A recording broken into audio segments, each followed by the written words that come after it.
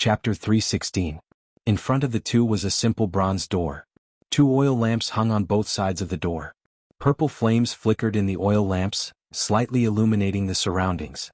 Chu Chaoyun smiled faintly and said, "Interesting, the oil lamps are actually still lit."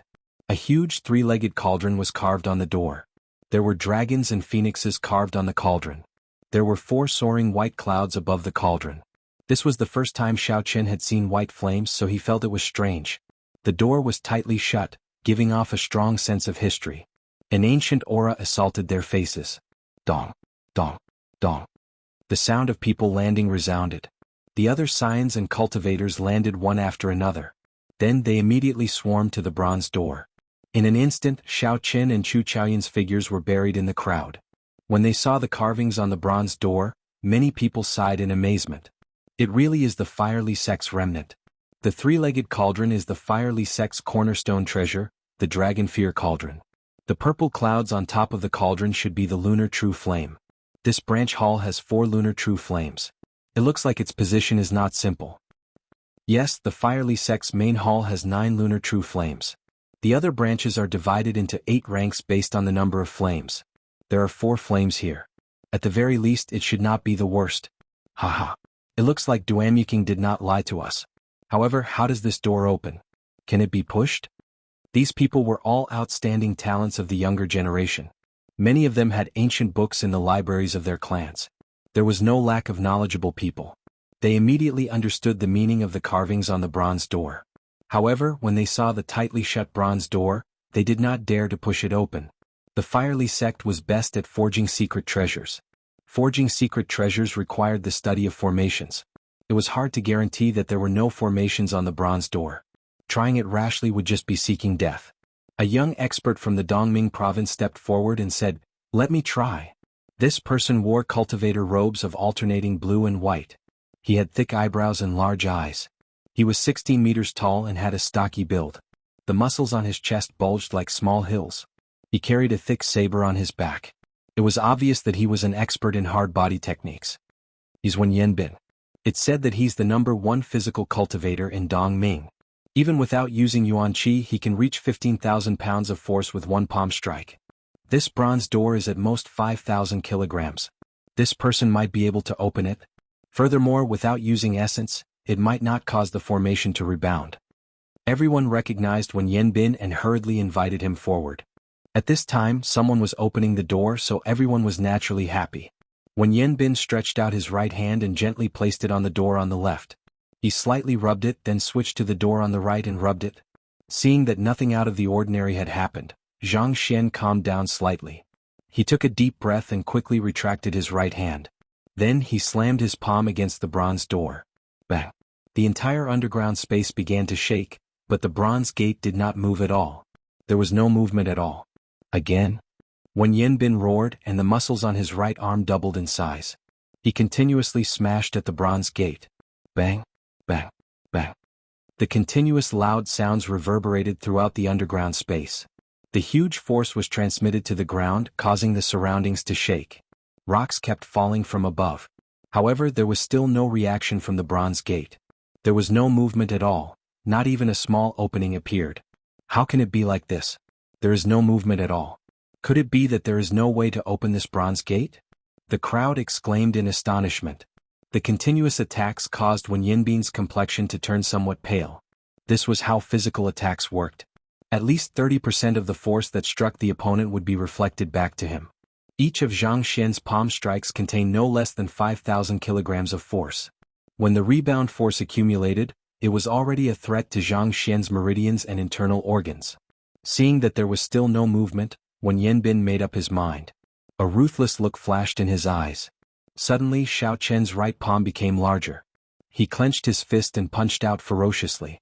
When Wen Yanbin punched out, even the air exploded. This punch contained his full strength. It contained 10,000 kilograms of force. Bang!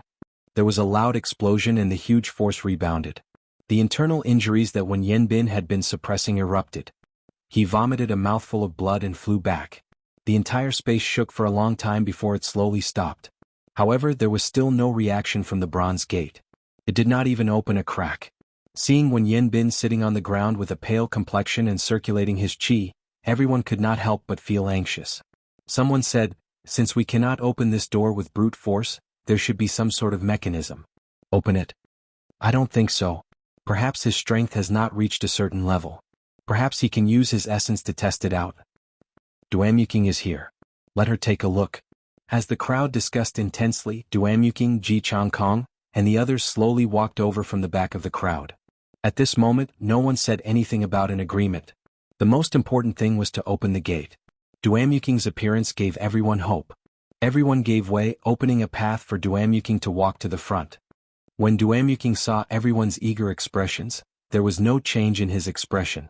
It was just like before, cold and beautiful, without a trace of the mundane world. Duamuking slowly walked forward and arrived before the bronze gate. Then he inserted his hands into the two pillars on the left and right of the Dragon Phoenix cauldron. His fingers dug in deeply. The Dragon Phoenix cauldron had 3 pillars, one on the left and one on the right. The third pillar would only merge when the 2 doors were joined together. What's going on? When the crowd saw this, they were confused. The bronze gate weighed 5,000 kilograms. How could it be inserted so easily? When the crowd looked carefully, they discovered that Duamuking had not used brute force to insert his fingers. Instead, it was the Dragon Phoenix cauldron's pillars. There were originally 5 finger holes. However, because of the light in the carvings, it created an illusion. It was easy to overlook them. Creak. Duamuking gently pulled with both hands. The bronze gate that had troubled the crowd for a long time, the one that Wen Yanbin could not push open even with his 10,000 kilograms of force, easily opened. So this door is supposed to be pulled, not pushed. "I've had this feeling for a long time," someone said after realizing it. Wen Yanbin, who was on the ground, had already recovered. He was so angry that he nearly vomited blood again. When he heard this, he thought about his earlier actions. They were extremely foolish. A majestic hall appeared in front of everyone's vision. Wind blew under their feet and they all entered. There was a corridor in the center of the hall. There were many stone pillars at the side. An armored warrior stood in the middle of each pillar, holding a sword in his hand. When Xiaoqun looked around, this place did not look like it had been damaged at all. It was like thousands of years had not affected this place at all. Xiaoqun touched the stone pillar. The stone pillar was smooth without a speck of dust. It was like someone cleaned it regularly. At the end of the corridor was a scarlet throne. A golden armored warrior sat on it. 2 silver armored warriors stood on both sides of the throne. They wore silver battle armor and had silver sheathed swords at their waists. Xiaoqun looked at the golden armored warrior. The golden armored warrior was clad in golden battle armor and wore a golden mask. Its eyes were empty. However, its gaze gave off an incomparably deep feeling. It was clearly an inanimate object. It seemed somewhat contradictory. After Xiaoqun probed it, he discovered that it was really an inanimate object. It was filled with all sorts of metal parts. So he withdrew his gaze. This should be the main hall of the Firely Sect's branch hall. I should go to their refining room and the library to take a look. The good things should be there. Xiaoqun thought to himself. He looked around the hall, searching for other paths. The 50 or 60 people all had excited expressions on their faces as they rummaged around, hoping to find something useful. It would be even better if it was a secret treasure. These armored warriors might be combat puppets unique to the Firely Sect. I wonder if they can still be used. A few years ago, the Linlang Pavilion in the imperial capital auctioned one and sold it for a sky-high price, someone from the royal court said. When they heard this person say that, the others quickly stopped what they were doing and rushed to the armored warriors in the hall. Some went to retrieve their swords, some wanted to remove their helmets to take a look. Pusi. Just as the crowd was inspecting the armored warriors, all of them moved. The surrounding people were startled and quickly scattered. Kasie. All the armored warriors drew their swords at the same time. Sword lights flashed as they quickly attacked the surrounding people. They can still be used. We are going to be rich this time. These armored warriors are so complete. They can definitely be sold for a sky-high price, the cultivator from the royal court who spoke earlier said excitedly. When the crowd heard him say this, their fighting spirit immediately rose. They charged at the 20-odd armored warriors. The armored warriors were at the level of an inferior grade martial saint. They could send out dim sword chi. However, because they were wearing armor, they did not have any life force. They were impervious to weapons and could not feel pain. Despite having the advantage in numbers, the crowd was unable to subdue these armored warriors in a short period of time. Because Xiao Chen was standing further away, he did not receive any attacks from the armored warriors. Furthermore, there were very few armored warriors. Every armored warrior was surrounded by 3 or 4 cultivators. The scene was somewhat chaotic. Xiao Chen could not be bothered to join in on the excitement. He returned his gaze to the golden armored warrior on the scarlet throne. The 10 people fighting with the Scarlet Flame Chief and Duamuking had not made a move yet. Their gazes were also on the 3 combat puppets on the scarlet throne. There was no reason for it. The combat prowess of the armored warriors was not high. The 10 of them did not care about them.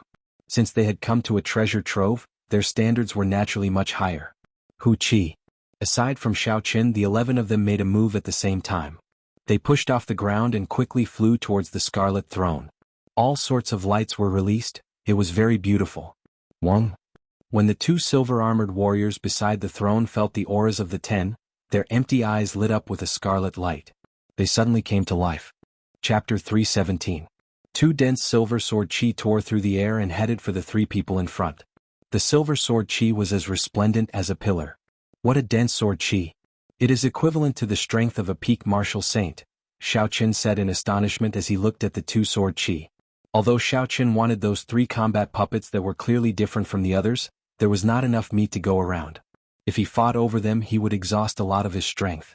The Firely Sect remnant would definitely have more than this. It was not time for him to go all out yet. Pooh! Just as Xiao Chen was thinking, a cold light flew at him. Xiao Chen pushed off the ground and instantly retreated tens of meters.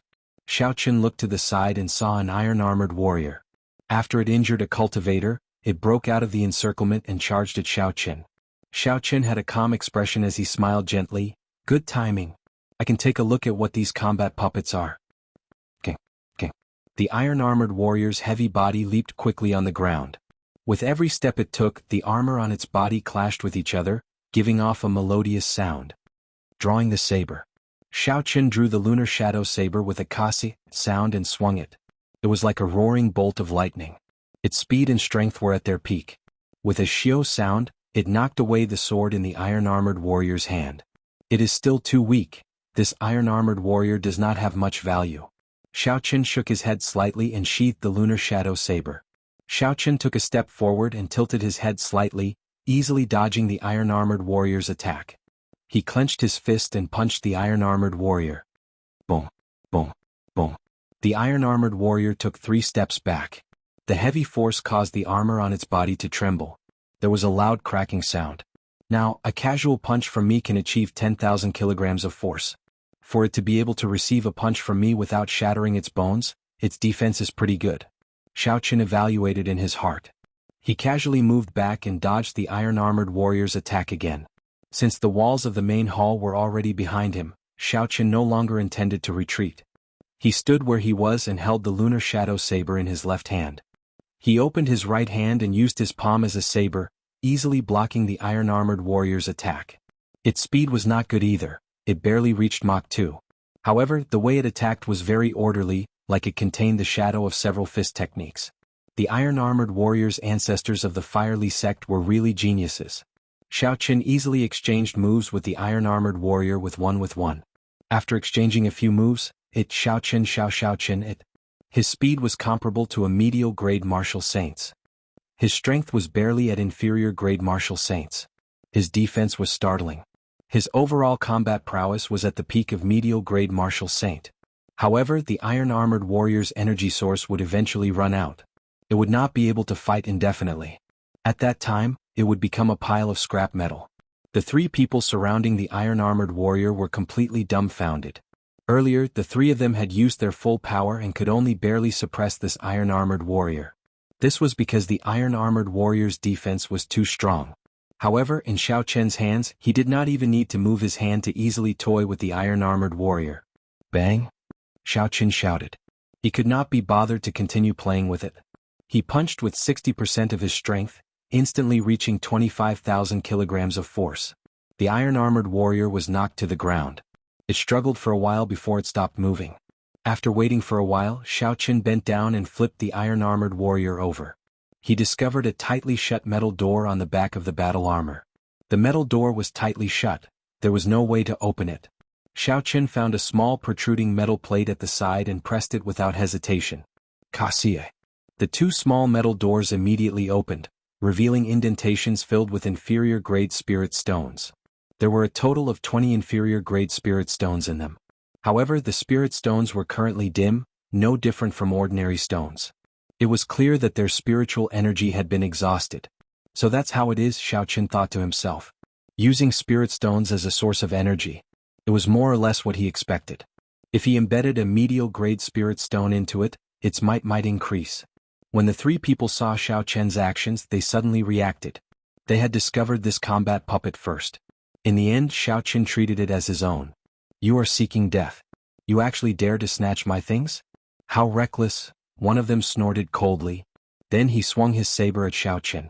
The other two were not slow. They attacked almost at the same time. 3 saber lights and sword images flew at Xiaoqin with ferocious auras. Xiaoqin raised his head slightly. There were no fluctuations in his calm eyes. He appeared indifferent, clearly dispirited. These 3 people were not enough for him. Glittering Wukuei. Xiaoqin drew the lunar shadow saber at lightning speed. He brandished the saber 3 times in the air and 3 strands of extremely dense purple saber chi comparable to that of a martial king appeared. In an instant, the saber and sword moves of the 3 people shattered. The weapons in their hands could not withstand the pressure and shattered. Bang, bang, bang. The momentum of the saber chi did not decrease. It struck the protective essence of the 3 people and left horrifying wounds on their chests. Blood immediately spurted out. The intense shockwave blew the 3 people far away. They even tumbled miserably a few times. This was the result of Xiaoqin showing mercy. If the saber chi contained the state of thunder, these 3 strands of saber chi would have easily chopped them in half. If it were a martial saint who had not comprehended a state, even a peak superior grade martial saint, Xiaoqin would be able to kill them easily. In the martial saint realm, he was only a step away from being unrivaled. Quick leave. We cannot offend this person. The 3 people on the ground did not care about their wounds. They looked at Xiaoqin with horror in their eyes and quickly left the place. Seeing that they had already left, Xiaoqin could not be bothered to chase after them. He focused his gaze on the inferior grade spirit stones once again, revealing a curious gaze. Take them out and see what exactly is inside. Xiaoqin said softly. Then he tossed out the spirit stones one by one. Finally, he saw a protruding needle at the bottom of the groove. After hesitating for a while, Xiaoqin touched the needle with his index finger. He felt a slight pain and the needle immediately pricked his index finger. Blood flowed from his finger and countless pieces of information quickly appeared in Xiaoqin's mind. The information was like the sea, giving Xiaoqin a splitting headache. However, this did not last for long. After 3 breaths, the headache immediately disappeared. After he sorted through the information, Xiaoqin slowly accepted it. Flowing cloud sword technique, Wuiyue fist technique, everlasting flowing water, a general outline of martial techniques appeared in his mind. Xiaoqin reacted. These were all the martial techniques of the iron-armored warriors. There were fist techniques, leg techniques, movement techniques, sword techniques, saber techniques, and spear techniques. Finally, all this information disappeared. Xiaoqin felt an extremely weak will coming at him. However, his spiritual sense immediately swallowed it up. This should be the will left behind by the previous master of the iron-armored warrior. It has been too long. It is already insignificant. Next, it should be time for me to infuse my will into it. Xiaoqin controlled his will and extended it down his arm, entering the interior of the iron-armored warrior. Then he imprinted his will on it. When he released his finger, Xiaoqin immediately felt like he had a clone. However, this clone could not move yet. Xiaoqin took out an inferior-grade spirit stone from the universe ring and placed it in. Then he closed the small metal door behind the iron-armored warrior. With a thought, the iron-armored warrior stood up. Xiaoqin controlled the iron-armored warrior. He felt that it was very convenient and simple. There were 2 ways to control it. One was to control it actively, it was as easy as moving his own arm. The other was to control it autonomously. He could lock onto an enemy and let the iron-armored warrior attack on its own. Xiaoqin tried to lock onto a stone pillar for it to immediately attack. After that, there was no need for Xiaoqin to worry. Xiaoqin smiled gently and said indifferently, "The people of the Firely sect are truly geniuses. To think that they could do something like this. Not only did they inherit the method of creating secret treasures from the ancient times, they even created a secret treasure like the combat puppet." In the end, due to the exhaustion of spiritual energy, aside from a few that were completely destroyed, the rest of the iron-armored warriors were controlled by someone else. It looked like the issue of spiritual energy was the combat puppet's greatest weakness. If it did not have this weakness, the combat puppet would be nearly perfect. Xiao Qin shifted his gaze upwards. The two silver combat puppets were still as tyrannical and ferocious as before. They brandished their swords and sharp sword chi spread out continuously. Even the air was sliced in half. The 10 of them fought an intense battle. All sorts of martial techniques and sword chi struck the other party. However, to the combat puppets that did not feel pain, they could not feel it at all. A strange scene occurred on the battlefield. The silver-armored warrior, who was only a peak superior grade martial saint, suppressed 10 peak superior grade martial saints with deep cultivations. Of course, this was also because the 10 of them knew that they could defeat the other party by exhausting the other party's essence. All they had to do was drag out some time. There was no need to waste a huge battle. Clearly, the true enemy was not the silver-armored warrior. Instead, it was the teammates that were fighting the silver-armored warrior. They are far from exhausted of spiritual energy. It looks like these silver combat puppets use medial-grade spirit stones, Xiao Qin thought to himself. If the silver-armored warrior could revive, then the golden-armored warrior on the throne should be able to revive as well. If the silver one was a peak martial saint, then the golden-armored warrior would be a martial king. A completely loyal martial king helper that did not feel pain, did not know fatigue, and did not know what that meant? Everyone here knew what that meant. That meant that the golden-armored warrior would be able to double their strength. In this fiery sect remnant, they would have the best trump card in the upcoming fight for the secret treasure. The reason why these 10 people had not used their trump cards to deal with the two silver-armored warriors was probably because of the golden-armored warrior on the throne. The outstanding talents that subdued the iron-armored warriors felt their confidence swell. They felt that they could deal with the golden-armored warrior with their strength. Compared to the 10 demonic geniuses, they might be weaker. However, with the iron-armored warriors, they might have a chance if they took advantage of the crisis. They all stared at the golden-armored warrior on the scarlet throne, waiting for the golden-armored warrior to wake up and take action. Chapter 318. Xiao Qian's gaze was focused on the golden-armored warrior. Like everyone else, Xiao Qian was very interested in this golden-armored warrior. However, Xiao Qian thought even further. Even if he obtained the golden-armored warrior, how to make it recognize him as its master was a problem. An iron-armored warrior required 3 breaths of time to recognize a master. The golden-armored warrior would definitely take longer. During this time, how to ensure that others would not make a move on him was the key. I have to think of a way to retreat in advance. Xiao Qian looked at the 2 intersections behind the throne. He thought quickly and silently turned around. Xiao Qian hid himself in the shadows. While everyone's attention was focused on the battle between the silver-armored warrior and the scarlet throne, he quickly made his way to the intersection. Xiao Qian avoided everyone's gazes and walked quickly to the intersection. 10 minutes later, he returned to the main hall without a sound. He already had a plan in mind. The light of the 2 silver-armored warriors had already dimmed. It looked like they would not be able to last much longer. Once the silver-armored warrior fell, the golden-armored warrior would probably wake up. At that time, the true battle would begin. An inconspicuous patch of white appeared at the end of Duamuking's black hair. Clearly, this was the prelude to circulating the profound ice incantation. A red figure was faintly discernible behind Hua Yunfei. The sword in his hand was spitting out a strange red sword light. Countless stars flickered in Ji Changkong's eyes. A resplendent river of stars surrounded him, slowly giving off a gentle light. Starlight shot out in all directions. Only one of his fate stars was dim and incomparably silent.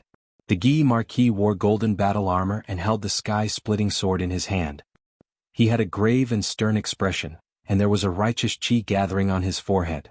Xiao Qian shifted his gaze to Chu Chaoyun. Chu Chaoyun appeared very carefree. His expression was as calm as before. However, Xiao Qian could feel that the holy weapon on his back was gathering a boundless aura. It was even trembling slightly. He seemed extremely excited, waiting for the moment he unsheathed it to shock everyone. The other cultivators below also rubbed their palms in anticipation. They controlled the iron-armored warriors to draw their weapons and unleash their auras without holding back. For a time, undercurrents surged in the main hall while various imposing auras surged without end, yet it seemed to be extremely quiet. This was the calm before the storm. Other than the sound of the sword key produced by the silver-armored warrior, even the heavy breathing of the crowd could be heard. Everyone's attention was raised to the extreme as they stared at the golden-armored warrior sitting on the throne. Their eyes were filled with a crazed desire. The two silver-armored warriors finally ran out of spiritual energy and fell to the ground with a bang. The instant the golden-armored warrior fell, two strands of golden light suddenly appeared in the empty eyes of the golden-armored warrior. He stood up from his throne. Clang clang. The golden battle armor on Xiao Chen's body clashed with each other, giving off clanging sounds that reverberated in the main hall. The golden-armored warrior drew the golden sword at his waist. Instantly, an aura equal to that of a peak inferior grade martial king spread out from his body. However, just at this moment, the killing moves that the 10 of them had prepared for a long time were finally unleashed without holding back. Astral swordplay, gathering stars. Ji Changkong shouted, and the sword in his hand released an incomparably dazzling light. The star that belonged to him immediately lit up with a resplendent light within the river of stars that was overflowing with light. Blood soul possession, blood killing the world. Hua Yunfei roared ferociously, and the indistinct scarlet figure behind him finally solidified and merged into his body. His eyes immediately turned scarlet and his lips curled up in a sinister smile. His aura rose infinitely, and the scarlet sword in his hand gave off a bright red light. It seemed like it could engulf the world. Profound ice break, absolute zero. Duamuking's black hair suddenly turned snow white. His eyes lost all worldly fire. He looked like an emotionless fairy from the heavens. Countless snowflakes drifted down from the sky and the surrounding temperature plummeted. The cold penetrated deep into one's bones. The Guy Marquis Ing Shao did not say anything unnecessary. He swung the holy weapon in his hand, and a vague fluctuation appeared in the natural laws. He drew on the power of the heavenly Tao and attacked the golden-armored warrior. The 10 demonic geniuses made their moves one after another. Lights of various colors bloomed and shockwaves spread through the air. Many of the cultivators preparing to join in the fun were knocked back by the shockwaves. Such a horrifying attack had been prepared for a long time. Even a regular medial grade martial king would not have any other ending. They would die on the spot. They would not even have the chance to dodge. Xiao Chen's eyes were like lightning. Just as he was about to use the lightning evasion, he suddenly stopped and stared at the scarlet throne. The instant the golden-armored warrior stood up, the scarlet throne seemed to rise by 2 centimeters for no reason. Furthermore, Xiao Chen's spiritual sense felt a strong mental energy on it, disappearing in a flash. What's going on? Did I see wrong? Xiao Chen thought suspiciously. Just as Xiao Chen was feeling suspicious, the attacks of the 10 peak martial saints struck the golden-armored warrior at the same time. There was a loud sound and a horrifying shockwave exploded above the throne. Boom! The 12 stone pillars in the main hall shattered. The cultivators below could not dodge in time. The shockwave struck them, causing them to vomit blood and fall to the ground. The entire main hall started to shake violently. Rocks fell from the ceiling like raindrops, crashing down incessantly. The main hall looked like it was going to collapse soon. Dust filled the air and rocks fell like rain. The people on the ground fled in all directions. The place was extremely chaotic. Amid the chaos, a golden light suddenly lit up as the dust filled the air. It was as dazzling as the sun, dazzling everyone's eyes. It was Chu Chaoyun, who had been silent for a long time, making his move. Golden ripples appeared in the air as if the entire world was being torn apart. In an instant, Chu Chaoyun suppressed the peak attacks of the 9 cultivators.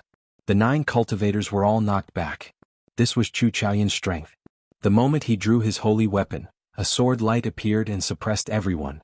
Although Chu Chaoyun had the advantage of striking after the enemy attacked, this strength could not be erased no matter what.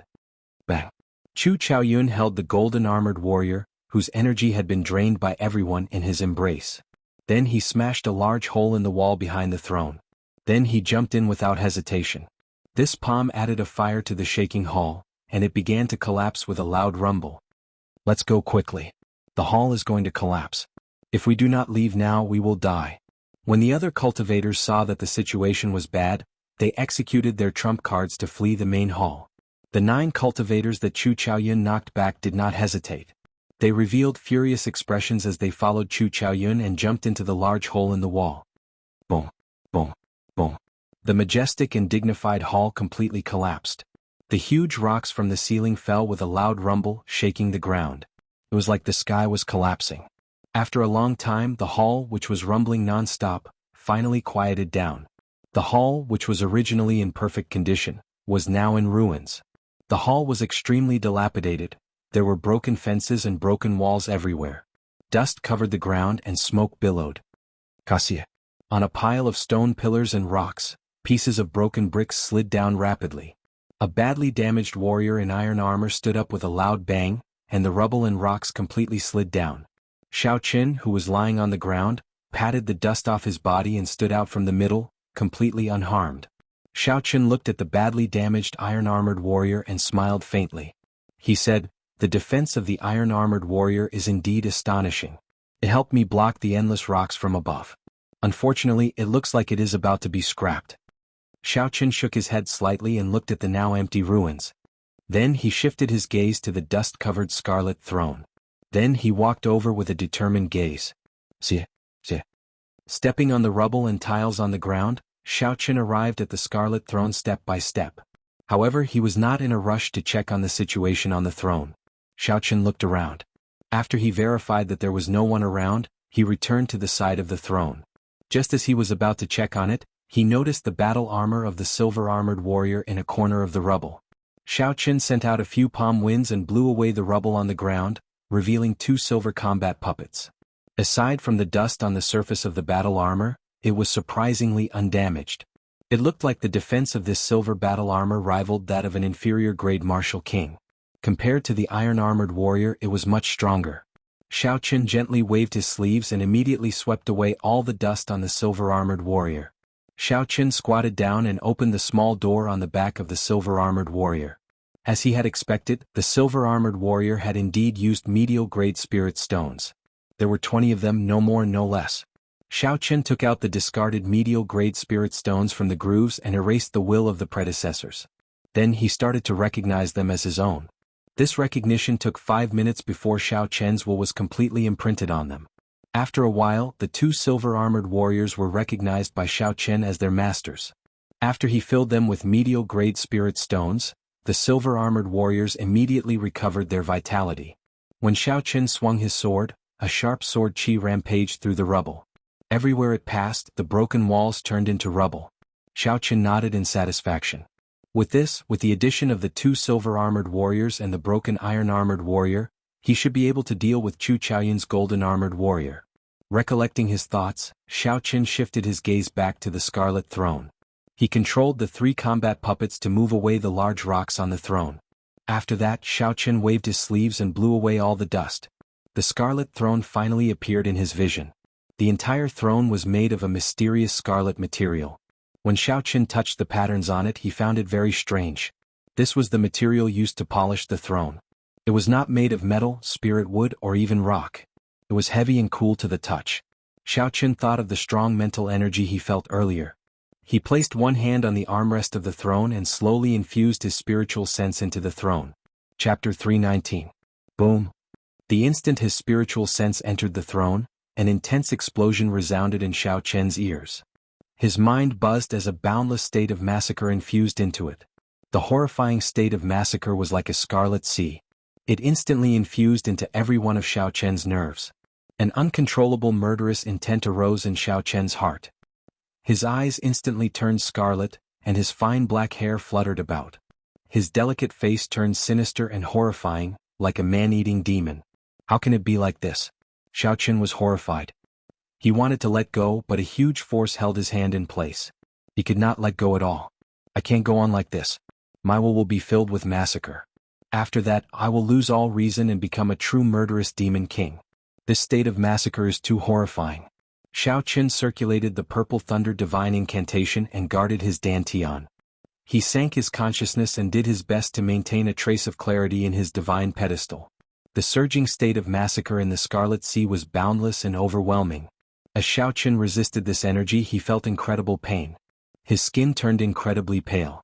The capillaries under his skin were clearly visible.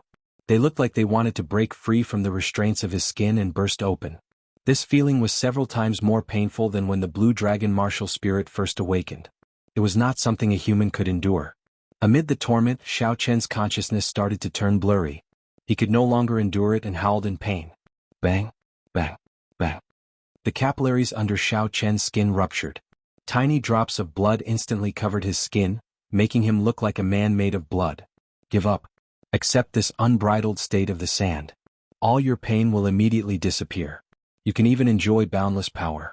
As Xiao Qin held on bitterly, An ethereal voice rang out in his mind. The voice resounded in his ears continuously, luring him to give up resisting. No way. Xiaoqun clenched his teeth and ignored the voice in his mind. He clung to the last trace of clarity in his divine pedestal. Once he gave up resisting, he would completely become a slave of slaughter, and his original self would completely disappear. Suddenly, Xiaoqun recalled some of the records in the Compendium of Cultivation. This scarlet throne should be a secret treasure. However, it was not a secret treasure of the righteous Tao but an evil Tao secret treasure. The owner of the secret treasure should have already died, but the evil will born from the secret treasure had not disappeared. However, it had been silent for such a long time, so this will was definitely not very strong. I was just caught off guard. If his spiritual sense was really stronger than mine, he would have already devoured me. Xiaoqun gathered all of his divine senses together. With a thought, his divine senses immediately turned into a golden deity and flew toward the blood river in the deepest part of the throne. He had to find that will and destroy it. Otherwise, with such a passive resistance, it would only be a matter of time before he succumbed. The deity flew further and further away in the consciousness space. The boundless sea of blood seemed endless. However, Xiaoqun did not feel discouraged. There would always be an end to the boundless sea of blood. The consciousness space was no exception. Unless the other party was a true ancient emperor, they might not be able to condense an eternal sea of blood. After an unknown amount of time, the deity controlled by Xiaoqun finally arrived at the end of the sea of blood. There was a scarlet abyss there, and a huge scarlet head connected to the sea of blood. It looked at the deity from afar. The scarlet head roared angrily and opened its huge mouth, swallowing the golden deity in an instant. The golden deity closed its eyes and allowed the boundless blood to stick to its body. After a while, it suddenly opened its eyes, and a dazzling golden light pierced through the scarlet head. The scarlet head howled in pain. It gave up on swallowing the deity and retreated in horror. Indeed, it is as I expected. This evil will of massacre is very weak. I was just too rash. I did not have time to condense my spiritual sense and rashly sent it in. Hence I was caught off guard. This is a lesson. In the future, whenever I face something unknown, I have to be very cautious. The scarlet light in Xiaoqun's eyes faded a little. They were no longer as horrifying as before, and they slowly became clear. The scarlet head retreated to the sky above the abyss and waved its hand. A huge scarlet hand appeared above the sea of blood and smashed at the golden deity. Kill? The golden deity shouted angrily, and a sword shining with golden light appeared in its hand. It swung the sword, and the surging golden light chopped the scarlet hand into pieces. The golden deity pointed the sword at the sky, and a pillar of light rushed into the sky. Instantly, a bright light scattered down. The light turned into a golden liquid that dripped onto the sea of blood like rain. As more and more of the golden liquid merged into the sea of blood started to boil and slowly turned into a golden sea. The scarlet head looked like it was being boiled as it cried out in pain. When the sea of blood turned completely golden, its body that was connected to the sea of blood was completely chopped off, leaving only a lonely head. Back in reality, the scarlet light in Xiaoqun's eyes vanished. His sinister expression vanished and he calmed down. That heart-wrenching pain no longer existed. All that was left was Gu Linlin's head. In this spiritual world, it could be said that there was no way out and there was no way out. It tried several times to burrow into the sea of consciousness. In the end, when it touched the golden sea of blood, it cried out in pain. Furthermore, its head shrank. Xiaoqun controlled the golden deity to send out strands of sword light. The scarlet head scurried around in the air, dodging the horrifying golden light. In the end, it is just a paper tiger, Xiaoqun thought to himself.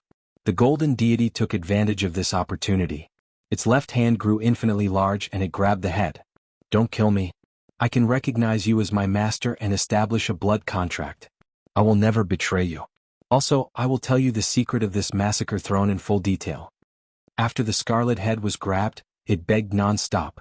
Evil demon, what use do I have for you? Xiaoqun snorted coldly and crushed the scarlet head. This evil creature was crafty and capricious. When it grew stronger, it might immediately turn around and bite Xiaoqun. It could not be left alive. As for the secret of the scarlet throne, Xiaoqun could slowly dig it out. This was a matter of life and death. It was always better to be cautious. The instant the scarlet head was completely destroyed, the scarlet throne under Xiaoqun's hand turned into a red beam of light and quickly entered every part of Xiaoqun's body. After the beam of light entered Xiaoqun's body, the wounds caused by the exploding blood vessels all over his body healed at a visible rate. After a while, Xiao Chen had completely recovered. All the wounds had vanished and his skin glowed with a white glow. It was even fairer and more tender than an ordinary woman's. Boom!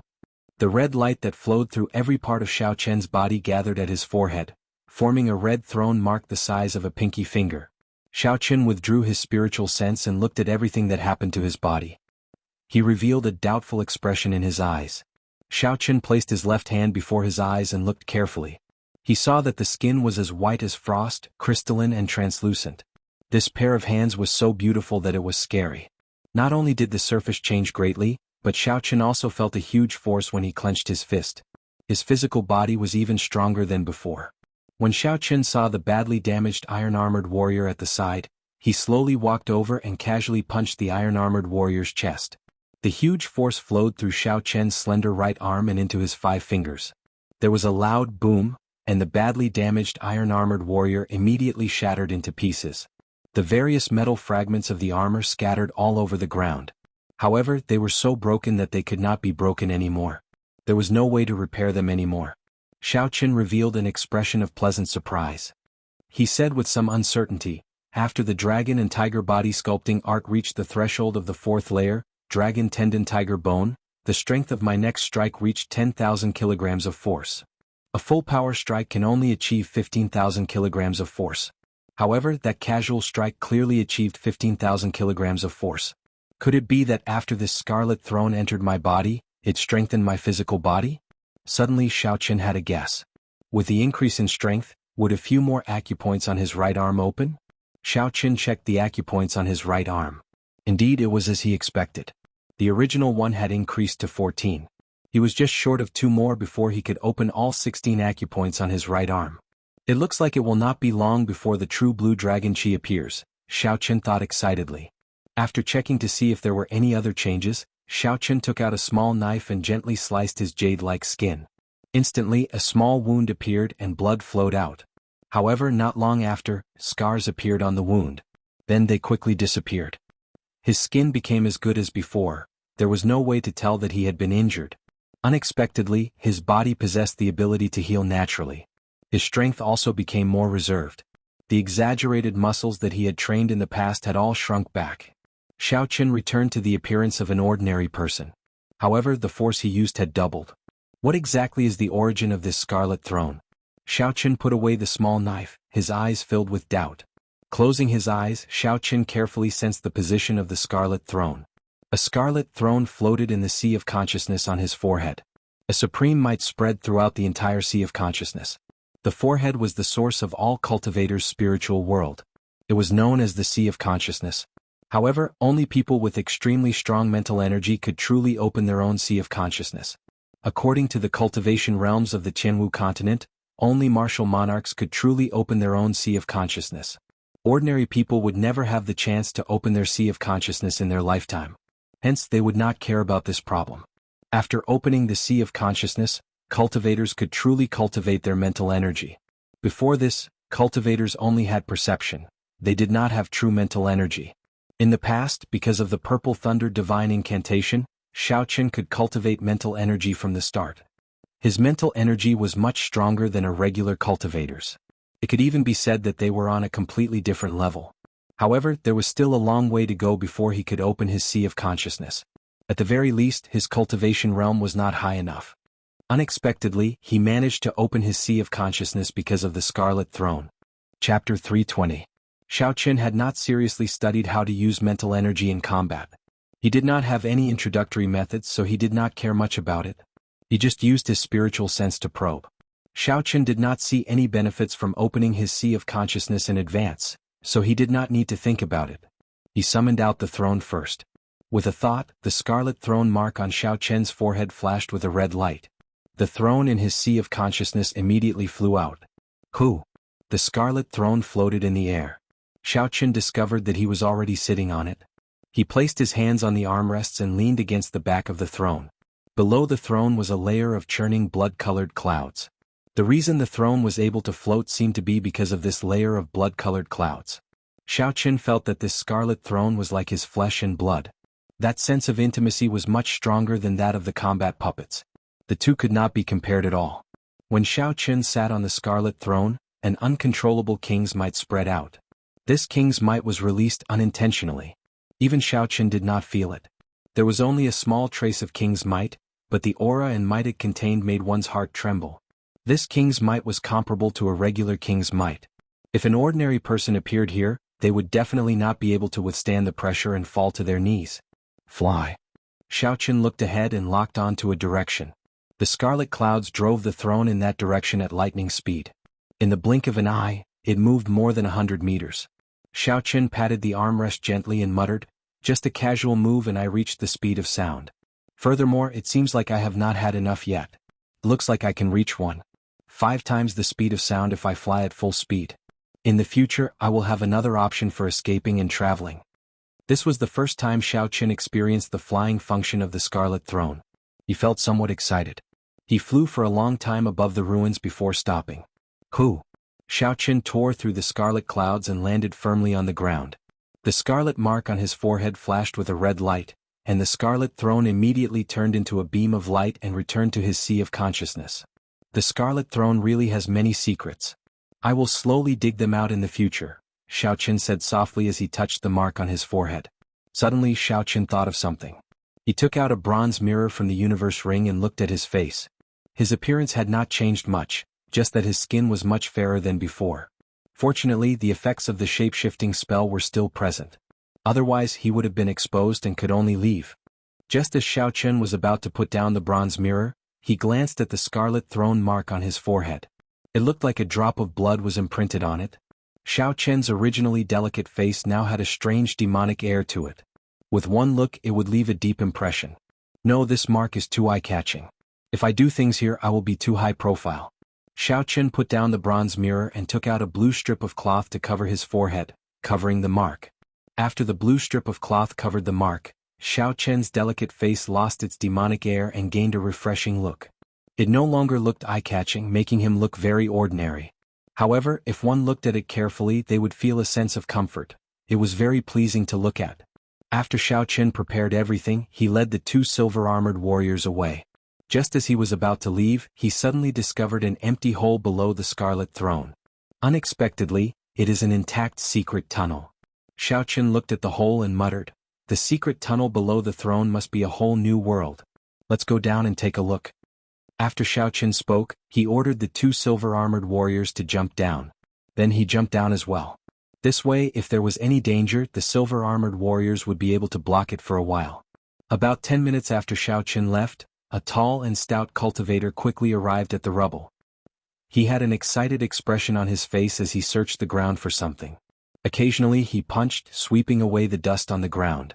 This person was the strongest person in the Dongming province with a strong physical body, Wen Yanbin. After searching for a long time, Wen Yanbin's expression finally turned anxious. He cursed, "Damn it! I reacted very quickly already. Why did I not go and look for other secret treasures? Why did I not find the 2 silver-armored warriors?" Suddenly, when Yanbin glanced around and saw that the place where the throne had been was empty, he quickly rushed over. When Yanbin saw the hole below the throne, his expression became uncertain. After a while, he said sullenly, "This person must have obtained 2 silver-armored warriors. If I chase after him, I might not be able to defeat him. Never mind, I'll go and take a look first. I can use 10,000 kilograms of force with my full power. If I do not use my essence, I might be able to sneak attack him." Thinking of this, when Yanbin no longer hesitated.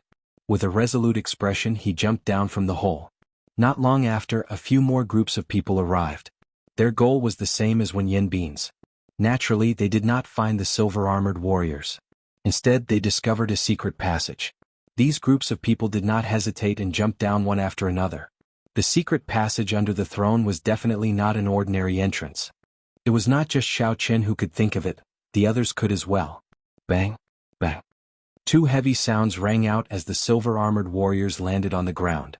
Dang, dang, dang. The instant the silver-armored warriors landed, strands of sword chi flew over and struck the silver-armored warriors. Xiao Qin quickly executed the gravity spell and slowed down his descent. Then he looked down and saw a wide passageway. On both sides of the wall, there would be an oil lamp every few meters, illuminating the entire floor. The passageway was densely packed with iron-armored warriors. With a rough count, there were dozens of them. Fortunately, there were 2 silver-armored warriors opening the way first. Otherwise, if Xiaoqin had jumped down and suffered from so many attacks, he would not have had it easy. The 2 silver-armored warriors did their best to block the many iron-armored warriors. The sharp sword chi rampaged through the group of iron-armored warriors, giving off metallic sounds. The iron-armored warriors' sword chi shattered upon contact. They could not resist at all. However, the iron-armored warriors had higher defenses. Although the silver-armored warriors could shatter the other party's sword chi, their own sword chi could not kill them immediately. They needed 3 strands of sword chi to shatter an iron-armored warrior. The situation was somewhat anxious. Xiaoqin did not want to waste any more time. He recalled the 2 silver-armored warriors with his thoughts and decided to do it himself. After all, the iron-armored warriors were only medial-grade martial saints. Pu Si. Xiaoqin scattered the gravity spell and quickly landed on the ground. He drew his lunar shadow saber at lightning speed and sent out a purple light, chopping an iron-armored warrior charging at him in half. Glittering Wukuei. Xiaoqin shouted and infused the state of thunder into his saber technique. The purple divine Wukuei tree branch turned into a strand of saber chi flickering with electric light. The saber chi flickering with electricity flashed through the group of iron-armored warriors in the passageway. Bang, bang, bang. Everywhere the saber chi passed, all the iron-armored warriors were chopped in half and fell to the ground. Wukuei transforms to chi. Xiaoqin shouted again and his saber light danced. The superior-grade Wukuei tree appeared from nowhere. In an instant, it turned into countless strands of purple saber chi flying around in the passageway. A series of shattering sounds rang out in the passageway. The sharp saber chi sliced through the armored warriors like they were tofu, effortlessly slicing them into countless pieces. When the saber chi scattered, the dozens of iron-armored warriors blocking the way were all smashed to pieces. They were all dead. If others saw this, they would definitely complain about how wasteful it was. Unfortunately, the combat prowess of these iron-armored warriors was nothing to Xiaoqin. He could only barely use the silver-armored warriors. What he truly wanted were the golden-armored warriors, which were as strong as peak inferior-grade martial kings. Now that he was in a rush, there was no need to hold back. Xiaoqin sheathed his saber and instructed the 2 silver-armored warriors to scout ahead. Then he followed. Along the way, Xiaoqin would run into a group of iron-armored warriors every 500 meters. The state of thunder that contained holy might infused into his saber technique did not stop at all. Everywhere the saber light passed, it swept everything in its path. Killing the iron-armored warriors was as easy as slaughtering dogs. They did not stop Xiaoqin at all. Sometimes, when quality was poor, quantity could not make up for it. What was the point of having so much trash? Just like that, Xiaoqin did not stop moving. After traveling for 5 kilometers and passing through a few forks, the end of the passageway finally appeared in Xiaoqin's vision. Xiaoqin stopped. There was a large door at the end of the passageway. After spending 5 minutes dealing with the guards at the door, he immediately controlled the silver-armored warriors to push the door open. After Xiaoqin saw that there was no danger, he slowly walked in. Behind the door was a small room filled with heavy bookshelves. Xiaoqin rejoiced in his heart. This should be the Firely Hall's library. However, his expression immediately changed. The bookshelves were empty. He did not see a single secret manual. Feeling somewhat dissatisfied, Xiaoqin searched around the library. Finally, he found a book with a tattered cover at the foot of a bookshelf. Although the cover was tattered, the paper was well preserved. The contents were intact. Xiaoqin's face lit up in joy. He quickly flipped through the book. He saw the introduction to the ancient era's secret treasures. This book introduced the origins and uses of the various strong secret treasures of the ancient era. Seeing this, Xiaoqin's heart sank. This book might not be the same as the secret manual for forging secret treasures that he was looking for. Indeed, it was as he expected. As he continued reading, it was all introductions to the ancient era's secret treasures. Their uses, which owners used them, and how famous they were. However, there was no way to forge secret treasures. This was what Xiaoqin was concerned about. He shook his head and smiled bitterly. To think that I would look forward to a book used to pad the corner of a table. Never mind, I can only read it when I'm bored. Hey, this is the Scarlet Throne? The Scarlet Throne, a secret treasure refined by the ancient evil king. This secret treasure is a peak superior grade secret treasure. Xiaoqin suddenly saw a scarlet throne drawn on the page. He quickly looked at it seriously. However, after flipping through the book for a night, he discovered that someone had torn out the last chapter introducing the secret treasure. Feeling somewhat depressed, Xiaoqin said, What's going on? I just got to the main point and it's already gone. Chapter 321. Xiao Qin casually flipped through the pages of the book. Suddenly, a map fell out of the book. Xiao Qin felt it was strange as he picked it up. He discovered that it was a map of the Firely Sect branch. Xiao Qin's depressed expression disappeared. He smiled and said, "Unexpectedly, there is a map inside. Let me find where the refining room is." The refining room is the true location of the Firely Sect's treasures. After Xiao Qin confirmed his location, he looked around quickly, searching for the refining room. He discovered that the refining room was a kilometer northeast of him. However, that was a straight line distance. According to the directions on the map, he would have to walk another 5 kilometers after making a few turns. Xiao Qin put away the map and placed the book introducing secret treasures into his universe ring. This book was still useful after all. He could keep it in case he needed it in the future. After confirming the direction, Xiao Qin punched the wall in front of him. When 15,000 kilograms of force struck it, a human-shaped hole appeared in the thick wall. After walking another 5 kilometers, Xiao Qin no longer had the patience to do so. Furthermore, time waited for no man. If someone got ahead of him in the ancient remnant, he might not be able to obtain anything. Since the distance was only a kilometer, he would use his fist to blast a path out. As Xiao Qin used his fist to open a path, Wen Yanbin followed behind him. When he saw the large number of iron-armored warriors scattered on the ground, he had an astonished expression. This is clearly not the work of the silver-armored warriors. Instead, it is this person's true strength. Is it right for me to follow him? At this moment, Xiao Qin hesitated for the first time. However, he destroyed so many iron-armored warriors. He must have exhausted some of his strength. I'm not exhausted at all. My aura is still at its peak. If I attack him, I have a high chance of victory. When Yanbin found an excuse in his heart. A murderous intent flashed in his eyes as he continued to follow. Xiao Qin, who was focused on opening a path for himself, did not know that a group of people had already followed him. However, even if he knew, he would not care too much. It would be fine as long as he remained cautious. Behind him, 2 silver-armored warriors completely covered the hole in his back. He only had to worry about the danger in front of him. Boom. When the last wall was broken, Xiao Qin finally arrived at the refining room. When the huge refining room appeared before his eyes, Xiao Qin's gaze immediately turned grave. On the floor of the artifact refining room, there were various artifacts covered in dust, but with a glance, one could tell that most of them were incomplete and not of much use. In the middle of the refining room, there was a huge 3-legged cauldron with dragons and phoenixes carved on it. The legendary Dragon Phoenix Cauldron? On top of the cauldron there were 3 balls of white flames. They were bone-chilling and floated strangely above the cauldron. They did not emit any light. Were these the legendary lunar flames? However, this was not the reason why Xiao Qin's gaze turned grave. Instead, it was because someone had rushed into the refinery ahead of him. The commotion Xiao Qin had had. The other party had noticed him. And he immediately. Du Hao. After Xiao Qin clearly saw the other party's appearance, he exclaimed in astonishment. Didn't he go to chase after Chu Chaoyin? Why is he here? The combat techniques that this person displayed in the fight with the Scarlet Flame Chief left a deep impression on Xiao Qin. Although the other party was only a superior grade martial saint and had not reached the peak, Xiao Qin did not dare to underestimate this person. Compared to some high-profile people, this person's character and martial techniques belonged to the type that would erupt in silence. His strength could not be underestimated. Otherwise, Duamuking would not have chosen this person to help kill the Scarlet Flame Chief. Du Hao raised his head and looked at Xiao Qin. His calm face revealed a grave expression. He said, "Are you here for the Lunar True Flame and the Dragon Phoenix Cauldron as well? Could it be that the Lunar True Flame and the Dragon Phoenix Cauldron are real?" Based on the words of this person, it seems like he understands them very well. There is no harm in getting some information from him first. Xiao Qin slowly walked forward and smiled softly.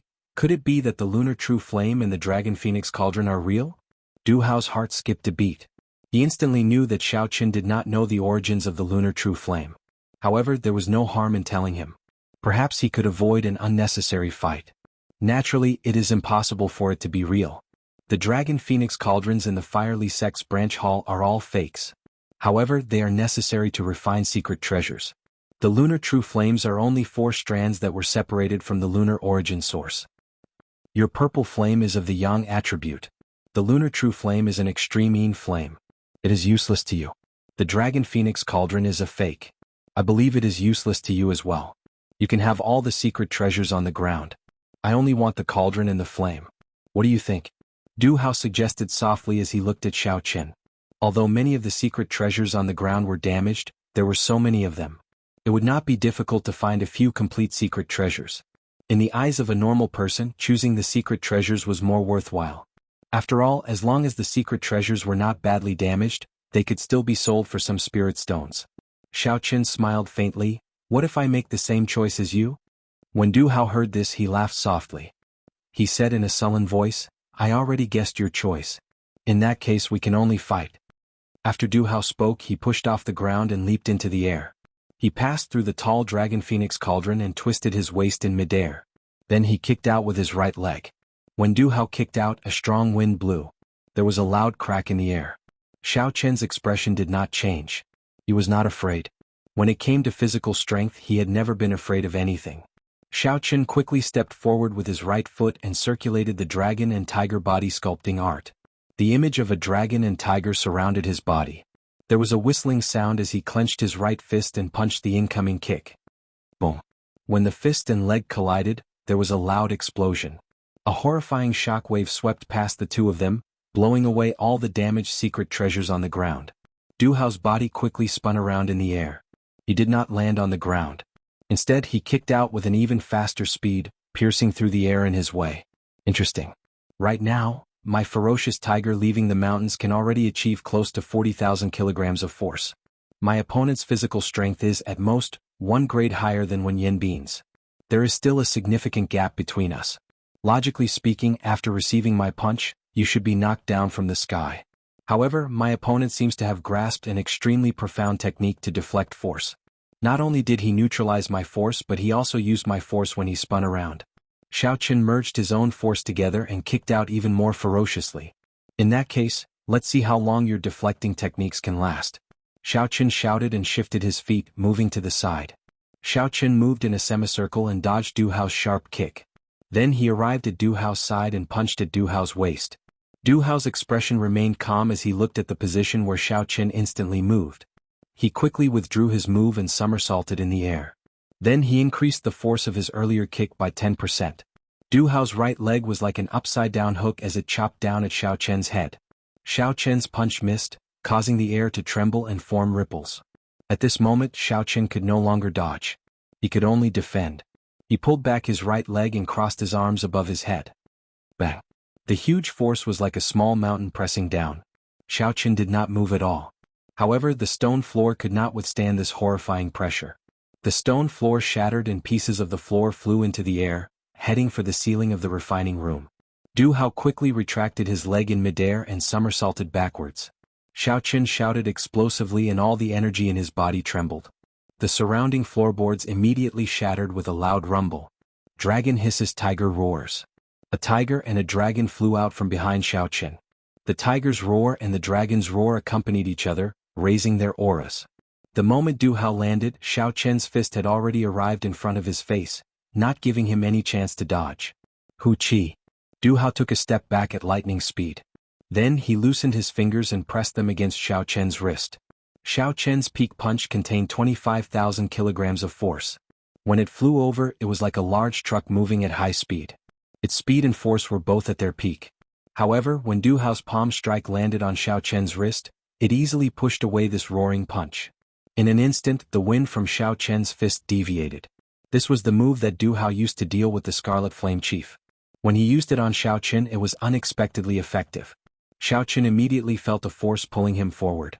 Because the force was too ferocious, he could not stop in time. Du Hao smacked away Xiao Qin's attack with his palm. Then, his body slid gently and nimbly arrived behind Xiao Qin. He looked at Xiao Qin, who could not stop in time. Du Hao clenched his right hand tightly and a horrifying force burst out from his palm. Then he punched at Xiao Qin's back without hesitation. If this punch landed, Xiao Qin might end up like the Scarlet Flame Chief. At the critical moment, Xiao Qin remained calm. His thoughts were highly focused, searching for a way to break out of this situation. Xiao Qin's forward charge was too ferocious. Regardless of whether he turned around or moved to the side, it would be problematic. Before he could do anything, he would be struck by the other party's fist. Xiao Qin could not see how strong Du Hao's punch was. However, he was sure that it was no less than 15,000 kilograms of force. Boom! At the critical moment, Xiao Qin punched the ground ferociously. Boom, boom, boom. A horrifying force of 25,000 kilograms of force smashed into the ground. It was like a mountain had landed on the ground. The entire refinery started to shake uncontrollably. The floorboards around Xiao Qin immediately shattered and countless rocks flew into the air. The rocks happened to block Du Hao's path. Bang! Du Hao easily smashed all the rocks into dust, scattering them in the air. The rocks successfully helped Xiao Qin block for a breath of time. Although the time was short, Xiao Qin, who had already neutralized the force, was sufficient to dodge Du Hao's attack. Windwalk shoes, blue dragon cloud soaring art, blue dragon tail whip.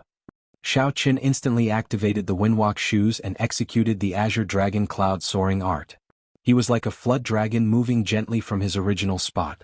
He moved in a purple arc and appeared 200 meters away in an instant. Chapter 322. Boom. Xiao Qin's figure had just disappeared when Du Hao smashed the floor with his fist. He rushed over, but he only managed to shatter an afterimage. In the end, his punch missed. Xiao Qin turned around and took out the lunar shadow saber from the universe ring. When he saw Du Hao walk out from the dust, he slowly placed his right hand on the saber hilt. Xiao Qin had to admit that Du Hao's close combat skills far surpassed Xiao Qian's.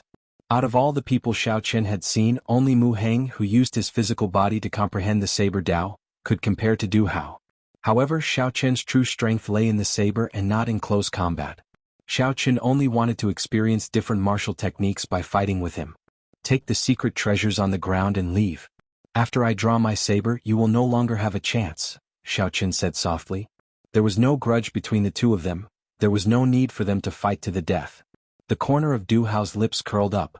He smiled coldly. What big words. I want to see how you will not give me a chance. Traceless autumn water. After Du Hao spoke, he shouted and leaped into the air. He quickly circled around Xiao Qin. Du Hao was like a stream of autumn water as he moved quickly in the air, creating countless afterimages. When the afterimages merged, they looked like a blurry river with gentle ripples. So, he has comprehended the state of water. No wonder he is so confident, Xiao Qin thought to himself. However, this state has just been formed. It is far inferior to Duanyuking, Murongchong and the others. Before his state of thunder infused with holy might, how could it stand a chance? Boom. An earth-shattering clap of thunder suddenly rang out in the refining room. The moment the thunder rang out, the rippling river immediately began to ripple out of Du Hao's control. Cassia. The instant the thunder roared, Xiao Qin quickly drew the lunar shadow saber. It was like a bolt of lightning flashing by. The purple saber chi struck Du Hao, whose state was suppressed. Bang. A horrifying wound was left on Du Hao's chest as he fell heavily to the ground. His face was filled with disbelief. His opponent had actually completely suppressed his state. As long as it could have been used, it would have definitely been able to turn the situation around, but it had collapsed midway. It was truly hateful. Xiao Qin took light steps and sheathed the lunar shadow saber. He did not even look at Du Hao as he headed for the Dragon Phoenix Cauldron and the lunar true flame in the refining room. Du Hao, who was on the ground, bandaged the wounds on his body. He looked at Xiao Qin and said coldly, "Even if you defeat me, you will not be able to obtain the Dragon Phoenix Cauldron and the lunar true flame. Chu Chaoyun has subdued the golden armored warrior. He is not someone you can deal with." The 9 of us were scattered by him. Once he finds this place, you definitely won't stand a chance. It was easy to understand the mentality of such a person.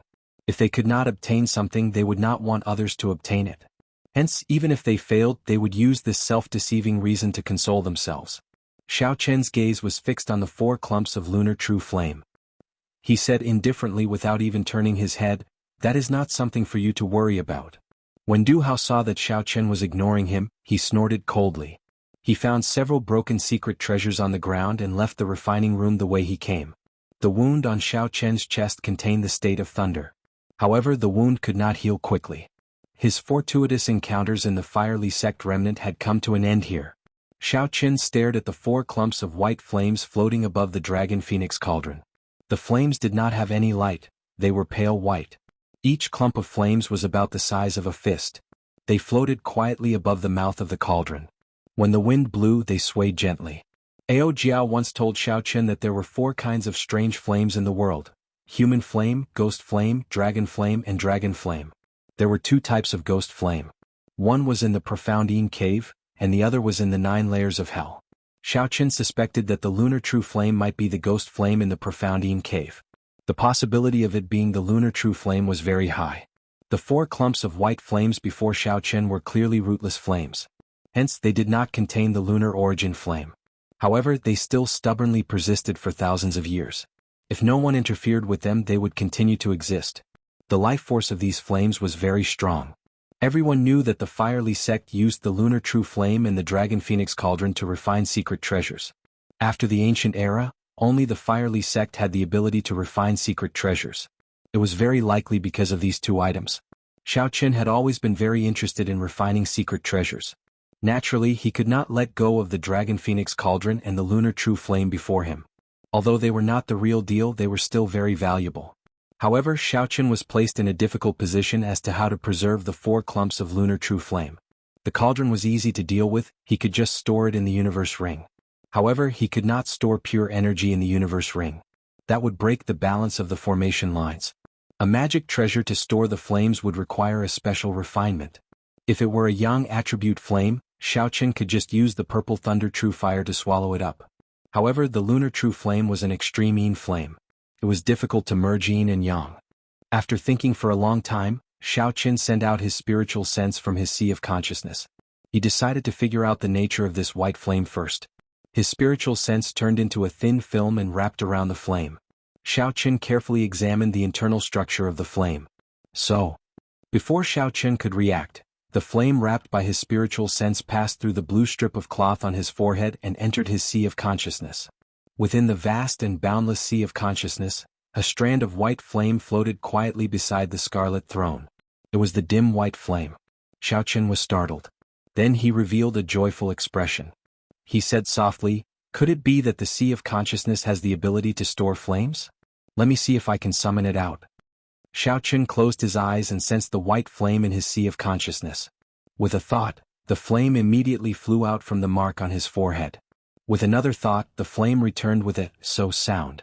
This time there was no spiritual sense wrapped around it. The blue strip of cloth on his forehead was burned in half by the flame and could not be used. Naturally, Xiaoqian did not care about such a small matter. He immediately took action and placed the other 3 clumps of white flame into his sea of consciousness. After all the flames were stored in his sea of consciousness, Xiaoqian took out another blue strip of cloth and tied it around his forehead. Boom! Just as Xiaoqian tied the cloth, a loud shout came from behind him. A stout figure quickly leaped over from behind and punched at the unprepared Xiaoqian. The fist wind vibrated in the air, forming a ferocious shock wave. As it rubbed against the air, it gave off a piercing sonic boom. The attack was so fast that it did not give Xiaoqian any time to dodge or draw his saber. Xiaoqian's expression turned cold and all the bones in his body crackled. Then he turned around and punched. Bang! The sound of bones breaking resounded. Wen Yanbin, who had launched the sneak attack, fell to the ground and cried out in pain. His entire right hand had turned into a pile of meat paste, swaying weakly on the ground. Wen Yanbin's right hand was completely crippled. There was no chance of recovery. He revealed a horrified expression on his pained face. Wen Yanbin had not expected that his full-powered strike, which contained close to 20,000 kilograms of force and a sneak attack that he had prepared for a long time, would lose to his opponent in one move. Just as Wen Yanbin was about to get up and flee, 2 swords were placed on his neck. It was Xiaoqian controlling the silver-armored warrior, preventing him from escaping. "Don't kill me. My arm is crippled. I am already half a cripple," Wen Yanbin begged bitterly. Xiaoqian said coldly, "Cripple your left hand and you can scram." When Wen Yanbin heard this, he was stunned. Crippling both hands would make him a cripple. The cultivation that he had painstakingly cultivated for more than 10 years would have to bid farewell to the path of cultivation. When Wen Yanbin saw Xiaoqian's impatient expression, he revealed a decisive expression. He circulated his essence to his left hand and broke all the meridians in his arm. When Xiaoqian saw the situation, he ignored Wen Yanbin. He directed the silver-armored warrior to release its sword. From the moment Xiaoqian launched the sneak attack, he should have been prepared for the worst. Dong, dong, dong, dong. The 10-odd cultivators who had followed Xiaoqian to the passageway all rushed over. They happened to see Wen Yanbin's arms crippled. They all revealed astonished expressions. Wen Yanbin, why are his arms crippled? It seems like he crippled his left arm himself. He is one of the few experts in Dongming province. Who could have forced him to such a state? Look at the wounds on his right arm. It is clear that he was completely suppressed by his opponent's physical strength in a contest of physical strength. Who exactly is this strong?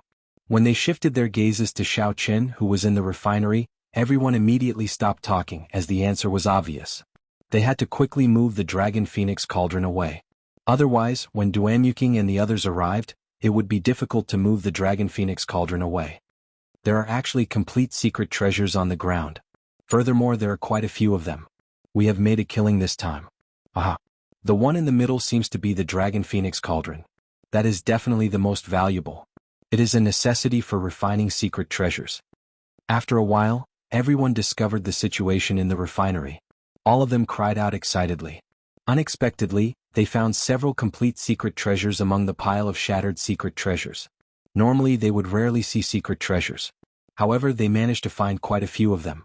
The few of them did not hesitate to rush to the Dragon Phoenix cauldron. When Xiao Qin saw the situation, his expression changed. He pushed off the ground and leaped into the air, landing firmly on the mouth of the cauldron. Cassia. The snow-white lunar shadow saber was drawn with a huang dang sound. Killing chi was released from his entire body as Xiao Qin looked at the crowd below expressionlessly. Yichen, what are you trying to do? Quickly come down.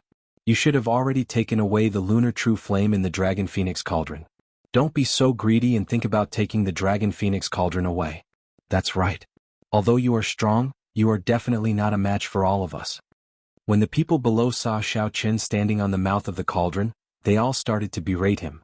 The people who could participate in this operation were not weak. Wen Yanbing's tragic ending did not scare them away, no matter how strong Xiao Qin was. The people present believed that even if they had the numbers, Xiao Qin would not be a match for them. Stop speaking nonsense with him.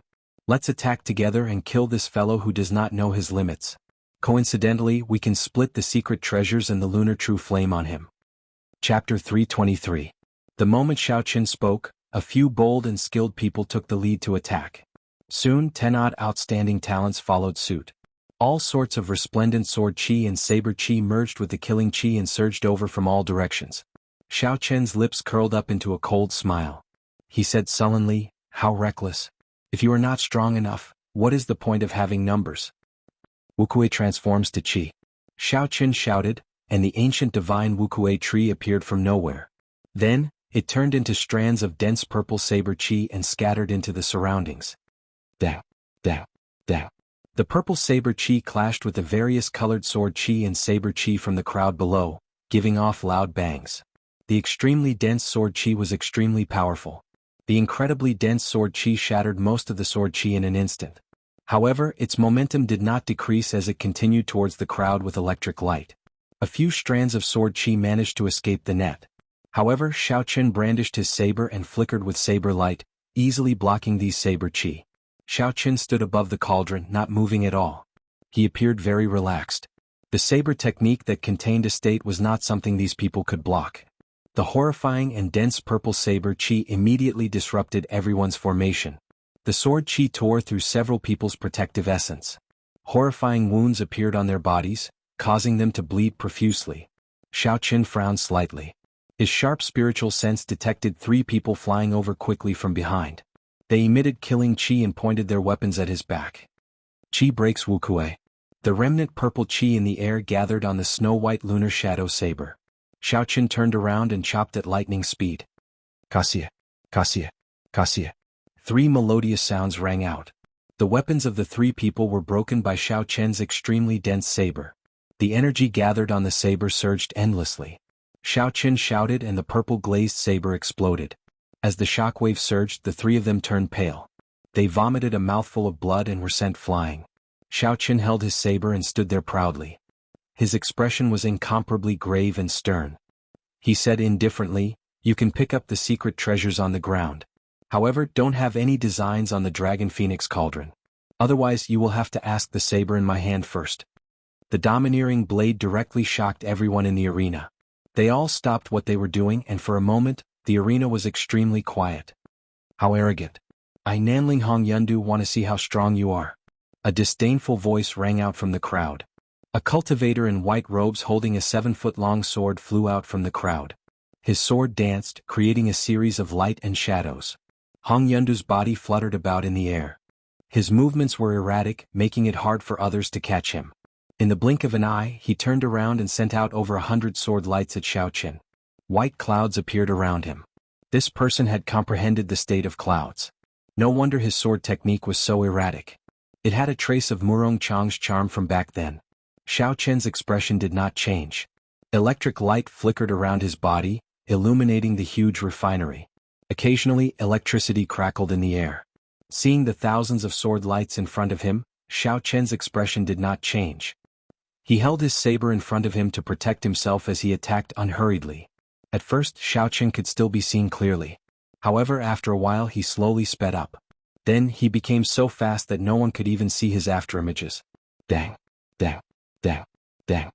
The sounds of weapons clashing resounded. Occasionally, sword chi and saber chi clashed around Xiaoqin. They gave off intense explosions, causing the air to churn.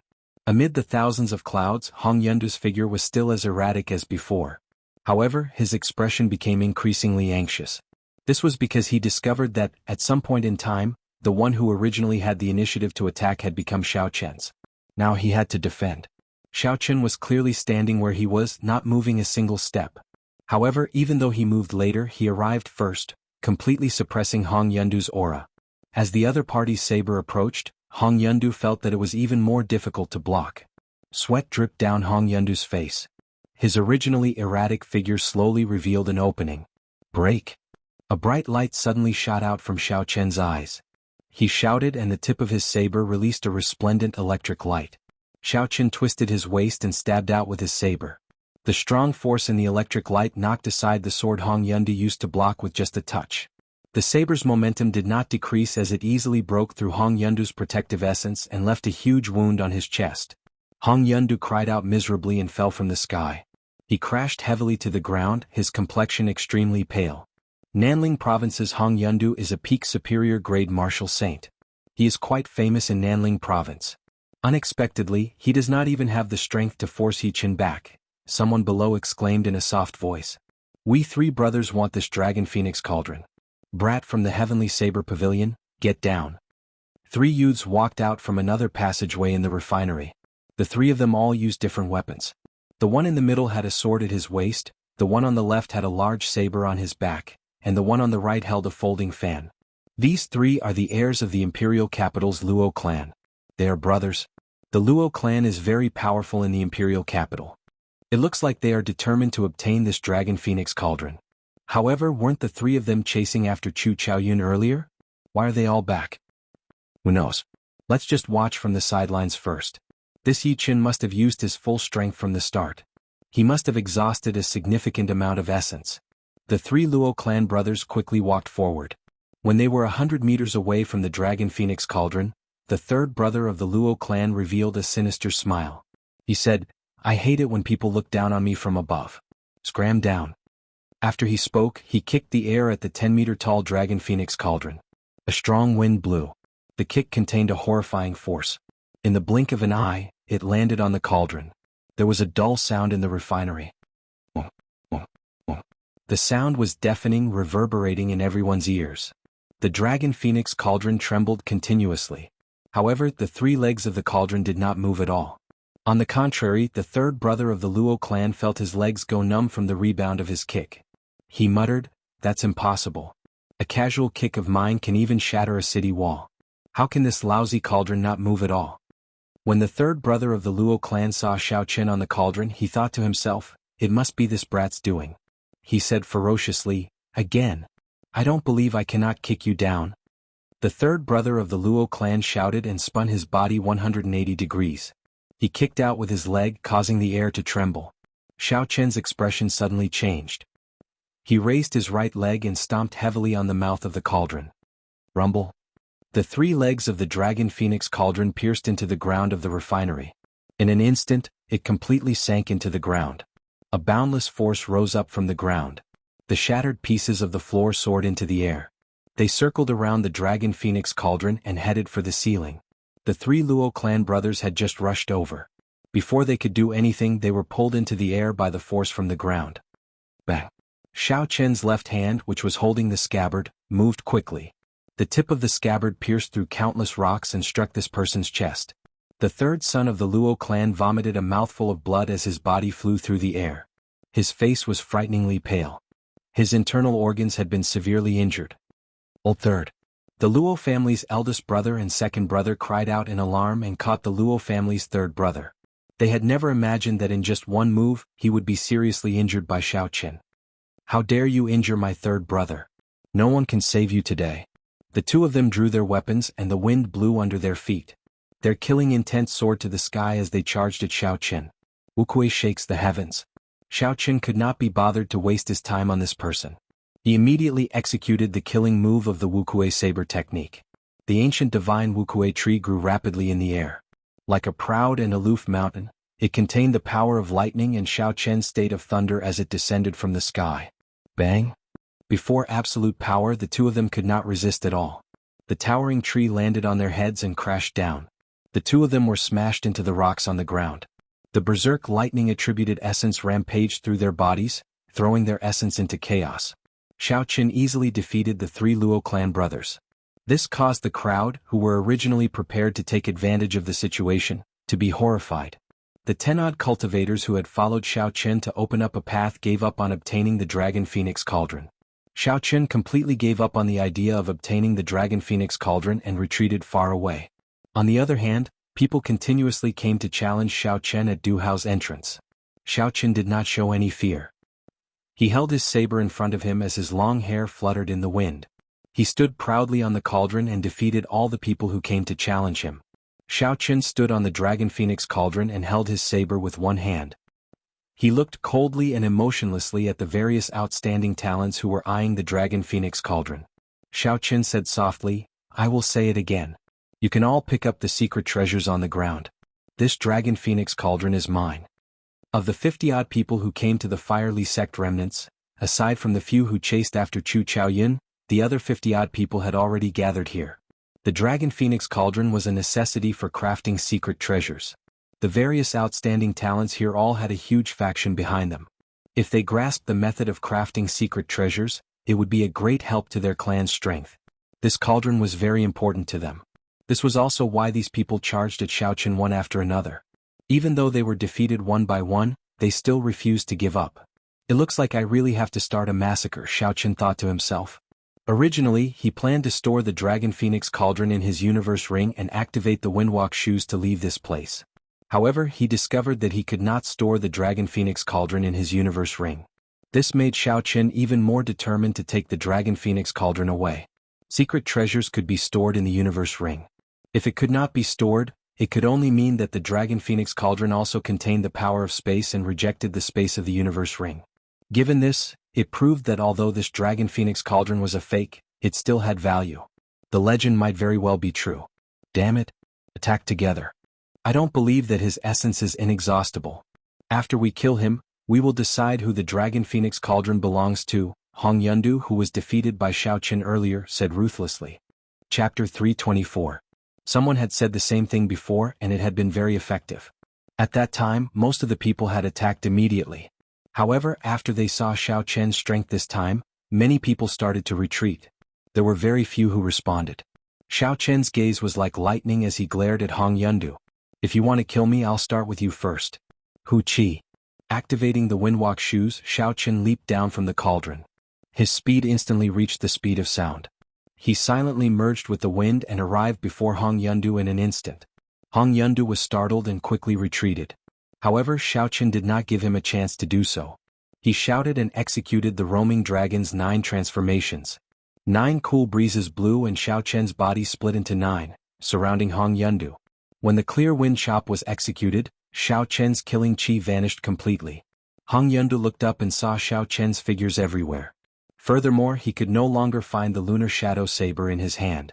When the cool breeze blew, Hong Yundu did not feel any killing chi. Instead, he felt a sense of comfort. However, Hong Yundu felt like he had fallen into a deep abyss.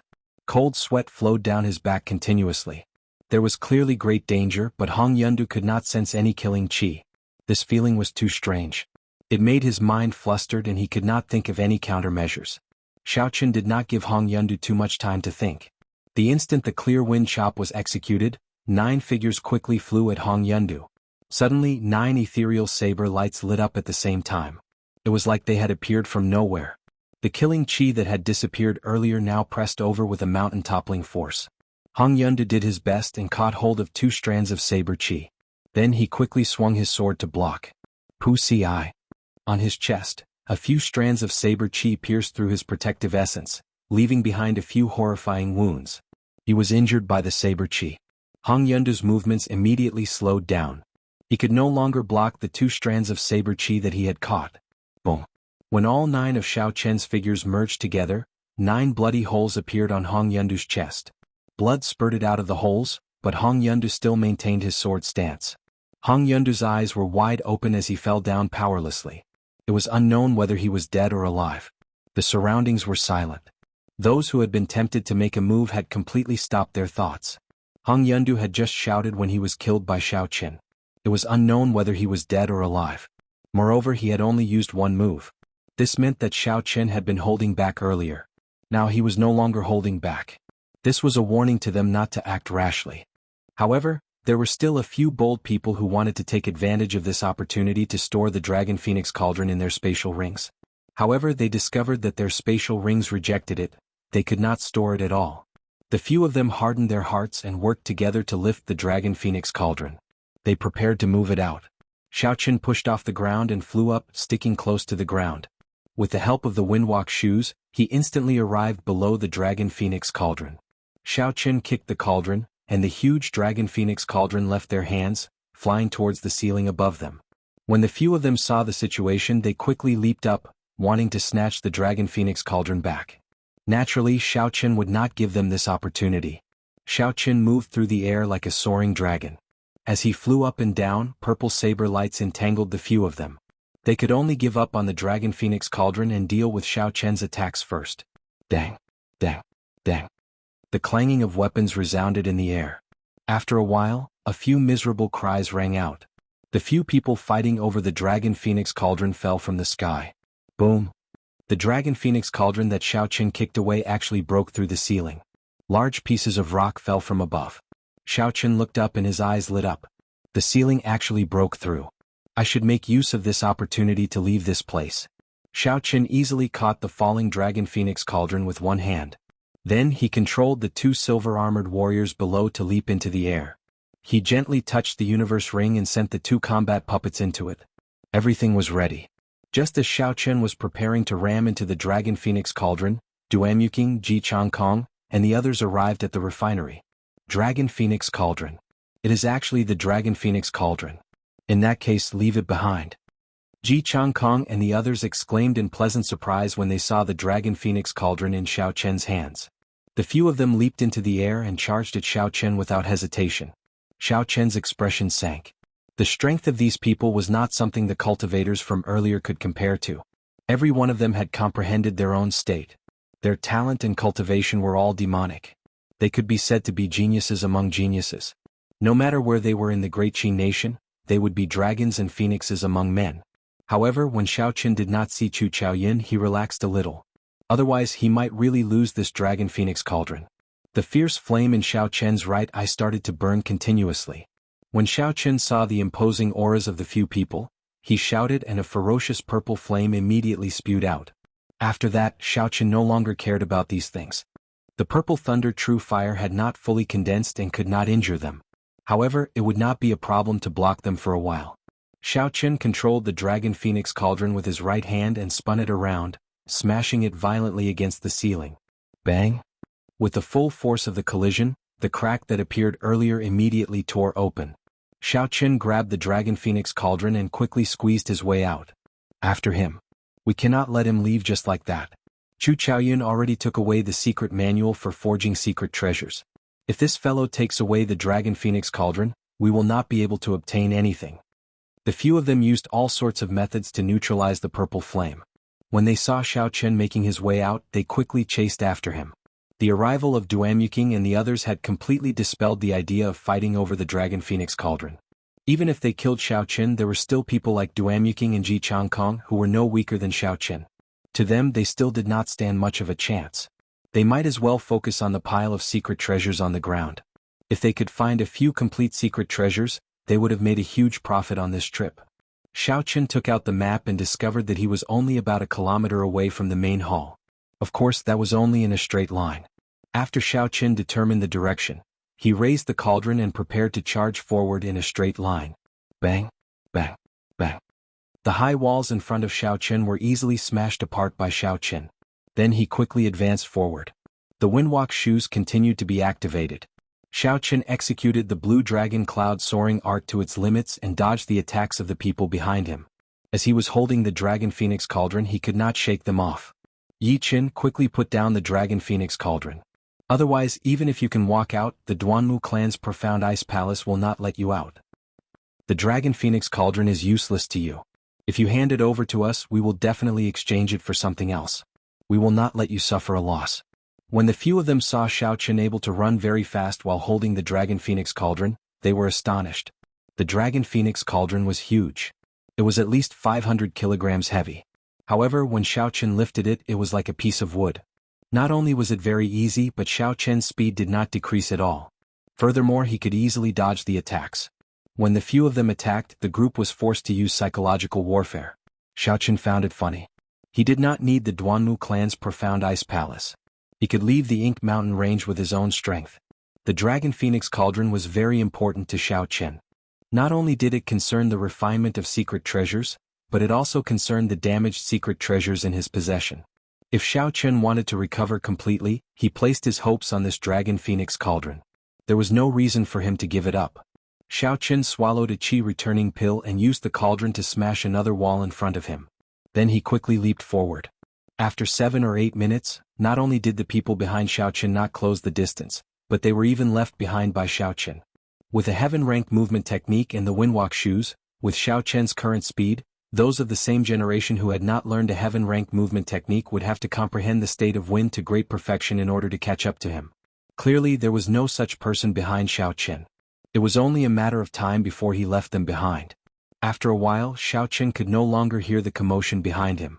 He had already arrived at the ruined main hall. As long as he passed through the doors, Xiao Chen would be able to leave this place safely. A faint smile could not help but appear on Xiao Chen's face. However, the moment he walked out of the bronze doors, the smile on Xiao Chen's face froze.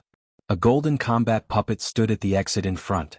It held a golden sword in its hand and stood on the ground with a monstrous aura. The aura that only a peak inferior grade martial king could have was radiating from its body. Beside the golden armored warrior was Chu Chaoyun, who wore alternating blue and white robes and had a 2-meter-long sword on his back. He smiled at Xiao Chen and said, "Take the initiative. Put down the Dragon Phoenix Cauldron and you can leave. I will give you 1,000 medial-grade spirit stones." Xiao Chen slowly placed the Dragon Phoenix Cauldron in his hand on the ground. He had not expected Chu Chaoyun to block the exit. This move was truly brilliant. There was only one path to the Firely Sect remnant. If one wanted to return to the Ink Forest, they had to pass through the passage under the profound ice flower. No matter who obtained the Dragon Phoenix Cauldron, they would not be able to avoid passing through this place. After a series of battles and running, their essence would definitely be exhausted. Chu Chaoyun was waiting for his prey. He would be in his best condition to deal with a weakened opponent. This was a surefire opportunity. Chu Chaoyun muttered to himself for a while before continuing, "I already know how the Firely Sect refines secret treasures. Right now, we are only lacking the Dragon Phoenix Cauldron and the Lunar True Flame. I have my ways to obtain the Lunar True Flame. This Dragon Phoenix Cauldron is somewhat difficult to deal with. The original one has already disappeared. As for the number of fakes, including the one in your hands, there are already 3. When Xiao Chen heard this, his eyes filled with doubt. He felt that Chu Chaoyun's understanding of the Firely Sect was a little too detailed.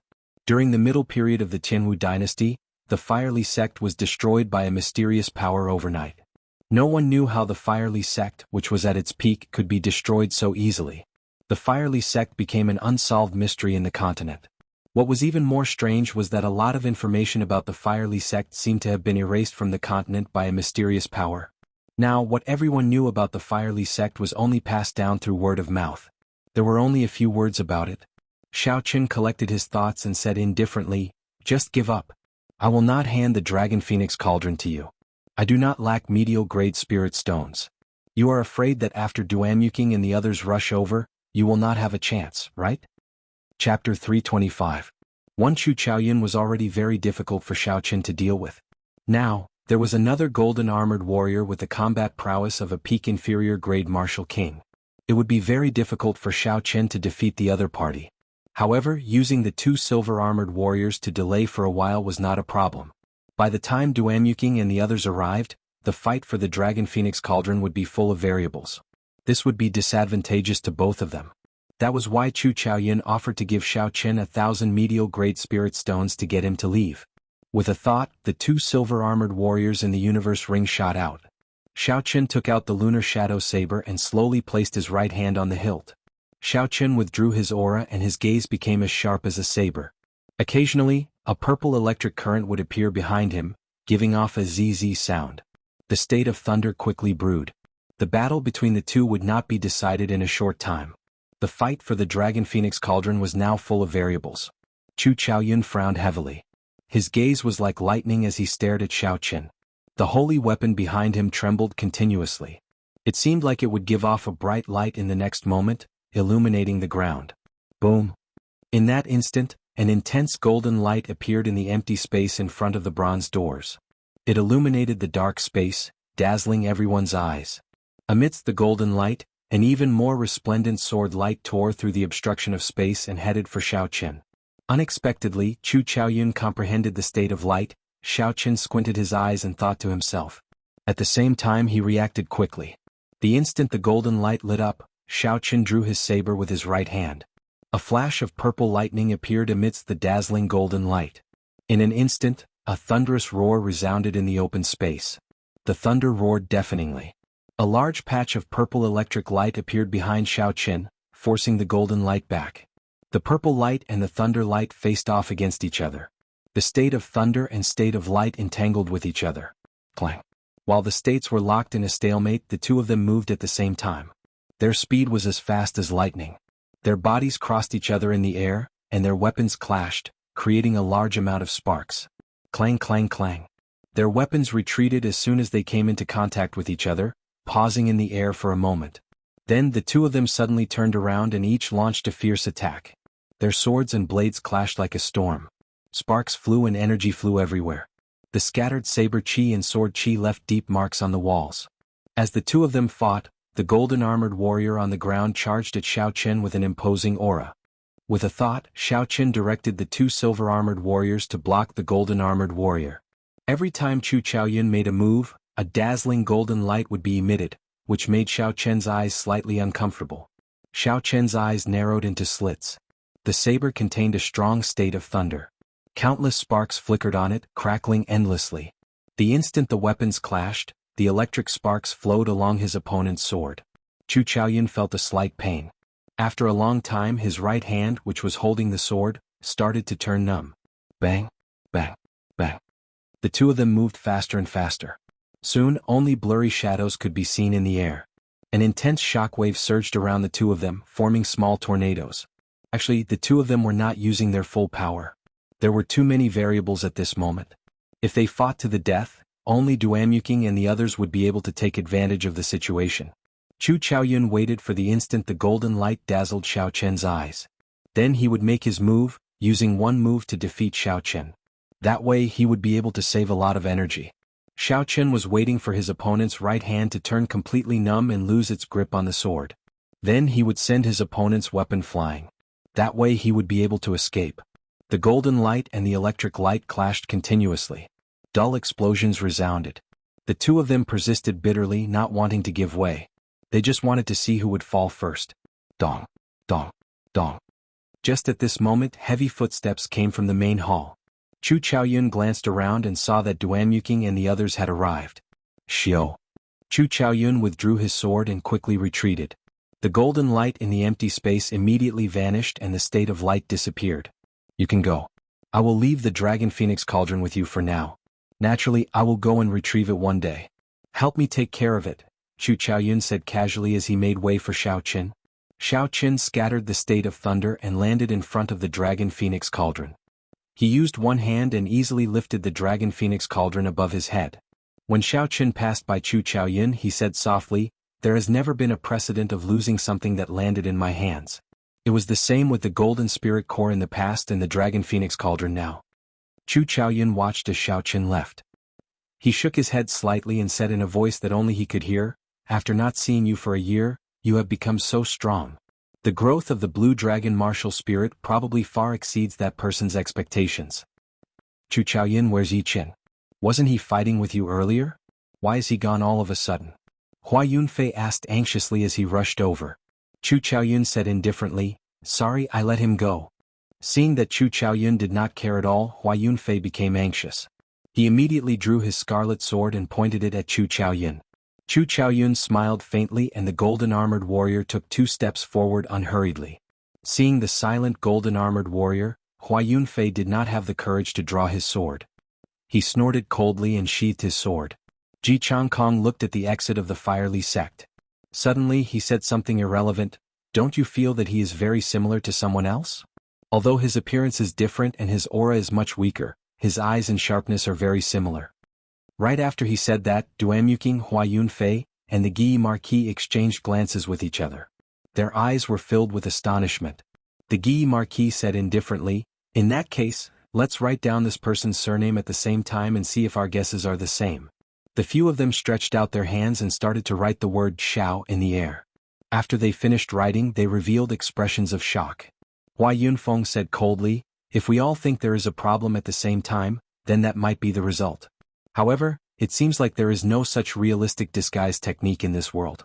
It is not as simple as changing one's appearance. Instead, one's internal bones and external aura are completely different." In the past, Xiao Qin had a grave and stern appearance. His face looked like it was carved by a knife. His entire person was like a treasured saber drawn from its scabbard, releasing his aura and showing off his sharpness. However, the Xiao Qin they saw now had a delicate and ordinary appearance. His sharpness was withdrawn and he did not give off a flamboyant feeling. He was a completely different person. The Guy Marquis continued, "The most important thing is that I do not believe this person's strength could improve so quickly. 1 year ago he was only a superior grade martial master. Now he is a medial grade martial saint. Unless he cultivates a heaven-ranked cultivation technique. However, within the Great Qin nation, only the royal court has a heaven-ranked cultivation technique. How could a nameless person like him have one?" Ji Changkong glanced at the silent Chu Chaoyun and said, "Chu Chaoyun, you have fought with him before. What do you think?" Chu Chaoyun smiled gently and said, "Is it really that important whether it is or not? 2 years from now there will naturally be people looking for you. Don't tell me you are afraid." Aha. 3 days later, in an extremely desolate area at the periphery of the ink forest, Xiao Qin sat cross-legged on the ground. The dragon phoenix cauldron was not far from him. 2 silver-armored warriors guarded the cauldron, one on the left and one on the right. Bai sat quietly on top of the cauldron. Occasionally his intelligent eyes would look around, helping Xiao Qin to avoid unknown dangers. After a long time, Xiao Qin stopped circulating his energy and opened his eyes. 2 beams of light flashed in the depths of his eyes as he took a deep breath. This breath was long and drawn out, like a long sharp arrow. Even after it flew far away, it did not dissipate. Xiao Qin smiled faintly and stood up. He picked up the lunar shadow saber beside him and walked over to the dragon phoenix cauldron. Bai landed on Xiao Qin's shoulder with a "so" sound. The dragon phoenix cauldron was 16 meters tall. The 3 pillars were 10 meters long and the cauldron itself was 6 meters long. When Xiao Qin stood below it, he seemed very small. Xiao Qin leaped up gently and executed the gravity spell. He slowly flew to the top of the cauldron and looked down. The cauldron was squarish and empty. It was only about 5 meters deep. Xiao Qin could clearly see the bottom with one glance. However, it gave off a feeling of boundlessness. It was like there was a small world inside. After leaving the fiery sect remnant, Xiao Qin was not in a rush to leave the ink forest. The Duanmu clan's profound ice palace was still guarding the exit of the forest. Thinking about how terrifying the profound ice palace was, Xiao Qin was not foolish enough to walk right into their trap. For the next 3 days he hid in this ink forest. As he killed demonic beasts he recovered his strength. Xiao Qin handed the dragon phoenix cauldron to the 2 silver-armored warriors. This did not affect his pace. When he was resting and meditating, Bai would help guard it. In the ink forest where Xiao Qin's spiritual sense could not extend too far, the normally unimportant Bai was very useful. After resolving his worries, this ink forest, where the spiritual energy was thin and the demonic beasts were ferocious, was the best place for Xiao Qin to temper himself. Xiao Qin was not in a rush to leave. Recollecting his thoughts, Xiao Qin looked at the empty cauldron. He flicked his finger and shot out a strand of purple flame. The flame spun around the cauldron and immediately became very thin, turning into tiny sparks. Xiao Chen flicked his finger and shot out tens of strands of purple thunder true fire in one go. This exhausted a quarter of his essence. However, the flame was still very thin, it could not fill the space inside. Xiao Chen frowned slightly and said doubtfully, "This is strange. There is clearly only so much space. Logically speaking, my flame should have risen up long ago." In the past 3 days, whenever Xiao Chen had free time, he would study the Dragon Phoenix Cauldron. However, he did not make any progress. He only knew that there were many moonstones in the cauldron. The entire cauldron was made of peak-grade frost iron. It was even harder than a heaven-ranked spirit weapon. Furthermore, the space inside seemed to be much larger than it looked. This was the result of Xiao Chen's verification. There should be spatial formation markings carved on it. With a flip of his palm, Xiao Chen gathered all the flames in the Dragon Phoenix Cauldron. A clump of fierce purple flame immediately soared up in his palm. Chapter 326. Boom. Xiao Chen casually waved his hand in front of him. The flames left a long trail of purple flames in the air.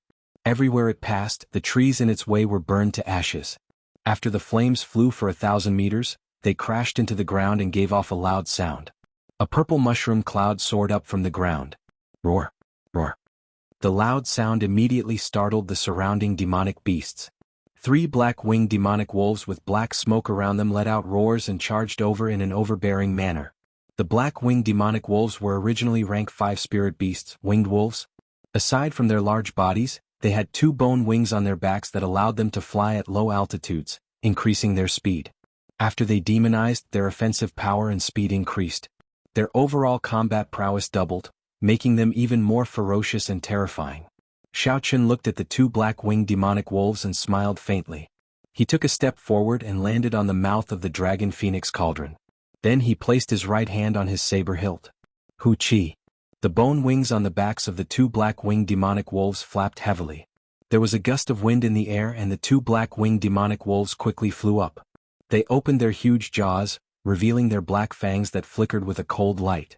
The bone wings flapped in the air, making a woo-woo sound as they launched themselves at Xiao Chen. Hu.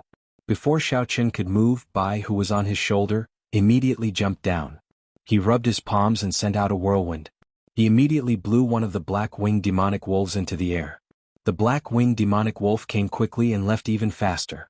It tumbled on the ground for a few meters before coming to a stop. Just as it got up, it saw a white figure rushing at it. Chi. The white figure was like a beam of light. In a flash, 5 bloody wounds appeared on the left wing of the black-winged demonic wolf. Black smoke came out of it. Xiao Chen glanced at it and ignored it. He had already found out in the past few days that Bai was much stronger than he had imagined. He did not feel any pressure when facing a peak rank 5 demonic beast alone. He could use his advantage and speed to deal with it easily. The mysterious 9 Heavenly Revolution transformation was an immortal-grade cultivation technique for fiends. It allowed Bai's strength to increase at a horrifying rate. Kacha. With a flash of lightning, Xiao Chen quickly drew the snow-white lunar shadow saber with his right hand, which was on the saber hilt. Xiao Chen leaped down, and his saber light flashed as he chopped off the bone wings of the other black-winged demonic wolf. The black-winged demonic wolf howled in pain as it stood up. Its 5 sharp claws shot out with a "so" sound. Each of his fingernails was 20 centimeters long, and there were hooks on his fingertips. They were like 5 sharp knives in his flesh. They cut through the air and went for Xiao Chen's head at lightning speed. Even steel would have 5 holes in it, let alone a human's head. Xiao Chen's expression didn't change. He leaned his body slightly and took a step back with his right foot. Xiao Chen's gaze was like lightning as he stared at the wolf claws glinting with a cold light. Then he raised the scabbard in his left hand. Dang. The tip of the scabbard struck the palm of the wolf claw.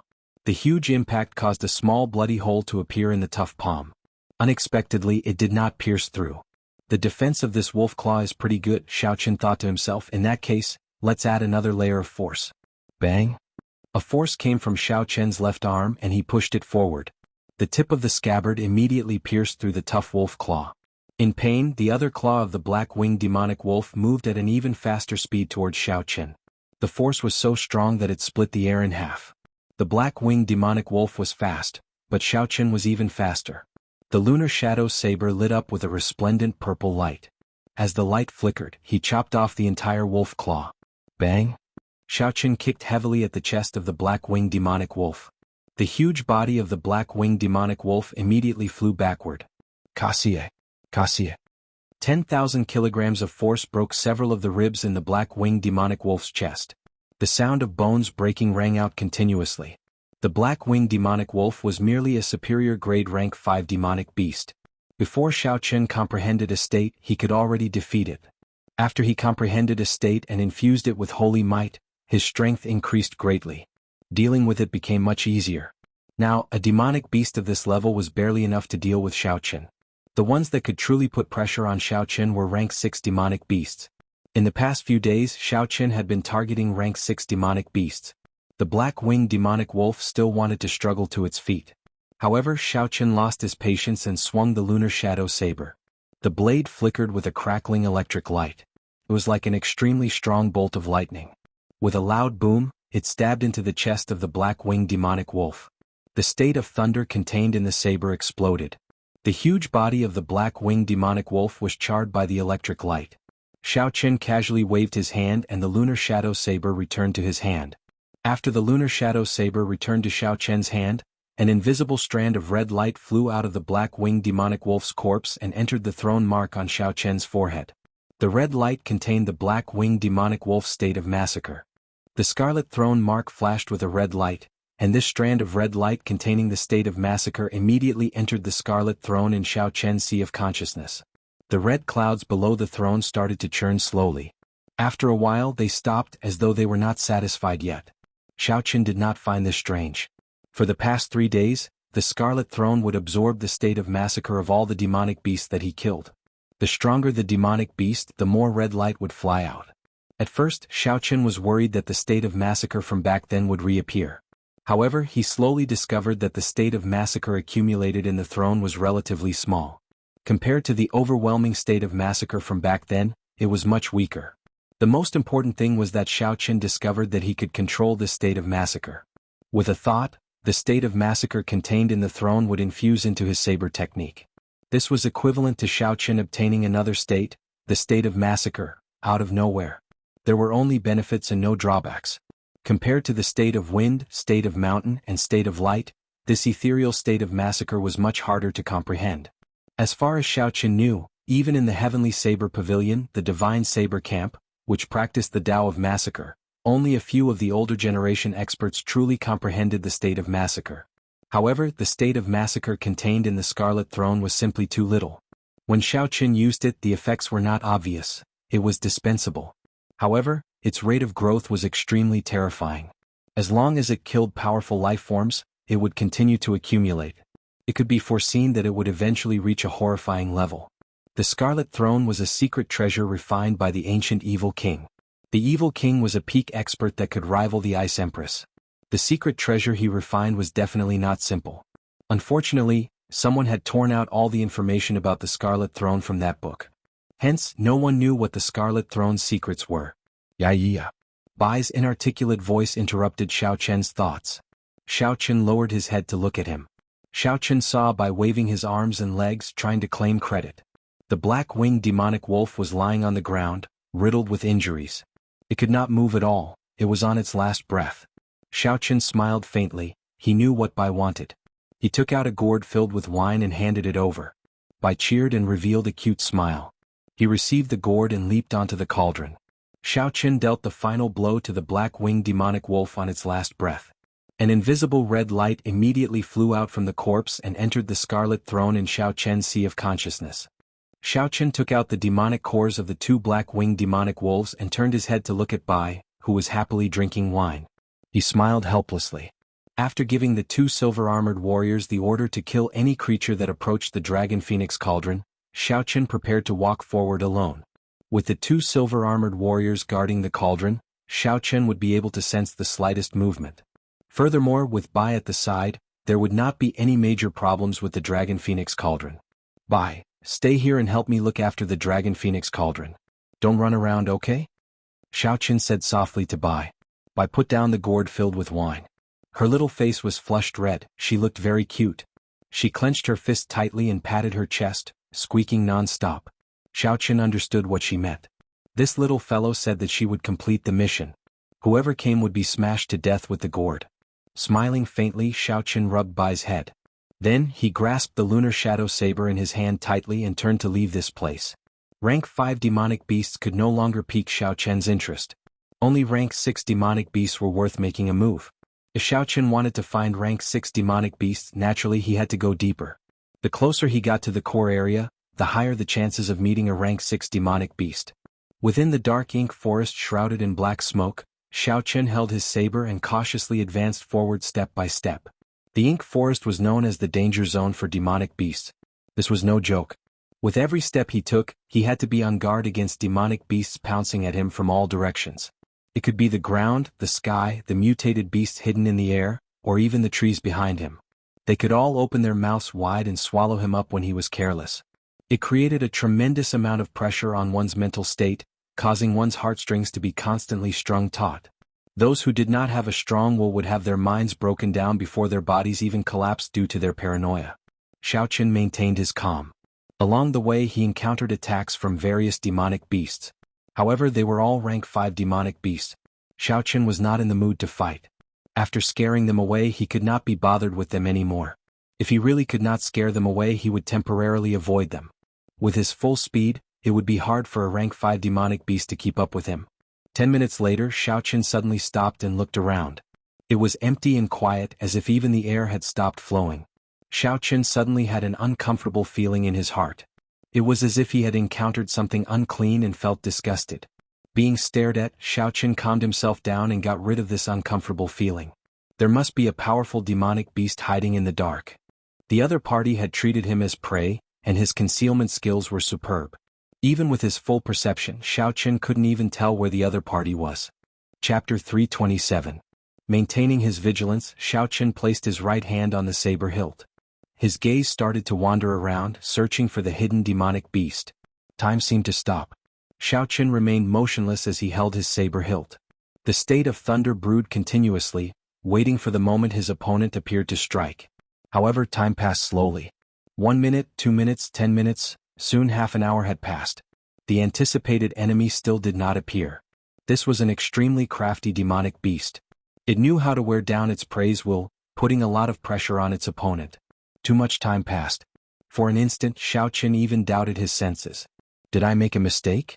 Was the so-called hidden demonic beast just me overthinking? There was no demonic beast at all. Xiaochen wanted to scatter the state of thunder that he had been brewing for a long time. However, the instant his mental state wavered, the scarlet throne between his eyebrows released a bright red light. This caused Xiaochen to give up on this idea. As the evil king's secret treasure, the scarlet throne would not give a warning for no reason. My senses are definitely correct, Xiaochen thought to himself. Xiaochen's eyes regained their calm. The scarlet throne in his sea of consciousness immediately stopped moving. Since they wanted to compete in patience, then let's see who could not wait any longer. Who?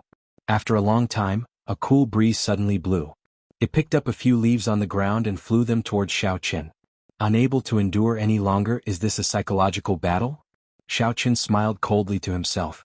He did not feel any killing chi in the cool breeze. So he ignored the few leaves that flew over. Oh. After a long time, 4 cool breezes blew from the ground. They picked up a large number of leaves and blew them towards Xiaochen. Xiaochen's heart was as calm as still water. His gaze remained incomparably calm. His right hand, which was on the saber hilt, did not move. He continued to ignore them. Following that, a few cool breezes blew occasionally, trying to disrupt Xiaochen's thoughts and the state of thunder that he had been brewing. Xiaochen ignored it. He didn't sense any killing intent. If he acted rashly, he would only make his thunderous strike miss. The surroundings suddenly became silent. The cool breeze that had been harassing Xiaochen all this time no longer appeared. That strange silence once again descended upon this space. Xiaochen said indifferently in his heart, "It's coming." Boom. An incomparably violent whirlwind suddenly surged up from the flat ground. The gale roared angrily and swept up all the fallen leaves on the ground. The falling leaves obscured Xiaochen's vision and covered the sky. A terrifying and ruthless aura was hidden in the wind as it swept towards Xiaochen. Rumble. The state of thunder that Xiaochen had been brewing for a long time erupted at this moment. A bolt of purple lightning descended from the sky like a javelin, piercing through the 9 heavens and tearing apart the sky as it fell to the ground. A long crack immediately appeared in the falling leaves that covered the sky, revealing the mastermind hidden behind the scenes. Through the crack in the fallen leaves, Xiaochen saw a huge four-legged snake whose skin color changed continuously. There was a huge crown on the snake's head, and its eyes were deep red. The snake's skin changed color continuously. Sometimes, it was the yellow of the fallen leaves, and sometimes, it was the transparent color of the air. It was faintly discernible, looking very strange. However, what surprised Xiaochen the most was not this. It was actually a snake demonic beast with a crown on its head. A snake growing a crown would take at least 700 years. It would take at least 700 years. Xiaochen was very clear on what 700 years or more meant. The scarlet crown snake that he met in the underground world was very horrifying. Xiaochen clearly remembered how horrifying it was. With just one tail strike, it had shattered the silver warship into pieces. If the scarlet crown snake turned into a demonic beast, its strength would more than double. The crack in the fallen leaves that was blasted open by the lightning started to close up slowly. The figure of the scarlet crown snake slowly disappeared from Xiaochen's vision. Cassie. The instant the crack in the fallen leaves closed up completely, Xiaochen immediately drew the lunar shadow saber in his hand. A strong wind blew, scattering all the fallen leaves in the air. Countless arcs of electricity moved about in the air, striking the fallen leaves and giving off a crackling sound. In an instant all the scattered leaves were smashed into powder. The hidden scarlet crown snake was completely exposed. Xiaochen shouted and locked his killing chi on the other party. Then he leaped into the air. Xiaochen brandished his saber and executed a lightning-quick strike. Wukuei shakes the heavens. The ancient divine Wukuei tree appeared from nowhere and grew rapidly. In the blink of an eye, it became lush with leaves covering the sky. It was like a lone peak as it smashed down with the force of thunder. The 100-meter-long crown snake was as thick as a water bucket. When it saw the divine Wukuei tree descending on its head, its scarlet eyes released a scarlet glow. It opened its mouth and the surrounding temperature plummeted. A cold light appeared in its mouth. After a while, the cold light exploded and a sharp ice pillar shot out.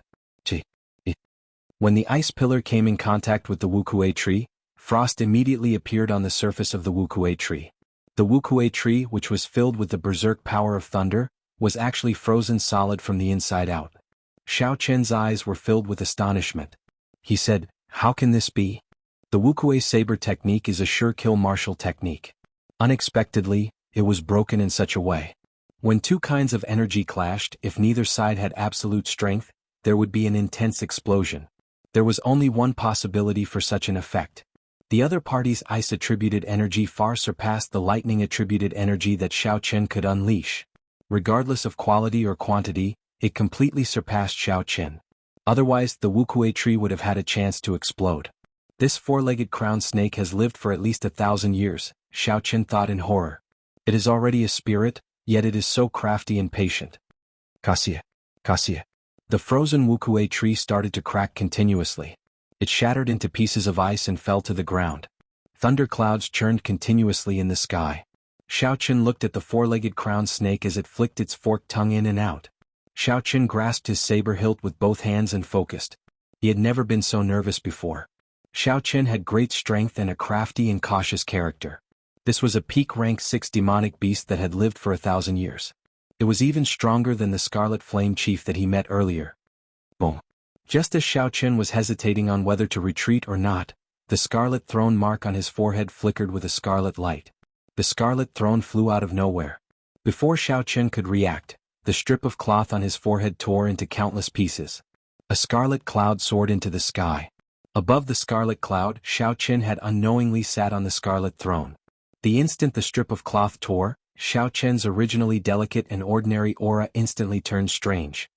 His skin was as white as snow, and the scarlet throne mark on his forehead. When he looked at Xiaochen, he felt like he was unable to extricate himself from this gaze. Of course, Xiaochen did not know about all this. He used his foot to step on the scarlet cloud. The scarlet cloud seemed solid. When he stepped on it, it was like he was walking on flat ground. The appearance of the scarlet throne surprised Xiaochen. He did not know what it was trying to do.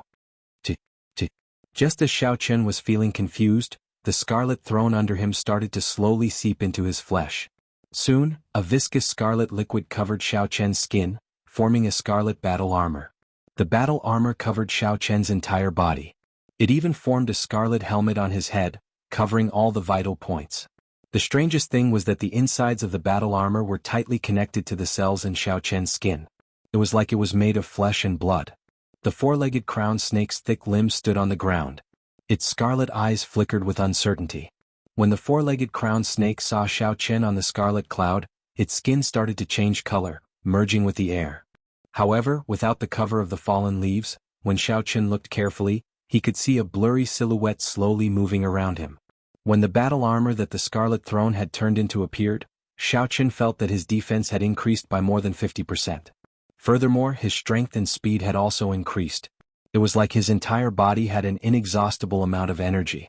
His overall combat prowess had increased by 50%. The secret treasure refined by the ancient evil king is truly unfathomable. However, with the help of this battle armor, my chances of defeating this 1,000-year-old crowned snake should increase by 50%. Xiao Chen completely dispelled any thoughts of retreating. Now that he had a 50% chance of victory, he should go all out. Xiao Chen shouted and leaped down from the scarlet cloud. Then he quickly rushed towards the blurry silhouette on the ground. Hu Qi. A huge wind blade appeared out of nowhere. The incomparably sharp wind blade sliced the air in half. It sounded like a piece of cloth being torn apart. What a fellow.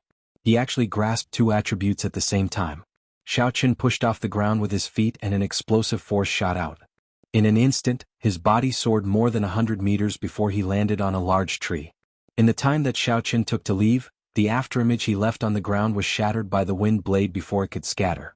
The berserk wind blade's momentum did not diminish. It chopped a large tree behind him in half. The cut of the tree was as smooth as a mirror. It was enough to show how condensed and pure the wind blades were.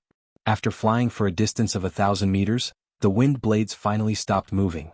In the blink of an eye, the huge wind blade arrived at Xiao Chen's feet and slowly dissipated.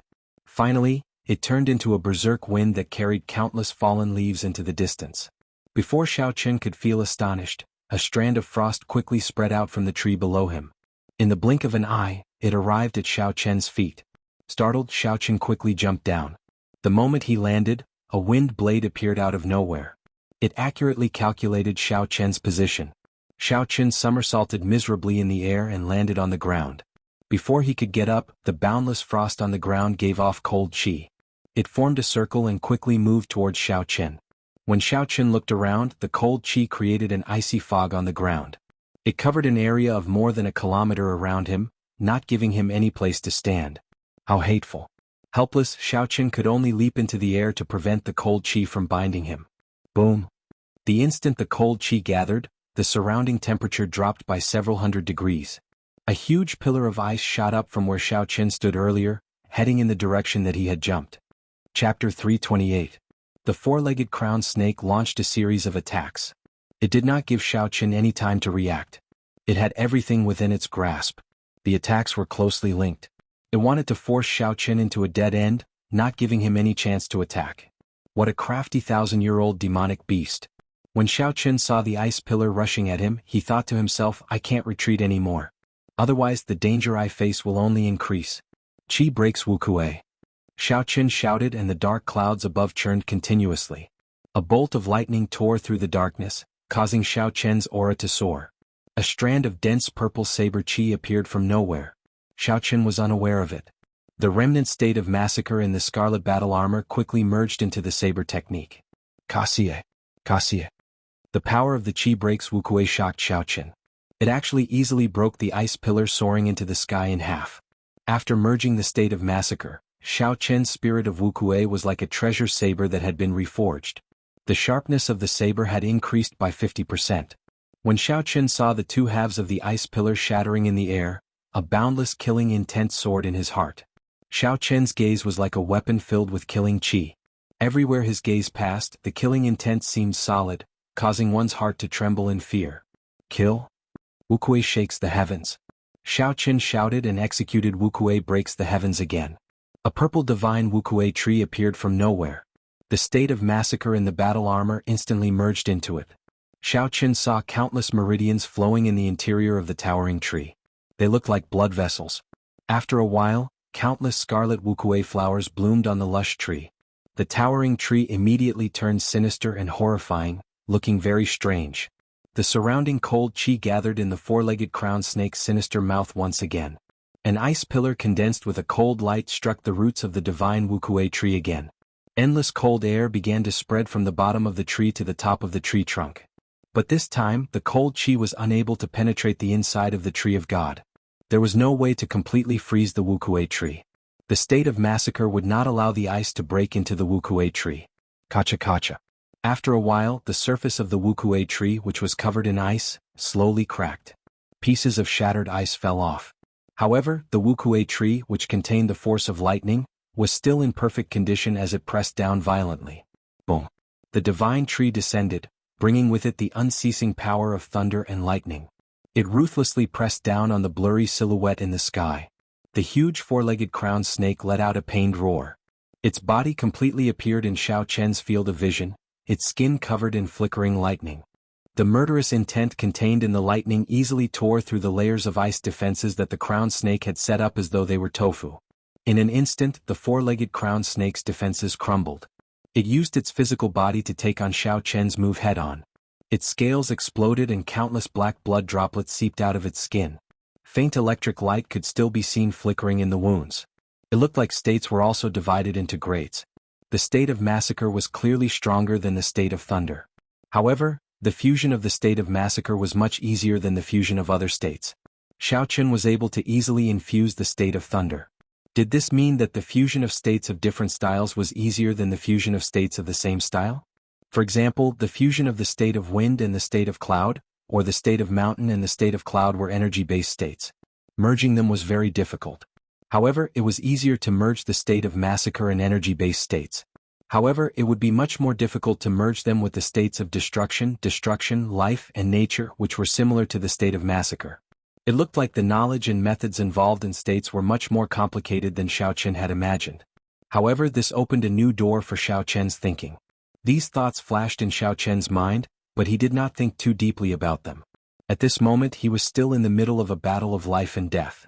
It was clearly not the time to think about this problem. It would be better to think about it after the battle. Under the pain, the four-legged crowned snake let out an angry roar, its forked tongue flicking in and out continuously. Hu Chi. A red light flashed. The four-legged crowned snake's red tongue was like a bolt of lightning. It was so fast that one's thoughts could not keep up with its speed. Xiao Chen's heart tightened and he quickly dodged to the side. However, that tongue was simply too fast. The long red snake pierced through his heart when it was only 10 centimeters away. A heart-wrenching pain spread through every inch of Xiao Chen's nerves. The enraged Xiao Chen swung his saber and chopped at the tongue that was trying to retract. Then he ruthlessly cut off a large chunk of it. The intense pain disrupted the circulation of Xiao Chen's essence. The gravity spell immediately scattered, and Xiao Chen's body fell heavily to the ground. Hu! Just as Xiao Chen was about to fall to the ground, the red cloud in the distance flew over and caught him firmly. Xiao Chen could not be bothered with shock or pain. He pulled out the long red tongue that had pierced through his body. A horrifying hole immediately appeared on his chest and blood gushed out. ZZ. ZZ. The red battle armor suddenly wriggled, and the terrifying hole quickly healed at a speed visible to the naked eye. In the blink of an eye, it healed completely. The wound was healed. However, Xiao Chen clearly felt a lot of his life force drain away. This startled Xiao Chen. Unexpectedly, this throne can forcefully use my life force to treat my injuries. Life force was the equivalent of a person's lifespan. The life force that was used to treat Xiao Chen had reduced his lifespan by more than a year. Xiao Chen shook his head and suppressed these thoughts. He jumped down from the red cloud and activated the windwalk shoes. Then he fought the four-legged crowned snake continuously. With the aid of the state of massacre, Xiao Chen was able to hold his own against the four-legged crowned snake. Sometimes, after Xiao Chen broke his opponent's attack, the electric light would even leave wounds on his opponent's body. One man and one beast started an intense battle in the forest. A strong wind howled, lightning flashed, and ice spread everywhere.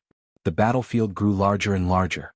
When the surrounding trees were struck by the shock waves of the battle, they immediately turned into countless splinters, dancing in the strong wind. Bang, bang, bang. The four-legged crowned snake's cold chi froze the soil on the ground. It became very brittle. When a leaf fell on it, it would explode and kick up a cloud of dust. Wukue blossoms. Xiao Chen grabbed hold of an opportunity and executed the Wukue blossoms. The state of massacre infused into the wukuei blossoms produced a scarlet wukuei flower, wrapping Xiaochen within it. Bang, bang, bang. The four-legged crowned snake sensed the might of this move. It spat out sharp wind blades and ice arrows, continuously striking the surface of the scarlet wukuei flower. Within the flower bud, Xiaochen's internal organs were shaken. His qi and blood surged and blood leaked out of the corner of his mouth. However, Xiaochen endured it and continued to circulate his essence through his meridians. He focused on executing the wukuei blossoms. Boom! The scarlet flower suddenly bloomed. Scarlet petals bloomed in the air. Xiaochen pushed off the ground and countless scarlet lights fell from the petals. When they landed on his body, his speed reached Mach 3. As the petals filled the air, Xiaochen's saber strike was extremely beautiful. It was like a beam of light flashing by. A huge bloody hole appeared at the four-legged crown snake's weak point. The berserk energy of the lunar shadow saber poured out wildly. Bang! Just as Xiaochen stabilized himself, the four-legged crown snake's huge tail swept across the air. It sent Xiaochen flying, causing him to vomit a mouthful of blood. There was no panic on Xiaochen's pained face. He quickly formed hand seals with his left hand and shouted, "Wukuei supporting the heavens." The scarlet petals filled the air and formed a scarlet river in the air. They flowed through the four-legged crown snake's wound and quickly entered its body. After a while, a scarlet wukuei tree grew wildly at the four-legged crown snake's weak point. Countless roots extended into its body, firmly taking root. The divine wukuei tree absorbed the life force of the four-legged crown snake, turning it into its own nourishment. In the blink of an eye, the divine wukuei tree covered the sky and covered the sun. Countless branches sprouted out, producing scarlet wukuei flowers. They were very beautiful, looking very beautiful. Xiaochen pushed off the scarlet cloud with his feet and his body rose up quickly. The unending thunder clouds in the sky churned continuously. A divine tree started to slowly grow above Xiaochen's head. He muttered to himself, "I'll use this move to end this battle." Wukuei breaks the heavens. The instant the divine tree grew completely, an earth-shattering scarlet bolt of lightning streaked across the sky. The lunar shadow saber in Xiaochen's hand released a resplendent scarlet saber light. The scarlet beam of light quickly elongated. The four-legged crown snake, which was rooted to the ground by the wukuei tree and unable to move, revealed an expression of horror and despair in its scarlet eyes. Die. Suddenly, a scarlet light flashed on the four-legged crown snake's body. After the scarlet light faded for a long time, the huge body of the four-legged crown snake split in half. It was split into two halves from the middle. Endless black blood rained down from the sky along with its shattered internal organs. After executing wukuei breaks the heavens, the scarlet battle armor on Xiaochen's body immediately separated from his flesh. Then it slowly wriggled and turned into a scarlet light before returning to his sea of consciousness. Then it turned into a scarlet throne. In the end, the state of massacre contained in it was too little. Xiaochen had already exhausted it. Pooh! Xiaochen landed on the ground, exhausted. He immediately lay down. The battle with the 1,000-year-old demonic beast was too tiring. Furthermore, using the state of massacre had a strong side effect. Even now, Xiaochen's head was still very dizzy. It was not time to rest yet. Xiaochen braced himself and quickly got up. He walked over to the four-legged crown snake's corpse. Uchi, uchi. Balls of red light, invisible to the naked eye, quickly flew towards the throne mark on Xiaochen's forehead. Chapter 329. That was at least 100 more than the rank 5 demonic beast. However, when he thought about it, it made sense. The longer it lived, the more it killed. In Xiaochen's sea of consciousness, the scarlet throne greedily absorbed the intent of massacre. Eventually, because there was too much red light, it could not help but tremble. As the scarlet throne trembled, Xiaochen's fatigued body felt an indescribable carefree feeling. It made his body and mind feel much better. Xiaochen infused his spiritual sense into the scarlet throne. In the small world inside, a golden deity floated high in the sky. That was the spiritual mark that Xiaochen left in there. Underground, the once boundless sea of blood was now dry and narrow. All that was left was a 5-meter-wide scarlet puddle. This was the result of absorbing the rank 6,000-year-old demonic snake. Previously, there were only a few drops of scarlet liquid. It was even more pitiful. Take it slow. Xiaochen was not in a rush. He withdrew his spiritual sense and focused his gaze on the demonic snake's corpse. There were many treasures waiting for him to collect. Xiaochen extracted the four-legged crown snake's demonic core and took out a sharp knife. Then he started to cut off the demonic snake's scales. These scales could change color freely. They were top-grade materials for refining magic treasures. There was also the snake gallbladder, the 4 legs, and the crown on its head. They were all good stuff. After tidying up everything, Xiaoqun found a big tree and started to circulate his energy to recover his essence. After a fierce battle, Xiaoqun had expended too much energy and sustained significant internal injuries. This was especially so for the final swing of the demonic snake's tail. There was an estimated 25,000 kilograms of force that Xiaoqun had to endure. If it were not for the scarlet battle armor increasing his defense by 50% and his high recovery rate, that swing would have shattered all his internal organs. Xiaoqun took out a medial-grade spirit stone and slowly circulated the purple thunder divine incantation. The endless pure spiritual energy in the medial-grade spirit stone poured into the chi whirlpool in his dantian. The liquid in the purple chi whirlpool started to drip slowly. After 12 hours, the essence liquid in the chi whirlpool was finally filled. Xiaoqun quickly circulated the purple thunder divine incantation to nourish his damaged internal organs. After another half a day, Xiaoqun finally cleared all the repercussions of this battle. She opened her eyes and a purple light flashed through them. Her bewitchingly beautiful and fair face regained its color and was no longer deathly pale. Anyone who looked at her would easily be captivated. Xiaoqun got up and looked at the gray sky. Then he resumed his journey of killing rank 6 demonic beasts and witnessed the might of the state of massacre. Xiaoqun became even more interested in killing strong demonic beasts.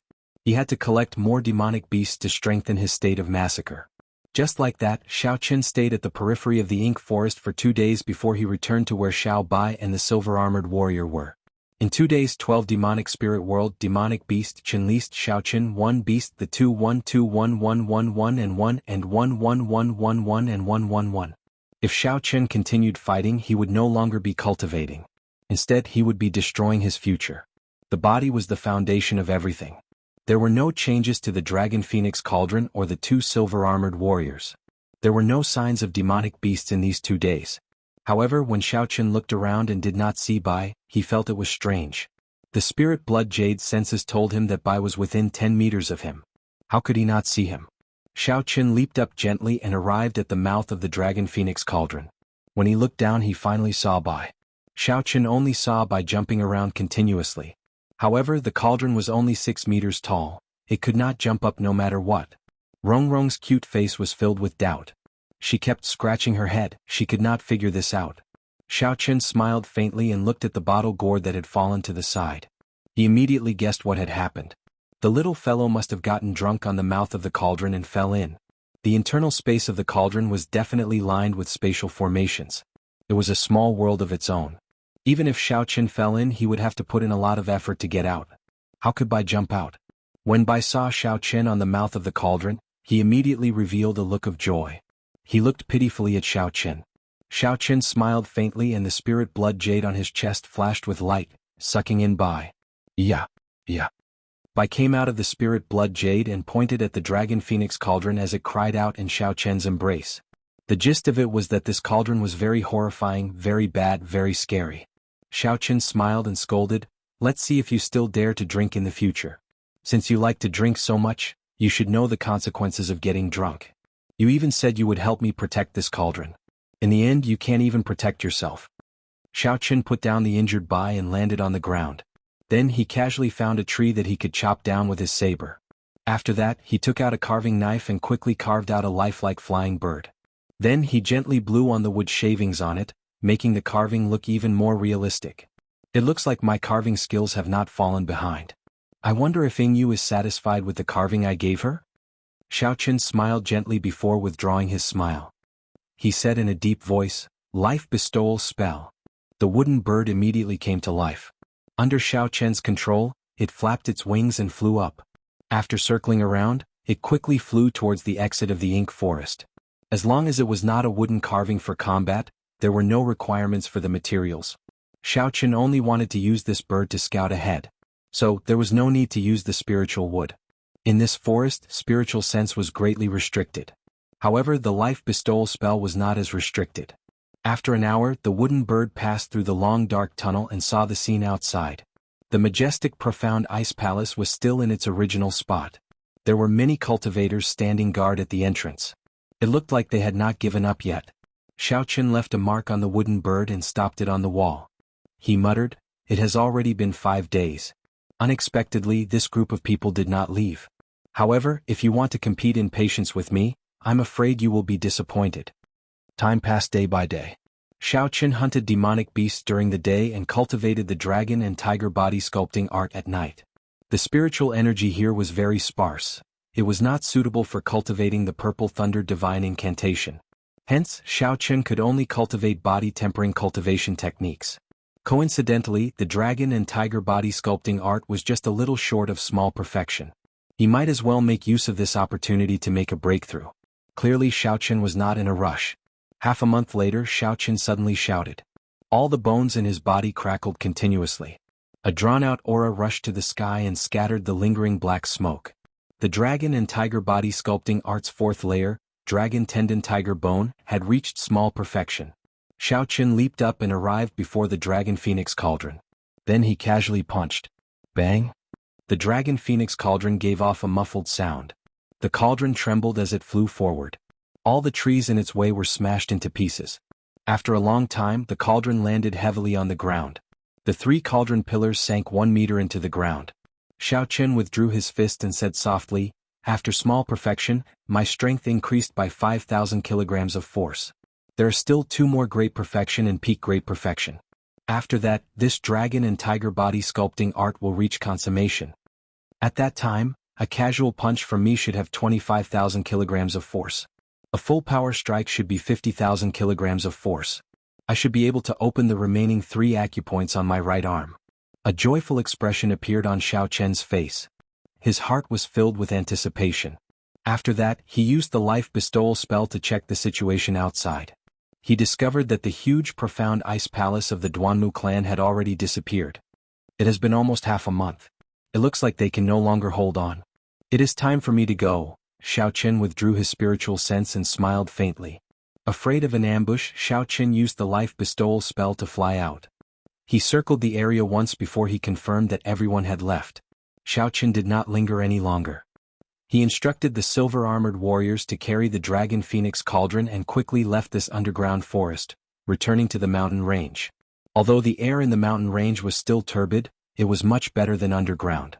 Xiaoqin took a deep breath and felt his chest relax. The sky above the Ink Mountain range was filled with fatal danger. Xiaoqin did not dare to use the Scarlet Throne or the Silver Warship to fly over. The rank 7 demonic beasts that filled the sky would tear him to shreds. Xiaoqin could only obediently kill his way back from the ground. He would treat it as experiential training. Since ancient times, the strong had tempered themselves. Xiaoqin laughed loudly. He held the lunar shadow saber and walked forward in a heroic manner. Half a month later, at an exit of the Ink Mountain range, a youth wearing alternating blue and white robes with a blue strip of cloth tied to his forehead slowly walked out. A spirit fox sat on his shoulder and a sword hung at his waist. This person was Xiaoqin. He looked somewhat fatigued, but the light in his eyes still flickered. His sharpness was still present. Xiaoqin raised his foot and stepped out. When he saw the sunlight that he had not seen for a month, he narrowed his eyes and smiled faintly. I'm finally out. Today I realized how wonderful fresh air and sunlight are. Including the ink forest Xiaoqin had cultivated bitterly for a month.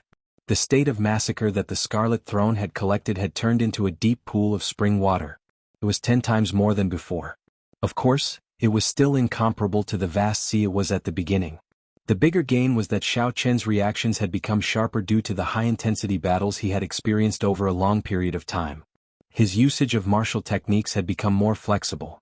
The number of demonic cores, in addition to the ones he left in the subspace of the Heavenly Saber Pavilion, reached a horrifying number. Xiaoqin counted them.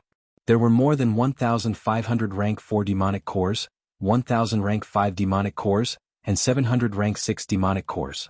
This was a huge sum of wealth. If he exchanged them for spirit stones, he would definitely be able to get at least 2,000 medial grade spirit stones. It might even be more. With Xiaoqin's current cultivation speed, he would consume 1 medial grade spirit stone a day. 2,000 medial grade spirit stones would be enough for him to use for 6 years. Even if Xiaoqin's cultivation realm increased and the consumption increased, it would still be more than enough to last him for 2 years. With the remaining 5,000-odd medial grade spirit stones, Xiaoqin could buy whatever he wanted.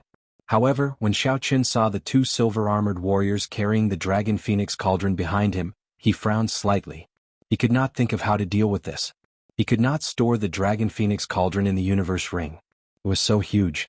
If he placed it somewhere else, it would be very eye-catching. Chapter 330. Xiaoqun muttered to himself for a while before saying, "It looks like I can only place it in a more reputable pawnshop. I remember that the Merchant Association of Feng Feishue's clan runs a pawnshop as well. How about I place it there?" Uchi. With a thought, the Scarlet Throne flew out on a scarlet cloud. This place was still within Dongming province. The silver warship was rather eye-catching. Xiaoqun was afraid of being recognized. So he could only use the Scarlet Throne. The silver-armored warrior carried the Dragon Phoenix cauldron and slowly walked to the red cloud. The red cloud was incredibly soft, like it was solid. There was no need to worry about falling. Sitting on the throne, Xiaoqun operated the throne with all his might. He quickly soared into the sky, heading for Dongming province's capital. One night, 2 days later, Xiaoqun landed silently outside Dongming city. He first entered the city and obtained a large box to store the Dragon Phoenix cauldron. Then he headed for the city again. Bringing a large box into the city in the middle of the night would inevitably attract the attention of the city guards. However, ordinary people would not be able to make out anything special about the Dragon Phoenix cauldron. So, there was no need to worry about the city guards discovering anything. Xiaoqun calmly opened the box. After he showed it to the city guards, he entered the city without a hitch. Xiaoqun was not in a rush to go to the pawnshop. Instead, he found an inn and asked for a good room. Then he took a good bath. After washing away the fatigue from the past month, he fell into a deep sleep. The next day, after asking the waiter for the location of the Feng clan pawnshop, Xiaoqun carried a large box and rushed over silently in the middle of the night. The name of the pawnshop was Victorious Leader. It was already closed in the middle of the night. Azure steps extended to the door. There were 2 fire phoenixes carved on the door. This was the symbol of the Feng Clan Merchant Association. As long as a shop had this symbol carved on it, it would be considered a property of the Feng clan. As Xiaoqun slowly walked up the steps, he immediately felt a few strong auras lock onto him. These auras scanned his body continuously, trying to see through him. Dongming City was one of the 4 great cities in the world. The pawnshop that the Feng clan placed here would definitely have a lot of business. It was no surprise that it was heavily guarded. Clang clang clang. Holding the wooden box, Xiaoqun calmly walked to the door and lightly knocked on the knocker. "Who is it?" "It's the middle of the night and you don't let me sleep. You're here to pawn things." A shop assistant opened the door and said with sleepy eyes, "Victorious Chief Pawnshop. We don't do business at night. Come back tomorrow." After he finished speaking, he was about to close the door again. Xiaoqun held the box with one hand and blocked the door with the other. He smiled gently and said, "You don't even want to do a big deal?" The waiter laughed and said, "Big business? How big?" Xiaoqun smiled and didn't say anything. He directly pushed the door open. The waiter couldn't resist this force and quickly retreated. He seemed very angry. Xiaoqun loosened his grip and the wooden box landed on the ground with a thud.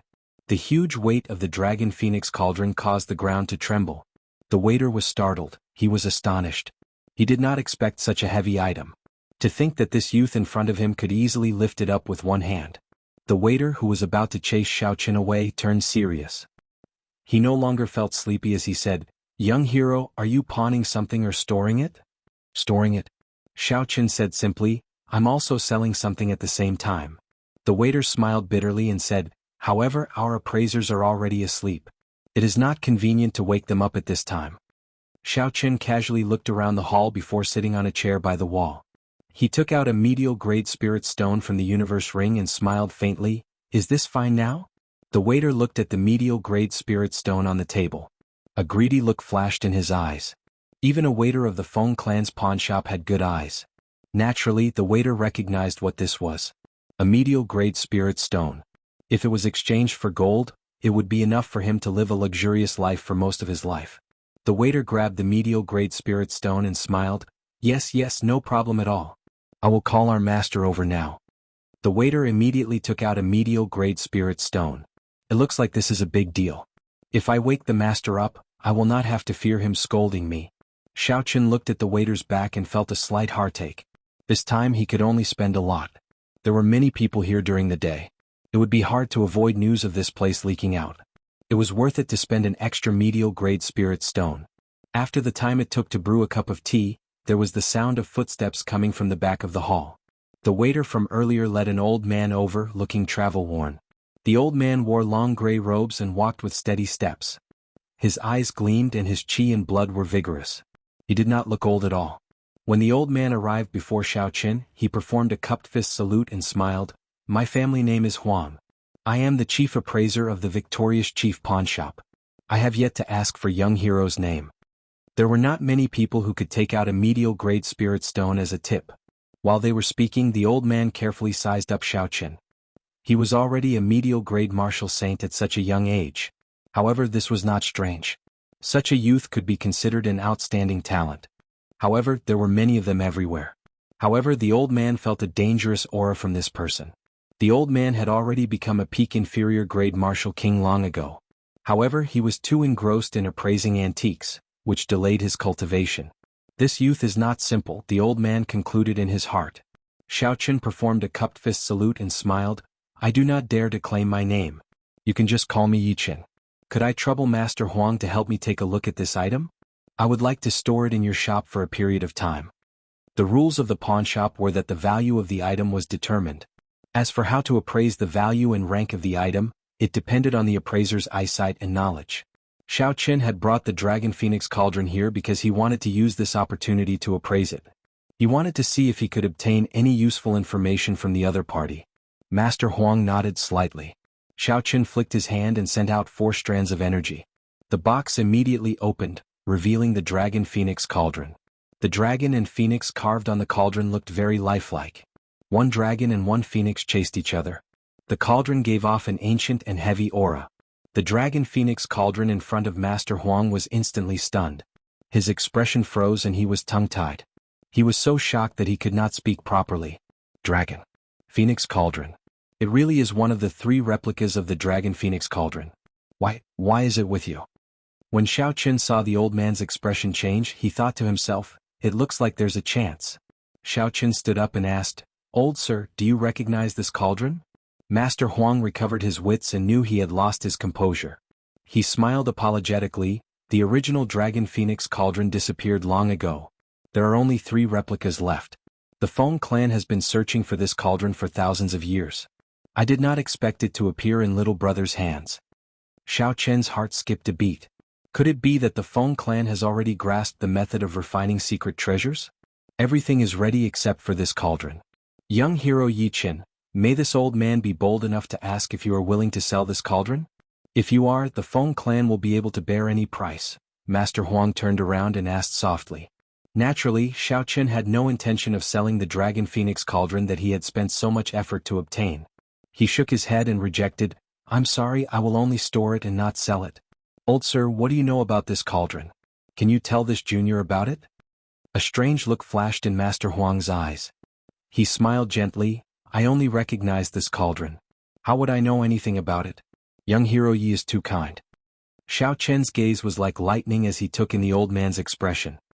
He knew that this old man was purposely not saying anything, so he could not be bothered with him. He said, "Never mind, since old sir is not willing to say, then state a price. I intend to store this cauldron here for a year." Master Huang thought for a while before saying, 50,000 inferior grade spirit stones. What do you think? Perhaps there is another way. You can lend this cauldron to our Feng clan. You can come and collect it at any time. If that's the case, not only will we not need your spirit stones, we will even give you 100,000 inferior grade spirit stones every year. Xiaoqin thought for a long time. After a while, he made a decision in his heart. He said, "Sure, but I want to discuss this with your young master personally." Xiaoqin had his own considerations. Although he had the Dragon Phoenix Cauldron and the Lunar True Flame, he did not know the exact method. If he kept them, he would need a long time to figure out the method. Xiaoqin might as well hand the Dragon Phoenix Cauldron over to Feng Feishue and exchange it for the method to refine secret treasures. After that, he would let her use the Dragon Phoenix Cauldron for a period of time. This could be considered as repaying her some favors. The most important thing was that Xiaoqin really wanted to see her. After returning to the Heavenly Saber Pavilion, Xiaoqin had a premonition that he would be leaving the Great Qin nation soon. After Xiaoqin agreed to Feng Feishue's promise, he did not see her come looking for him. However, she did get Princess Yingyu to look for him once. However, she did not explain things clearly. After leaving the Great Qin nation, Xiaoqin did not know when he would return. He might as well take this opportunity to have a good chat with Feng Feishue. When Master Huang heard Xiao Chen's words, he was slightly taken aback.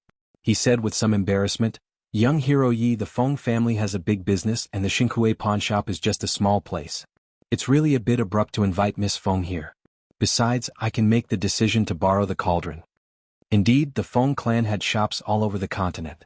Although the Dragon Phoenix cauldron was important, there was no need to get Feng Feishue over. Furthermore, Feng Feishue had been running around the continent for the Feng clan's business for a long time. Aside from some specific days, she did not have a fixed residence. It would be difficult to invite her with Master Huang's status. Master Huang explained the difficulties to Xiao Chen. Xiao Chen thought for a while and said, "In that case, never mind. I will leave this Dragon Phoenix cauldron here. If you can make an appointment with Feng Feishue, then come and talk to me about lending it to you." When Master Huang heard this, his expression could not help but change. He felt that it was a great pity. Just as he was about to ask Xiao Chen to stay, he suddenly thought of something. His face filled with a smile again. He asked in anticipation, "Young Hero Yi, may I ask if you are the Heavenly Saber Pavilion's Qingyun Peaks Yi Chen?" Xiao Chen felt it was strange. He nodded and took out his identity token to prove his identity. He asked, "What's wrong? Does Master Huang recognize me?" Master Huang smiled and said, "There is no need to ask young Master Yi about this. If you trust me, you can leave the Dragon Phoenix cauldron here first. Come back tomorrow at midnight and you will be able to see Miss Feng." Chương 126. Lê Tường nghĩ một chút lại nói, "Vì vậy tối nay ta không nấu cơm nữa, làm cho ngươi một chén chè bột củ sen ngọt ngào nhé, được không?" Lại là một món ăn nàng ấy chưa từng nghe qua, Liễu Kiều vô cùng tò mò không biết món chè bột củ sen ngọt ngào này là cái món gì, ngẫm lại một chút, nàng ấy vẫn đồng ý, chờ tới khi Lê Tường đi, nàng ấy ăn no uống say, nhưng chẳng chịu đứng dậy vận động, cứ như vậy, lại lười biếng trở về trên giường nằm xuống. Người nào thích vận động tiêu cơm thì đi vận động tiêu cơm đi, dù sao nàng ấy cũng không thích. Ăn no nên thoải mái dễ chịu nằm trên giường ngủ trưa một giấc, nếu không thì đọc sách đi, như vậy mới sung sướng. Liễu Kiều vô cùng thoải mái đi vào giấc mộng, nhưng không bao lâu trong giấc mộng của nàng đã xuất hiện một gia hỏa đáng ghét, hắn liên tiếp kêu nàng ấy. À không đúng, hắn luôn miệng gọi nàng là tiểu thư cơ mà, tại sao đột nhiên gọi là phu nhân rồi? "Phu nhân, ngươi tỉnh đi ê y hử." "Thanh Chi à?" Liễu Kiều xoa xoa chân mày, không nghỉ ngơi đủ cả người sẽ không thoải mái. "Chuyện gì mà gọi ta gấp như vậy?" "Phu nhân, lão gia vừa phái người truyền tin tức qua đây. 2 ngày trước, một tên đạo tặc bị quan phủ truy nã đã trà trộn vào trong thành. Hiện tại cửa thành đã bị phong tỏa, quan phủ đang bắt đầu điều tra. Bên ngoài không an toàn, hy vọng ngài tạm thời dọn về nhà cũ." "Đúng là chuyện chính sự." Liễu Kiều lên tinh thần hỏi, "Đệ đã báo chuyện này cho những người thuê chưa?" "Bảo bọn họ đừng đi tới những nơi vắng vẻ, khi trời tối tốt nhất là đừng ra khỏi cửa." "Đã báo cho những người đó rồi, hiện tại nô tỳ giúp ngài thu thập hành lý dọn về nhé." Thanh âm của Thanh Chi rõ ràng mang theo vài phần vui sướng, nhưng Liễu Kiều lại hắt cho nàng ấy một gáo nước lạnh. "Không dọn, ta đã ở chỗ này mấy năm nay rồi, rất thoải mái dễ chịu, ta không thích chuyển đi nơi khác." "Phu nhân, bên ngoài không an toàn." "Lão gia nói rất đúng, nhà cũ tương đối an toàn." "Ngươi nghĩ ta là đồ ngốc ư? Chẳng phải 2 nhà bên cạnh đều là người của lão gia các ngươi sao? Nhiều người như vậy cũng không ngăn được một tên đạo tặc, nếu thật sự xảy ra chuyện, thế thì hắn đúng là kẻ vô dụng." Thanh Chi, phu nhân còn thông minh hơn nàng ấy nghĩ nhiều. "Đúng rồi, ngươi cũng qua cửa hàng Lê gia nhà Lê Tường kia báo cho bọn họ một tiếng đi, bảo nàng ấy sẵm tối hôm nay không cần qua đây đưa cơm, một cô nương ra ngoài không an toàn, ngươi tự qua bên đó lấy." Trong lòng Thanh Chi đau xót. "Phu nhân, nô tỳ cũng là nữ mà." "Ngươi nói lời đó mà mặt không đỏ ư? Ngươi có thể một mình đánh 20 tên đàn ông cùng một lúc, lời nhà đầu kia có thể không? Mau đi." Thanh Chi nghẹn họng, nàng ấy hậm hực xoay người đi xuống lầu qua Lê gia. Lúc này Lê Tường đang trong trạng thái buồn rầu. Hồi nãy Đường Huệ cách vách vừa qua thông báo cho nàng một tin. Nàng ấy nói là cần phải chú ý bộ dáng nam nhân khả nghi xa lạ, cũng nên đóng cửa hàng sớm một chút, tới sẩm tối, tốt nhất là đóng cửa rút ở trong nhà, không được ra bên ngoài. Trong giọng nói của nàng ấy có chút mùi vị rất nghiêm trọng, khiến cho nàng, người trước nay chưa từng trải qua tình huống như vậy hơi có chút hoảng hốt trong lòng. Trong lúc đang rất bất an, nàng lại nhìn thấy Thanh Chi tới. "Thanh Chi tỷ tỷ, Sao ngươi lại tới đây? Khụ. Phu nhân bảo ta qua nói với ngươi một tiếng, sẫm tối không cần đi ra ngoài đưa cơm, ta sẽ qua lấy. Còn nữa, gần đây trong thành đang tróc nã đạo tặc, tình hình có chút không yên ổn, tốt hơn hết là ngươi đừng đi ra bên ngoài. Trong lòng Lê Tường ấm áp, nàng vội vàng cảm tạ nàng ấy. Vậy giờ dậu, 5 giờ chiều, hôm nay ngươi qua đây đi, nấu chè bột củ sen rất nhanh, chờ một lát có thể lấy đi rồi. Được. Chương 127. Truyền xong lời, Thành Chi lập tức đi ngay. Hiểu rõ nguồn cơn chuyện này, Lê Tường cũng cảm thấy nhẹ nhõm hơn, nàng qua giúp Nương khâu vá một chút, sau đó đi xuống lầu hủy đi cái bếp tạm làm bằng gạch bùn ở cửa sau. Trong ngày hôm nay, sư phụ Tào đã làm xong ống khói rồi, nàng cũng có thể dùng bếp trong nhà để nấu cơm, không cần dùng tới đằng sau nữa, bởi vậy cần dọn dẹp một chút. Biểu tỷ, chờ sau khi làm xong ống khói, chúng ta dọn dẹp cửa hàng cho sạch sẽ một chút, hôm nay mang tất cả củ cải ướp đi, 2 ngày nữa, cửa hàng có thể khai trương rồi.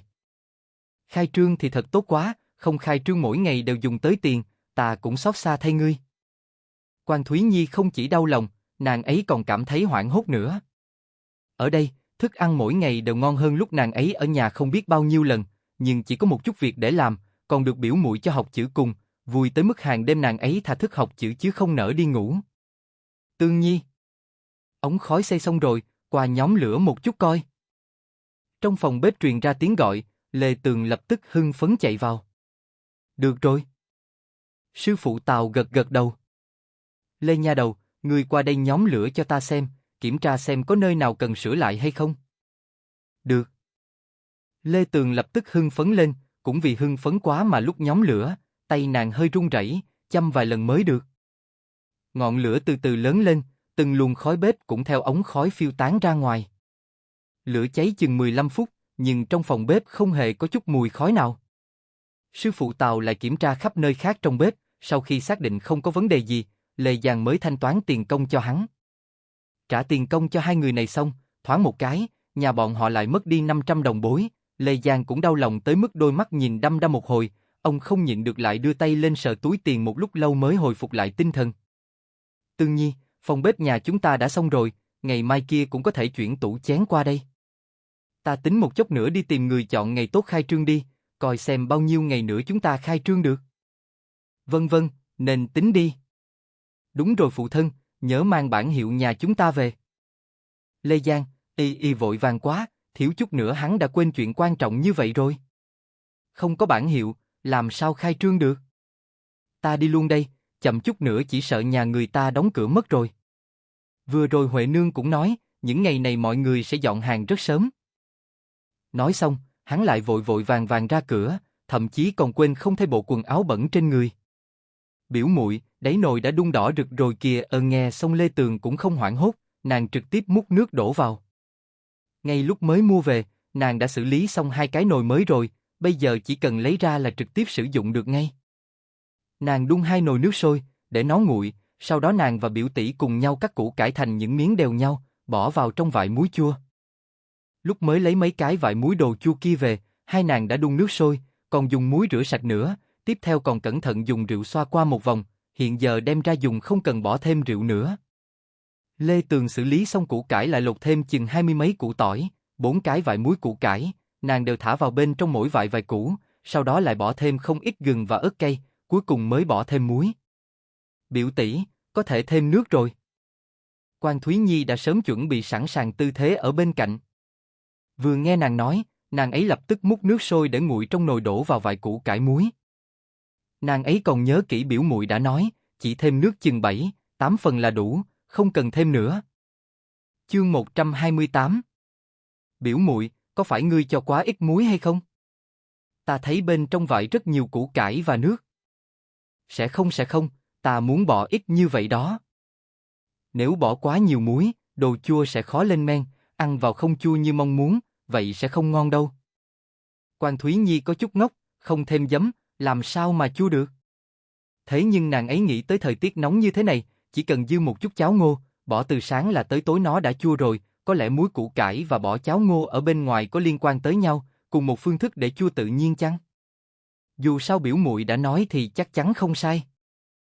Nàng ấy không suy nghĩ nữa, chuyên tâm đổ đủ nước vào từng vại. Sau khi nàng ấy đổ xong, nhìn biểu muội đậy nắp lên cho chúng, tiếp theo lại đổ nước lên trên những cái nắp kia. Hoàn thành rồi, chờ mấy ngày nữa, chúng ta mở bình lên là được. Lê Tường cảm thấy vô cùng hài lòng, vừa dọn những vại củ cải này qua một bên, nàng vừa hướng ánh mắt phảng phất như nhìn bốn hài nhi mập mạp nhà mình, trong mắt đầy thỏa mãn. Nàng đưa mắt nhìn cách bày trí trong bếp, vách tường sát cạnh bệ bếp đã được đặt một cái bàn lớn để thái rau, cách cái bàn một khoảng khá xa, gần với bên ngoài là vị trí của lu nước. Dù sao lu nước để nhà mình uống không thể để ở bên ngoài được. Chờ sau khi đổ đầy nước vào lu, bên kia chỉ có thể đặt chút đồ lặt vặt dùng hàng ngày trong bếp, thật ra phía trên chỗ đựng những vại đồ chua kia có thể trang bị một cái bàn, đặt rau củ lên đó. Chờ sau khi mang tủ chén về, không gian trong bếp sẽ bị nó lấp đầy. Mắt Lê Tường hơi có chút cay cay, nỗ lực nhiều như vậy, cuối cùng cả nhà nàng cũng có được một cửa hàng nhỏ. Hơn nữa, cuộc sống như thế này khác kiếp trước của nàng quá xa, điểm mấu chốt chính là, nàng chưa từng tiêu xài tiết kiệm như hiện giờ đâu. Biểu tỷ, tương lai trong bếp sẽ bận rộn lắm, chờ sau khi phụ thân ta trở về chúng ta phân chia công việc một chút. Trong phòng bếp có rất nhiều công việc, rửa chén, rửa rau, nhóm lửa, còn có bưng đồ ăn, tính tiền lấy tiền. Trong nhà này có tổng cộng 4 người, nhưng thân thể của nương quá yếu, chắc chắn không thể làm việc trong khoảng thời gian quá dài được, nhưng nếu không cho bà ấy làm, chắc chắn bà ấy sẽ tức giận. Vậy mới nói, muốn phân chia công việc thế nào, nhất định cần tất cả mọi người phải thương lượng với nhau. Hiển nhiên là Quan Thúy Nhi không có ý kiến. Ta mang quần áo đi giặt trước. Đừng đi, chờ tới sáng mai đông người một chút ta sẽ đi cùng ngươi. Không phải ta đã nói rồi sao?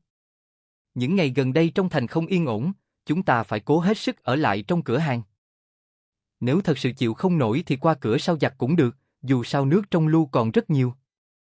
Lê Tường nghĩ hiện giờ ở trong nhà mình, phụ thân đã đi ra ngoài, cũng chỉ còn 3 nữ nhân ở trong cửa hàng mà thôi, lỡ như thực sự có đạo tặc chạy vào đây, chắc chắn trong nhà không đủ an toàn.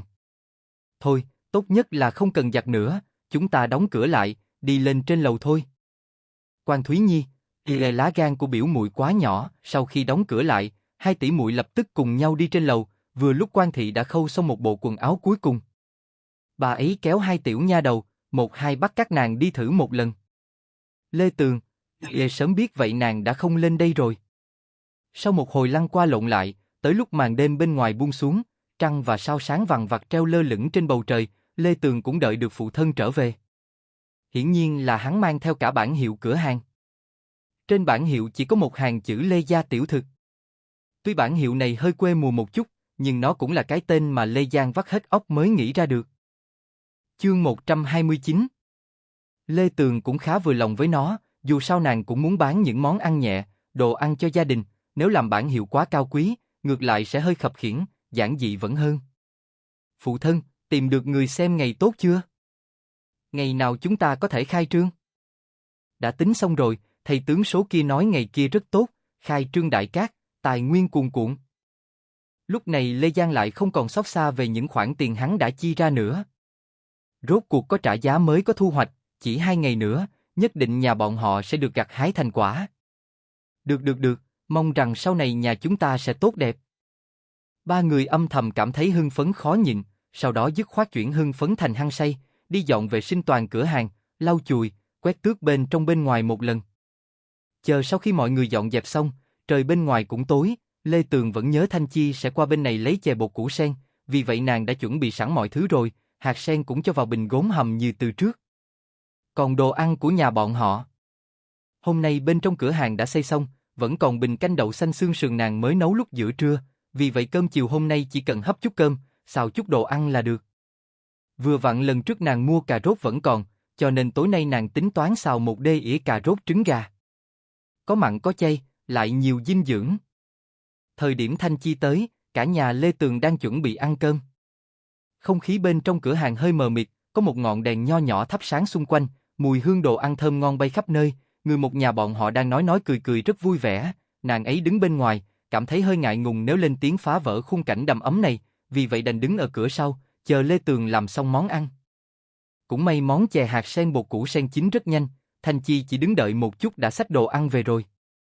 Nàng ấy là người tập võ, bước chân đi đường cực nhẹ, không phát ra chút thanh âm nào, lúc lên lầu đã dọa cho Liễu Kiều đang soi gương sợ tới mức nhảy dựng lên. Liễu Kiều luống cuống tay chân, vội vàng đeo lại khăn che mặt. Thanh Chi. Lần tới trước khi đi vào nhớ gõ cửa. Thanh Chi, cửa có đóng đâu, tại sao phu nhân lại trách nàng ấy rồi? Chỉ mọc mỗi 2 cái mụn, vậy mà xem qua xem lại hết cả một buổi trưa, đã để ý tới chúng nó như vậy, nhưng CHT sống cũng không chịu đi mời đại phu, đại khái cũng chỉ có một mình phu nhân nhà nàng ấy mới có loại suy nghĩ kỳ quái như thế này. Đây là chè hạt sen bột củ sen mà Lê Tường làm. Liễu Kiều bưng qua, nhìn vào bên trong, chỉ thấy một chén chè nho nhỏ. Vốn dĩ nàng ấy còn sợ Lê Tường làm nhiều quá mình ăn không hết, không nghĩ tới lượng rất vừa vặn. Không thể không nói, Lê nha đầu kia rất hiểu lòng người, hơn nữa thức ăn nàng làm rất hợp khẩu vị với Liễu Kiều. Đặc biệt là món viên sợi củ cải kia, chua cay ngon miệng, cũng là món nàng ấy ăn được nhiều nhất. Kết quả, sau khi ăn lại mọc mụn trên mặt, quên đi, không thèm nghĩ nhiều nữa. Buổi tối nhớ gọi người của ngươi chú ý tình huống bên ngoài một chút, đừng để đạo tặc quấy rầy sự an tĩnh của nơi này. Nô tỳ hiểu. Thanh Chi muốn nói lại thôi, cuối cùng sau một hồi lâu đắn đo, nàng ấy mới lại lấy hết can đảm nói, phu nhân, lão gia bên kia, nếu ngươi muốn quay về đến thế, vậy ngươi tự về một mình đi, dù sao ta cũng sẽ không trở về nhà cũ. Bản thân hắn ở bên ngoài thoải mái như vậy, tại sao lại bắt ta quay về nhà? Đi, ra ngoài cho ta yên tĩnh một lát. Liễu Kiều đuổi người đi, sau đó mới gỡ khăn che mặt xuống bắt đầu ăn chè bột củ sen. Cơ hồ, nàng ấy không có chút sức chống cự nào với đồ ngọt. Chương 130. Lúc trước Liễu Kiều còn nói với Lê Tường là mình không ăn cơm chiều, kết quả vẫn cắm đầu ăn một mạch hết sạch chén chè kia. Hay, cuộc sống này quá buồn chán, tới lúc này mới cảm nhận được vài tia thú vị. Một đêm lại nhanh chóng trôi qua. Bởi vì quá lo lắng cho 2 cái mụn trên mặt, cho nên sáng sớm hôm nay Liễu Kiều đã dậy rồi. Nàng ấy cầm gương lên, nhìn một cái, lập tức cả người rơi vào sửng sốt, 2 cục mụn kia đâu rồi? Dường như chỉ còn lại 2 chấm nhỏ xíu thôi. Nàng ấy chỉ ăn 2 bữa cơm kia, lại ngủ tiếp một giấc, gương mặt đã gần như khỏi rồi sao? Vậy nếu bây giờ Lê nha đầu kia tiếp tục mang cơm tới, nàng ấy sẽ ăn hay không ăn nữa đây? Thanh Chi tỷ tỷ, ta tới đưa cơm, nghe thanh âm truyền đến từ dưới lầu, Liễu Kiều nhanh chóng đeo lên khăn che mặt. Phu nhân, người đã dậy chưa? Vào đi. Nghe được tiếng của Liễu phu nhân, lúc này Lê Tường mới đẩy cửa đi vào. Phu nhân, mụn trên mặt ngươi đã khá hơn chưa? Tốt hơn một chút rồi, Liễu Kiều trả lời hơi có chút chột dạ, sau đó nàng ấy vội vàng dời đi đề tài nói, hôm nay ngươi làm món gì vậy? Lê Tường vội vàng mang hột sủi cảo chấm nước sốt ra. Đây là sủi cảo rau tề Thái, có tác dụng thanh nhiệt, nhưng không được hiệu quả bằng những món ăn hôm qua. Dù những đồ tính hàng giải nhiệt rất tốt, nhưng không được ăn quá nhiều. Phu nhân nếm thử nhé. 2 nốt mụn trên mặt Liễu Kiều đã gần khỏi rồi, nhưng hồi nãy nàng ấy lại cố tình nói rằng mới tốt hơn một chút, cho nên hiện giờ không dám bỏ khăn che mặt xuống. Đành phải nói nàng ấy không thích bị người nhìn chằm chằm khi ăn cơm, để đuổi Lê Tường ra bên ngoài. Lúc này Thanh Chi vẫn như cũ đang quét tước tro bụi trên kệ sách, Lê Tường cũng dứt khoát cầm cái chổi lông gà quét cùng nàng ấy. Thanh Chi tỷ tỷ, sao việc làm ăn của tiệm vắng vẻ như vậy? Bất cứ khi nào nàng đi qua, đều không thấy một người mua sách nào. Không phải vắng vẻ, căn bản là không buôn bán. Lê Tường, mặc dù không hiểu tại sao khi nghe những lời Thanh Chi nói, nàng lại cảm thấy tiệm sách nhà người ta cực kỳ giàu có, căn bản không quan tâm chút tiền lời này. Chỉ nói chuyện một chút với nàng ấy mà câu chuyện đã đi thẳng vào ngõ cụt rồi, nàng cũng không biết nên tiếp tục nói câu gì nữa. Trong lúc Lê Tường đang bối rối, bỗng dưng Thanh Chi lại chủ động nói chuyện với nàng. Phu nhân rất thích đồ ăn ngươi nấu.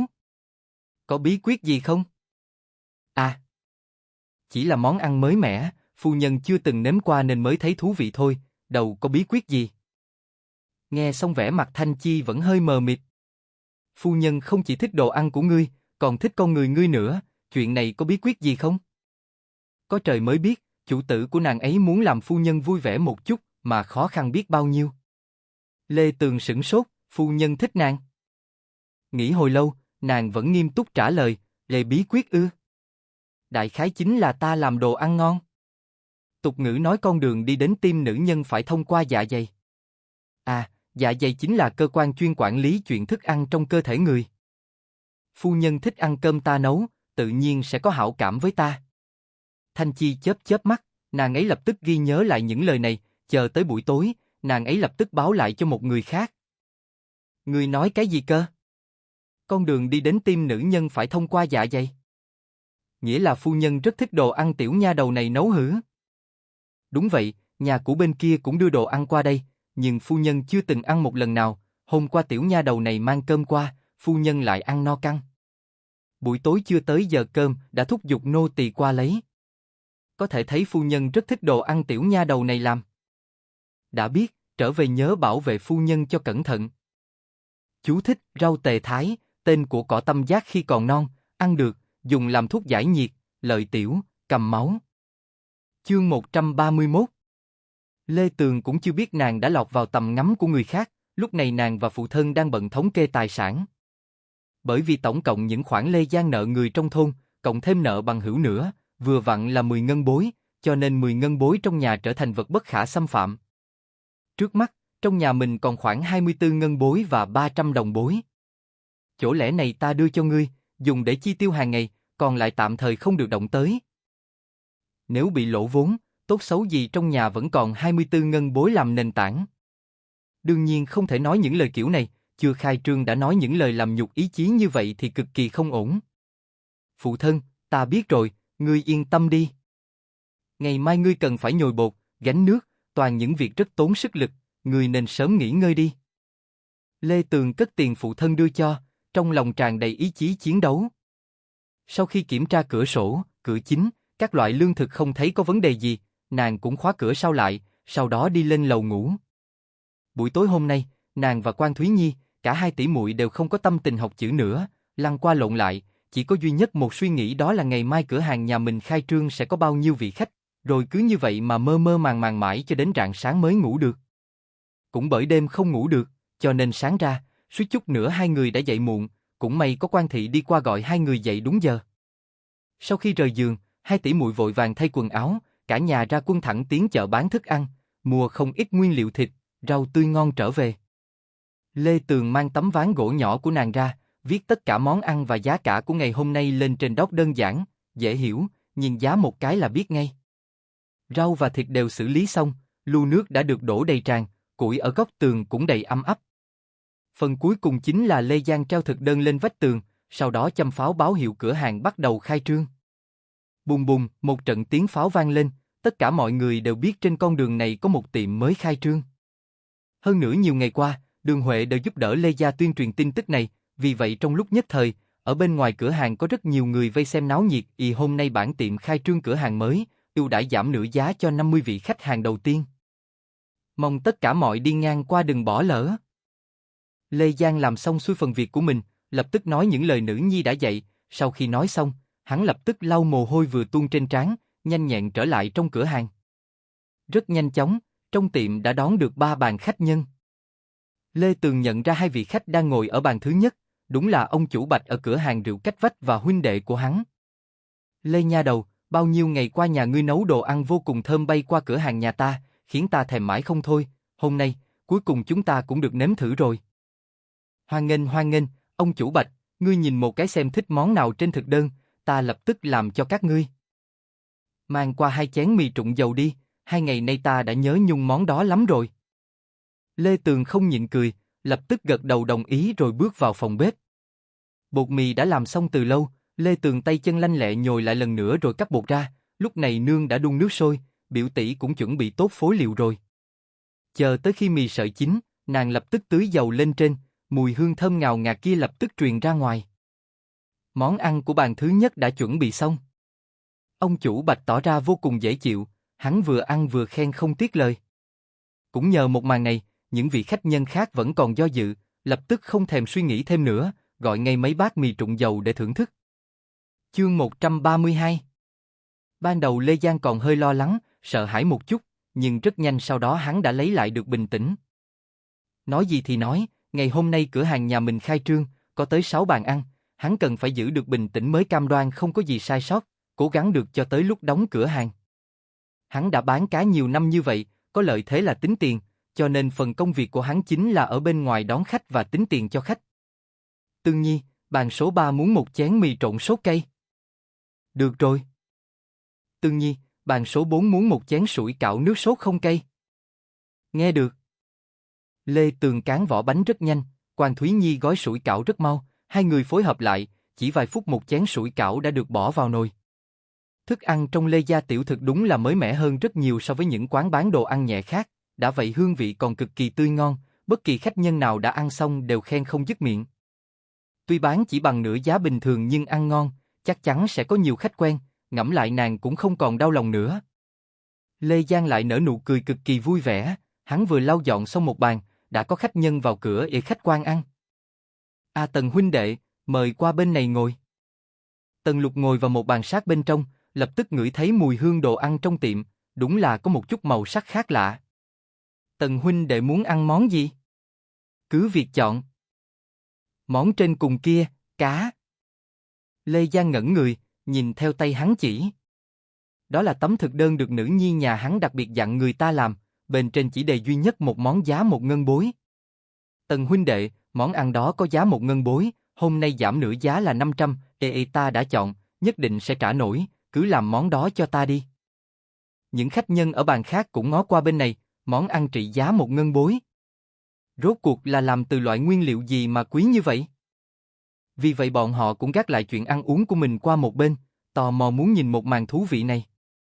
Lê Tường vừa nấu xong 2 chén sủi cảo mang ra bên ngoài, cũng vừa lúc nghe được lời Tần Lục nói. Đúng là có người dám ăn, đúng vào buổi sáng như thế này. Được. Sau khi nàng đặt sủi cảo lên bàn, lập tức trở lại phòng bếp, xách thùng nước đặt cạnh mấy vài củ cái muối lên, bên trong đúng là mấy con cá, sáng hôm nay nàng mua được từ chợ bán thức ăn. Cá lớn, cá bé đều có đủ, nàng đều bảo phụ thân mang chúng đi làm thịt hết. 1 ngân bối, kỳ thật chỉ là một mánh khóe, một món ăn làm sao đắt được tới vậy, nếu có giá như vậy, hiển nhiên nàng đang muốn bán kỹ xảo nấu nướng của mình. Biểu tỷ, giúp ta rửa 2 cây rau cải trắng và rau cần đi. Lê Tường vừa cắt mộc nhĩ đã được ngâm nở to ra, vừa chỉ huy biểu tỷ làm việc. Chờ tới khi nàng cắt đồ ăn xong xuôi, phụ thân cũng mang cá đã xử lý ổn thỏa trở lại. Tương Nhi, rốt cuộc ngươi muốn làm món cá giá 1 ngân bối này như thế nào? Rất nhanh sẽ làm xong thôi, phụ thân, ngươi đi tiếp đón khách nhân đi. Lê Tường cầm lấy một con cá chép bạc, vung dê, xử lý xong xuôi nàng lại ướp đầy gừng vào cá, rồi bỏ qua một bên, sau đó lại túm lấy một con cá trắm cò khá lớn ra tới trực tiếp thái thịt của nó ra thành từng lát mỏng. Những miếng cá lát mỏng đó lại được thêm muối trứng, bột tôm, rượu quấy đều lên, quan trọng nhất chính là phải thêm bột củ sen. Bằng không những miếng cá lát mỏng này không được trơn mềm đủ độ. Sau khi chuẩn bị tốt những nguyên liệu, nàng lại mang thêm một con cá chép khác qua, dùng dê, xử lý kỹ càng, lại đổ nguyên liệu và rượu vào ướp. Lấy bột củ sen và trứng gà, cũng thêm một lớp bột mì trộn thành dạng bột sền sệt. Chương 133. Quan Thúy Nhi nhìn tới hoa cả mắt, có vài công đoạn nàng ấy không rõ lắm, nhưng nàng ấy cũng hiểu bây giờ không phải thời điểm hỏi. Vì vậy, nàng ấy chỉ nhớ kỹ có thể dùng gừng lát và rượu làm gia vị khử mùi tanh cho cá. Nương, không cần lửa lớn, ta muốn chiên cá. Lê Tường quét lớp bột sền sệt hồi nãy lên mình cá chép, lại bắt đầu dời xuống đuôi cá, múc từng muỗng dầu sôi, tưới từ đuôi cá lên. Những vết dê, cắt trên mình cá được dầu sôi xối qua, tất cả đều dựng đứng lên. Chờ sau khi rưới dầu tạo thành từng đường nét định hình trên mình con cá, nàng mới bỏ cả con cá vào trong chảo dầu. Bên này chiên cá, bên kia nàng cũng bỏ dầu vào trong nồi tiếp tục chiên cá, chiên đến mức 2 mặt đều vàng ươm thì mới bỏ ra, cá bên này chiên xong, cá chép bên kia cũng chiên vàng ươm. Không khí trong phòng bếp bốc lên mùi hương cá chiên mê người, khiến cho những người ngửi được để không cầm lòng nổi, vội vàng nuốt ngụm nước miếng. Trong lòng Tần Lục cũng mong đợi hơn vài phần. Chẳng lẽ tay nghề của Lê Tường nha đầu này giỏi tới vậy? Một đám người nhón chân mong chờ. Chừng 30 phút sau, rốt cuộc bọn họ cũng nhìn thấy chủ tiệm bưng một mâm đồ ăn ra. Nhìn kích cỡ của cái mâm kia đi, vừa nhìn đã biết không cùng giá cả với chúng ta. Thơm quá, đó là món gì nhỉ? Có người cố tình đi ngang qua Lê Giang, tiện thể liếc mắt nhìn cái mâm đó. Là cá. Chẳng phải người ta đã viết lên bảng là cá rồi sao? Có gì mà ngạc nhiên chứ? Chỉ là cá chỉ có mấy đồng bối 1 cân, thế mà cửa hàng này bán món cá giá 1 ngân bối. Tần huynh đệ, đây là món đồ ăn đầu tiên. Bởi vì cửa hàng chúng ta không nghĩ sẽ có người gọi món cá cho bữa sáng, cho nên vẫn còn đang chưng cơm, ngươi cần phải đợi trong chốc lát nữa. Ngươi có thể nếm thử hương vị trước. Tần Lục gật gật đầu, hắn cầm lấy chiếc đũa vừa muốn xuống tay, đột nhiên lại hỏi, ê đồ ăn này tên là gì? Món này tên là cá chép bạc kho tộ, nguyên liệu là cá chép bạc. Cá chép bạc 6 đồng bối một cân cá. Để hắn nếm thử xem, rốt cuộc món này xứng với cái giá đó ở chỗ nào. Trước tiên Tần Lục gắp một đũa phần thịt ở bụng cá, vừa bỏ vào miệng, hắn lập tức vừa kinh ngạc vừa vui mừng. Không những cá được xử lý rất cẩn thận, không còn chút mùi tanh nào, thịt cá còn chứa đầy nước canh thơm nồng xứng với thịt cá tươi mới, hương vị tuyệt vời khiến cho hai mắt người ta sáng ngời lên. Trước kia đa phần những món cá hắn được ăn đều là cá hấp, hoặc nấu thành canh, chưa từng được nếm thử hương vị như vậy. Nếu con mèo ngốc ở nhà hắn được nếm thử hương vị này, chắc chắn nó sẽ ở lì nơi đây, không chịu đi đâu cho coi. Hiện giờ mới chỉ là món thứ nhất đã ngon xuất sắc như vậy rồi, hắn thật sự chờ mong những món tiếp theo. Tới. Tần huynh đệ, món cá thứ hai của ngươi, cá chép chua ngọt. Vừa nghe tới chua ngọt, khóe miệng Tần Lục không nhịn được bắt đầu giật giật, nhưng nghĩ tới điều gì đó, hắn lại vươn đũa ra nếm thử mùi vị. Quả nhiên, khác hoàn toàn so với mùi vị cá kho tộ hồi nãy. Hắn rất vừa lòng với lớp nước canh xối bên ngoài con cá chép chua ngọt. Làn da cá được chiên xốp giòn, thơm nức mũi, kết hợp với lớp thịt cá tươi ngon, mềm mịn bên trong. Cắn một ngụm còn có thể nghe được thanh âm soạt soạt soạt của da cá giòn rụm. Phối hợp với nước sốt chua chua ngọt ngọt bên ngoài, không cần hỏi cũng biết, khẳng định vô cùng hợp khẩu vị với hai mẫu nữ nhà hắn. Tần Lục chỉ ăn một miếng cá chua ngọt đã không chịu ăn thêm miếng nào nữa, nhưng hắn lại ăn hơn nửa đê ỉa cá kho bên cạnh. Ngay lúc hắn đang say mê thưởng thức, lại nhìn thấy Lê Giang bưng đồ ăn ra. Lúc này không phải mâm lớn, mà là hẳn một cái chậu. Chương 134. Từ rất xa đã ngửi thấy một hương vị thơm mát, trong nháy mắt Tần Lục ngồi thẳng dậy. Chắc hẳn đây mới là món đồ ăn chính. Tần huynh đệ, đây là món đặc sắc nhất của bản tiệm, cá hầm ớt. Hơn nữa, cơm ngô đã chín rồi, người có muốn một chén không? Muốn. Nhìn thấy lớp thịt cá mỏng nhẹ, trắng như tuyết trong chậu, hành thái xanh biếc xen lẫn cộng hoa tỏi non, còn có ớt cây đỏ tươi kia nữa, hắn đã không nhịn nổi muốn há miệng một ngụm nuốt vào. Những người ở bàn khác nhìn một màn này, cơ hồ đôi mắt bọn họ đều dính cả lên đôi đũa của Tần Lục, nhìn hắn kẹp lên một lát cá hơi mỏng, thế nhưng không hề nát vụn. Thịt cá mềm mượt, đủ cay, tuyệt diệu. Những người khác, ơi thèm quá, thơm quá, cửa hàng này nhỏ như vậy, món ăn trên bàn người ta thơm nhường này, nhìn lại trên bàn mình chỉ có sủi cảo và mì sợi, cho dù hương vị của sủi cảo và mì sợi cũng rất ngon, nhưng đó chỉ là ngon thôi, còn món ăn trên bàn người ta, phải gọi là đặc biệt ngon. Trách không được, giá những món này tới 500 đồng bối, nhìn cái chậu kia, lại nhìn những mâm cá kia, mười mấy đồng bối làm sao mà ăn nổi. Một đám người hít mùi hương cá hầm ớt đang phiêu lãng trong không khí, lập tức cảm thấy đồ ăn trong chén mình chẳng còn chút mùi vị nào nữa, chỉ đành ăn cho qua chuyện. Tần Lục ăn cực kỳ vui vẻ, thậm chí hắn còn quên mất mục đích tới đây của mình. Thịt cá này quá non mềm, nhẹ nhàng ngậm miệng một cái, nó lập tức tan chảy, thịt trên đầu và xương cá cũng thơm, tuy rằng không mềm mượt như từng miếng cá lát, nhưng thời gian nấu khá dài, nước canh đều thấm cả vào bên trong thịt, chỉ cần hút một miếng xương hoặc đầu cá, lập tức cảm nhận được hương vị thịt cá vừa thơm vừa cay lan tỏa trong miệng. Ăn thịt cá cay nồng, lại nhai một miếng cơm ngô, hương vị vừa vặn tương xứng, rất ngon miệng. Còn những món ăn kèm với canh cá nữa, cũng vì mùi vị của món canh này quá ngon, khiến cho món cải thảo bình thường hắn không thích ăn, hôm nay cũng hứng khởi mà ăn thêm vài ba miếng, dĩ nhiên là ăn kèm với cơm ngô.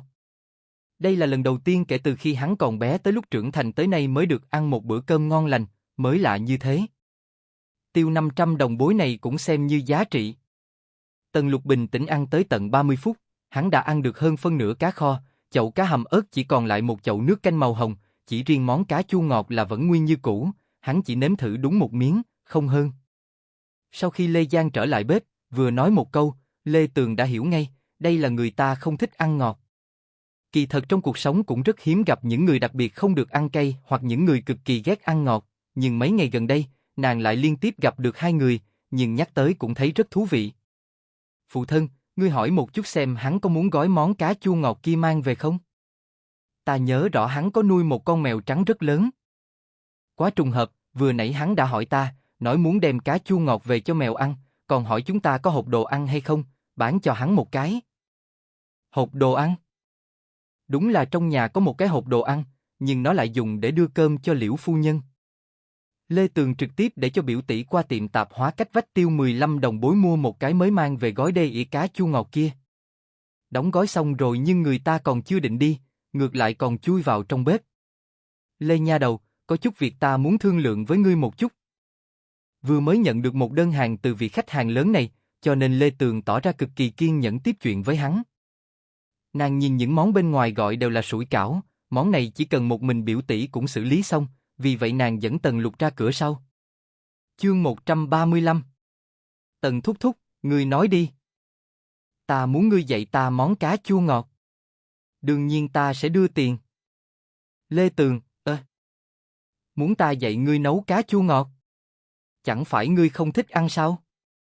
Ta muốn học, tự nhiên không phải để nấu cho ta ăn. Lê Tường đã hiểu, vị Lục gia này muốn học để nấu cho tức phụ nhà mình ăn. Ha ha, thì ra là một nam nhân rất cưng chiều tức phụ nhà mình. Phải biết rằng, ở thời đại này đều là nam chủ ngoại, nữ chủ nội, nữ nhân muốn ăn một bữa cơm do nam nhân nhà mình làm, đó chính là chuyện cực kỳ khó khăn. Đương nhiên, phụ thân nhà nàng chính là ngoại lệ, bởi vì ông ấy là một nam nhân tốt. Chỉ là Tần thúc thúc, ngươi cũng nhìn thấy rồi đấy, món cá chua ngọt này là một trong những món đầu bảng của tiệm chúng ta. Nếu ta dạy cho ngươi lại bị người khác học đi, sẽ không, ta học xong nhất định chỉ nấu ở trong nhà, không cho bất kỳ ai nhìn thấy. Ai dám học trộm ta sẽ băm hắn thành trăm mảnh. Tần Lục vừa thề thốt vừa vỗ NGC bảo đảm, cuối cùng hắn còn nói sẽ ký kết khế ước, có thể nói vô cùng chân thành. Chỉ là một món ăn thôi mà, kỳ thật Lê Tường cũng chẳng coi trọng nó lắm. Văn hóa ẩm thực mấy ngàn năm của Hoa Quốc mênh mông vô bờ, có quá nhiều những món ăn ngon. Tuy rằng nàng chỉ học được một chút bề ngoài, nhưng thiếu đi một món cá chua ngọt cũng chẳng ảnh hưởng gì. Cuối cùng Lê Tường vẫn đồng ý dạy cho hắn, chẳng qua nàng cũng giao hẹn trước, muốn học phải chờ tới khi tiệm đóng cửa, lúc đó nàng mới có thời gian. Hiển nhiên Tần Lục kia không hề có ý kiến, dù sao hắn cũng có rất nhiều thời gian rảnh. Sau khi hai người giao hẹn xong, Tần Lục mới cảm thấy mỹ mãn thanh toán tiền rồi mang theo cá chua ngọt của hắn rời đi. Lê Tường cũng một lần nữa trở về trong phòng bếp tiếp tục bận rộn. Bàn số 3 một chén sủi cảo. Bàn số 6 một phần mì trộn. Nói suốt từ sáng sớm, tới lúc này, giọng của Lê Giang đã khàn khàn rồi, tới giờ này khách nhân trong tiệm cũng thưa thớt dần. Ngày hôm nay Lê Giang cũng có chút mệt, hắn phải nhớ kỹ mỗi yêu cầu của khách nhân trong bàn, lại còn phải nhớ giá tiền để khi họ ăn xong qua thu. Lê Tường và Quan Thúy Nhi còn tốt, ngoại trừ 3 món cá kia còn hơi gấp gáp một chút, những món mì sợi, sủi cảo khác đều rất nhanh. Phụ thân, ngươi nghỉ một lát đi, ta ra thay đổi thẻ bài. Lê Tường lấy từ trong ngăn tủ ra một đống thẻ bài món ăn, chọn 10 tấm khác ra thay cho 5 tấm mì sợi. Sáng hôm nay, nàng đặt quá nhiều thẻ mì sợi ở bên ngoài, đến giữa trưa cần phải đổi một chút, thay bằng một ít thẻ đồ xào. Kỳ thật trong ngăn tủ của nàng còn không ít thẻ bài khác, nhưng những cái đó đều không thể mang ra bên ngoài. Bởi vì mỗi ngày nàng chỉ chuẩn bị một chút nguyên liệu nấu ăn, không thể bảo đảm có đủ để làm tất cả những món ăn như vậy. Rốt cuộc phòng bếp nhà nàng chỉ lớn chừng đó, nếu mua đầy đủ những nguyên liệu nấu ăn phù hợp với tất cả những món kia, vậy chúng sẽ chất đầy trong bếp, người bên ngoài không có cách bước chân vào. Thừa dịp hiện tại trong tiệm ít khách, Lê Tường và biểu tỷ dọn dẹp sơ qua phòng bếp một chút, tiếp theo lại nhanh nhẹn thái hành lá, cộng hoa tỏi non, rửa một chậu chén bẩn. Quan thị cũng bận rộn, vừa đun nước, vừa giúp hai nàng bóc vỏ tỏi. Tất cả mọi người đều chuyên tâm làm việc. Tới gần giữa trưa, khách nhân trong tiệm lại bắt đầu nhiều lên. Hai người ông chủ Bạch và huynh đệ của hắn vừa nếm thử món mì buổi sáng, tới trưa hai người đó lại qua đây. Lê lão đệ, tại sao ta nhìn thấy trên tường có thêm vài món ăn mới? Đúng vậy, chúng ta thêm đồ ăn mới. Bởi vì mấy món này không thích hợp để ăn vào buổi sáng, cho nên sáng hôm nay không treo lên. Những món này chỉ thích hợp ăn cơm trưa và cơm chiều thôi. Chương 136. Ông chủ Bạch theo bản năng nuốt nuốt nước miếng, sau đó hắn nhìn chằm chằm vào những tấm thẻ món ăn trên tường, chọn tới chọn lui mới chọn được một món thịt xào và một món cá hương thịt ti. Lê Giang theo bản năng hỏi một câu. Muốn thêm canh không? Ông chủ Bạch lắc đầu tỏ vẻ không cần, chính hắn đã chuẩn bị rượu rồi. Lê Giang gật gật đầu, nhớ kỹ thực đơn, sau đó quay đầu đến trong phòng bếp nói cho nữ nhi. Biểu muội, cái gì tên là thịt sao? Cá hương thịt ti kia rốt cuộc là cá hay là thịt? Lê Tường cười nói, vậy ta cũng không biết là cá hay là thịt, biểu tỷ ngươi nhìn xem đi. Khẳng định là thịt, bởi vì trong phòng bếp không có cá. Hắc hắc, chỉ có một cái đầu cá mà thôi. Đúng rồi, đương nhiên là thịt, biểu tỷ nhanh thái một nhĩ đi, ta chuẩn bị cần dùng. Dứt lời, nàng xoay người vớt một miếng thịt ba chỉ ra khỏi bình gốm đặt trên bệ bếp. Làm món thịt ba chỉ xào này đâu thể chờ tới khi khách nhân gọi mới chuẩn bị chế biến, miếng thịt này đã được xử lý từ lâu, lại còn ướp sẵn gừng, gia vị và rượu, chỉ chờ cho lên bếp xào thôi. Lúc này miếng thịt đã chín khoảng 6, 7 phần, chỉ cần chờ thái ra rồi mang đi xào là được.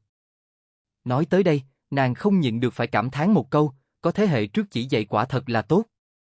Trước khi tới thế giới này, nàng đã chế ra rất nhiều loại gia vị, thậm chí chỉ riêng tương ớt cũng làm ra được vài loại.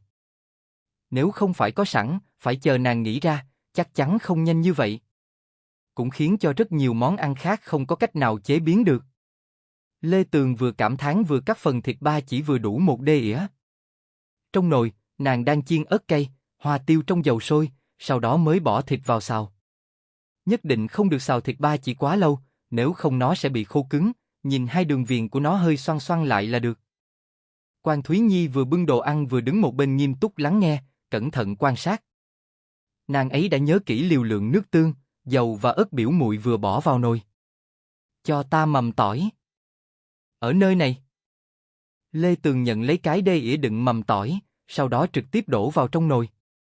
Mùi hương của mầm tỏi rất nhanh chóng đã được xào cho bay ra bên ngoài, chỉ cần ngửi qua đã muốn làm 2 chén cơm. Mùi thơm của thịt có một nửa là từ thịt ba chỉ, một nửa là từ những mầm tỏi này. Lê Tường tiếp tục đảo thêm vài cái, rất nhanh nàng đã đổ chúng lên đê ỉa. Một đê ỉa thịt xào màu sắc hồng tươi, thơm vô cùng đã hoàn thành. Nghe thấy nữ nhi kêu, Lê Giang lập tức đi vào bưng nó ra ngoài. Ông chủ Bạch đỡ lấy, ngửi một hơi, lại ngửi thêm hơi nữa, sau đó chỉ nếm một miếng đã không nói không rằng với tay lấy bình rượu. Món thịt xào này, quá thích hợp để mang ra nhắm rượu. Đại ca, đê ỉa thịt xào này có giá 14 đồng bối, nhưng thịt bên trong còn chẳng được nửa cân, có phải lừa gạt người ta không? Người cứ nếm thử mùi vị đi đã rồi lại nói. Ông chủ Bạch chả thèm quan tâm tới đệ đệ, hắn lại gắp thêm một miếng thịt, kèm theo một mảnh mầm tỏi rồi đưa lên miệng. Thơm. Quá thơm. Rõ ràng có không ít mỡ, nhưng đưa lên miệng ăn lại chẳng cảm thấy ngán chút nào, còn cả cọng hoa tỏi non nữa, càng nhai càng thơm, chà, lại phải là một ngụm rượu nhỏ nữa thôi ái chà. Quá đã, Bạch lão nhị nhìn bộ dáng đại ca nhà mình, trong lòng hắn cũng ngứa ngáy không chịu nổi, hắn không chịu thua kém, lập tức thò đũa gắp một miếng thịt lên nếm. Ngay lập tức hắn đã hối hận, tại sao hồi nãy hắn cứ do dự chứ? Bây giờ thì hay rồi, được ăn ít hơn vài miếng. Ca, rót cho ta chút rượu nào. Hai huynh đệ mỗi người đổ một chén, thậm chí bọn họ chẳng cần quan tâm tới cơm, cứ như vậy liên tục gắp thịt xào trong đê ỉa, lại là một ngụm rượu, liên tục hô to gọi nhỏ thơm, quá thơm. Chương 137. Sau khi ăn được hơn nửa đê ỉa, Lê Giang lại mang đồ ăn mới lên. Ông chủ Bạch, cá hương thịt ti của ngươi đây. Ủa? Sao bảo cá hương thịt ti cơ mà, thế cá đâu? Lê Giang xấu hổ cười cười, hắn cũng không biết vì sao trong tên món này lại có chữ cá, nhưng hắn rất nhanh trí đã tìm ra một lý do giải thích thay nữ nhi nhà mình. Món này không có cá, nhưng mà thịt xác sợi bên trong, khi nấu lên lại có mùi giống cá nên mới lấy cái tên như vậy. Ông chủ Bạch cái hiểu cái không, thế nhưng tên gì không quan trọng là ăn ngon hay không. Thứ màu đen nhỏ li ti trong đê ỉa này là gì vậy?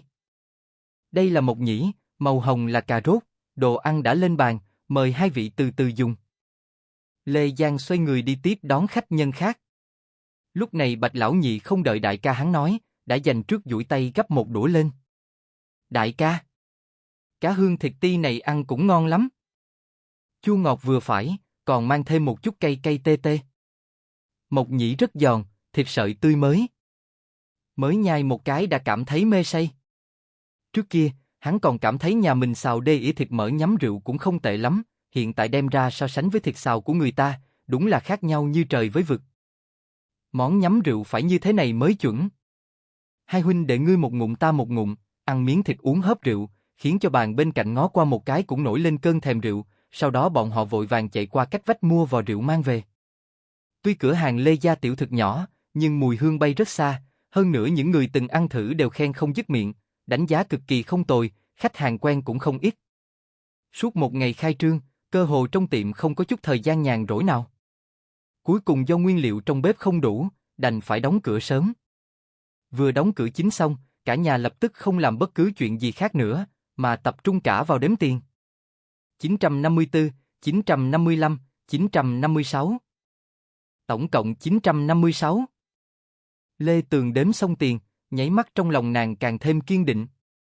Hiển nhiên trong số này có 500 của Tần Lục, nhưng những người khác cũng không ít.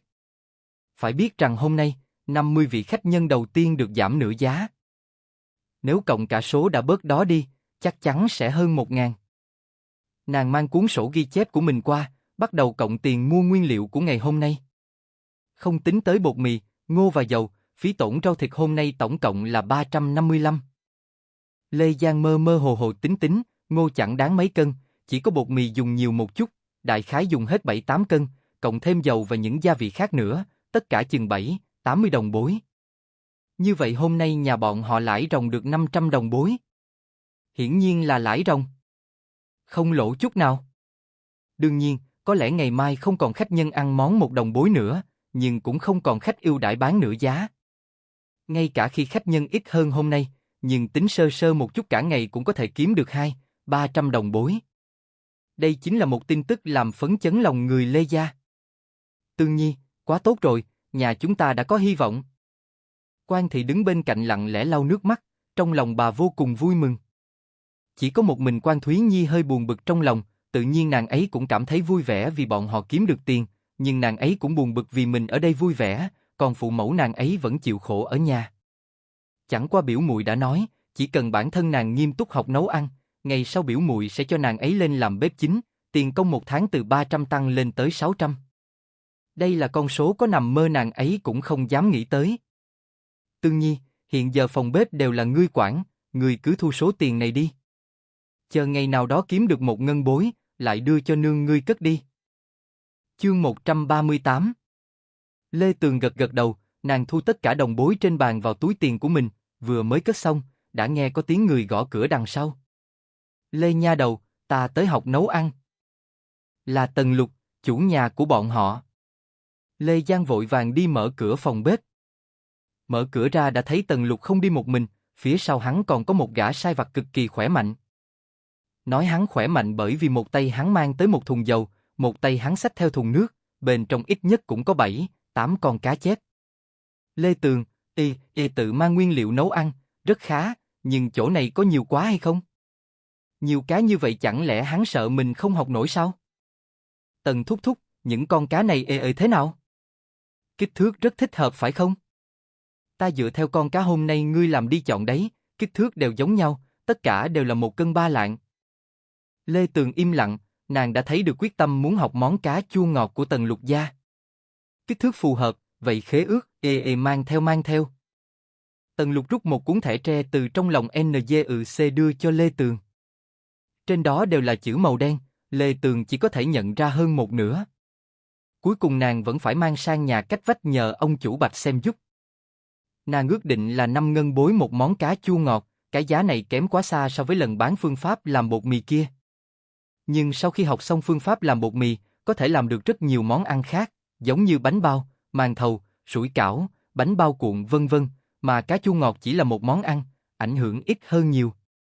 Tần Lục rất sảng khoái giao tiền, sau khi ký kết khế ước xong, lập tức thúc giục Lê Tường vào phòng bếp dạy hắn. Quan thị đang muốn tiến lên nhóm lửa, lại bị nàng ngăn lại.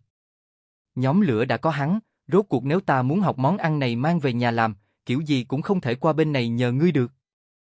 Lời này rất có đạo lý, còn rất kín kẽ nữa. Ngay cả nhóm lửa cũng mang người qua giúp đỡ, lúc này Lê Tường thật sự có chút tò mò. Không biết vị phu nhân của Tần Lục có bản lĩnh gì, vậy mà bà ấy có thể thuần phục người như hắn. Đáng tiếc lần trước nàng qua nhà bọn họ thuê cửa hàng không gặp được bà ấy, đáng tiếc. Tần thúc thúc, người biết làm thịt cá không? Ta biết làm thịt cá. Cần làm thịt mấy con? Hay là làm hết? Tần Lục vén tay áo lên, nóng lòng muốn thử. Cứ làm thịt 3 con trước đi, ngươi làm ngay ở cửa sau, ta ra xem ngươi làm thịt cá như thế nào. Nói xong Lê Tường đang muốn đưa con dê qua, lại thấy hắn trực tiếp lấy ra một thanh đoản đao từ trong tay áo. Sau khi bắt cá, hắn rất dứt khoát moi sạch mang cá, sau đó ngồi xổm ở cửa sau, sạch sẽ lưu loát cạo vảy cá, thọc bụng cá. Đúng là một người hung ác, nếu người bình thường thấy cảnh này, chắc chắn sẽ theo bản năng co rút người lại. Chẳng biết có phải hắn đã luyện qua từ ở nhà hay không, chỉ thấy hắn cạo vảy cá, mổ bụng, khoét nội tạng rất liền mạch lưu loát, chỉ dùng khoảng thời gian một chén trà nhỏ, 3 con cá chép đã sạch sẽ tinh tươm.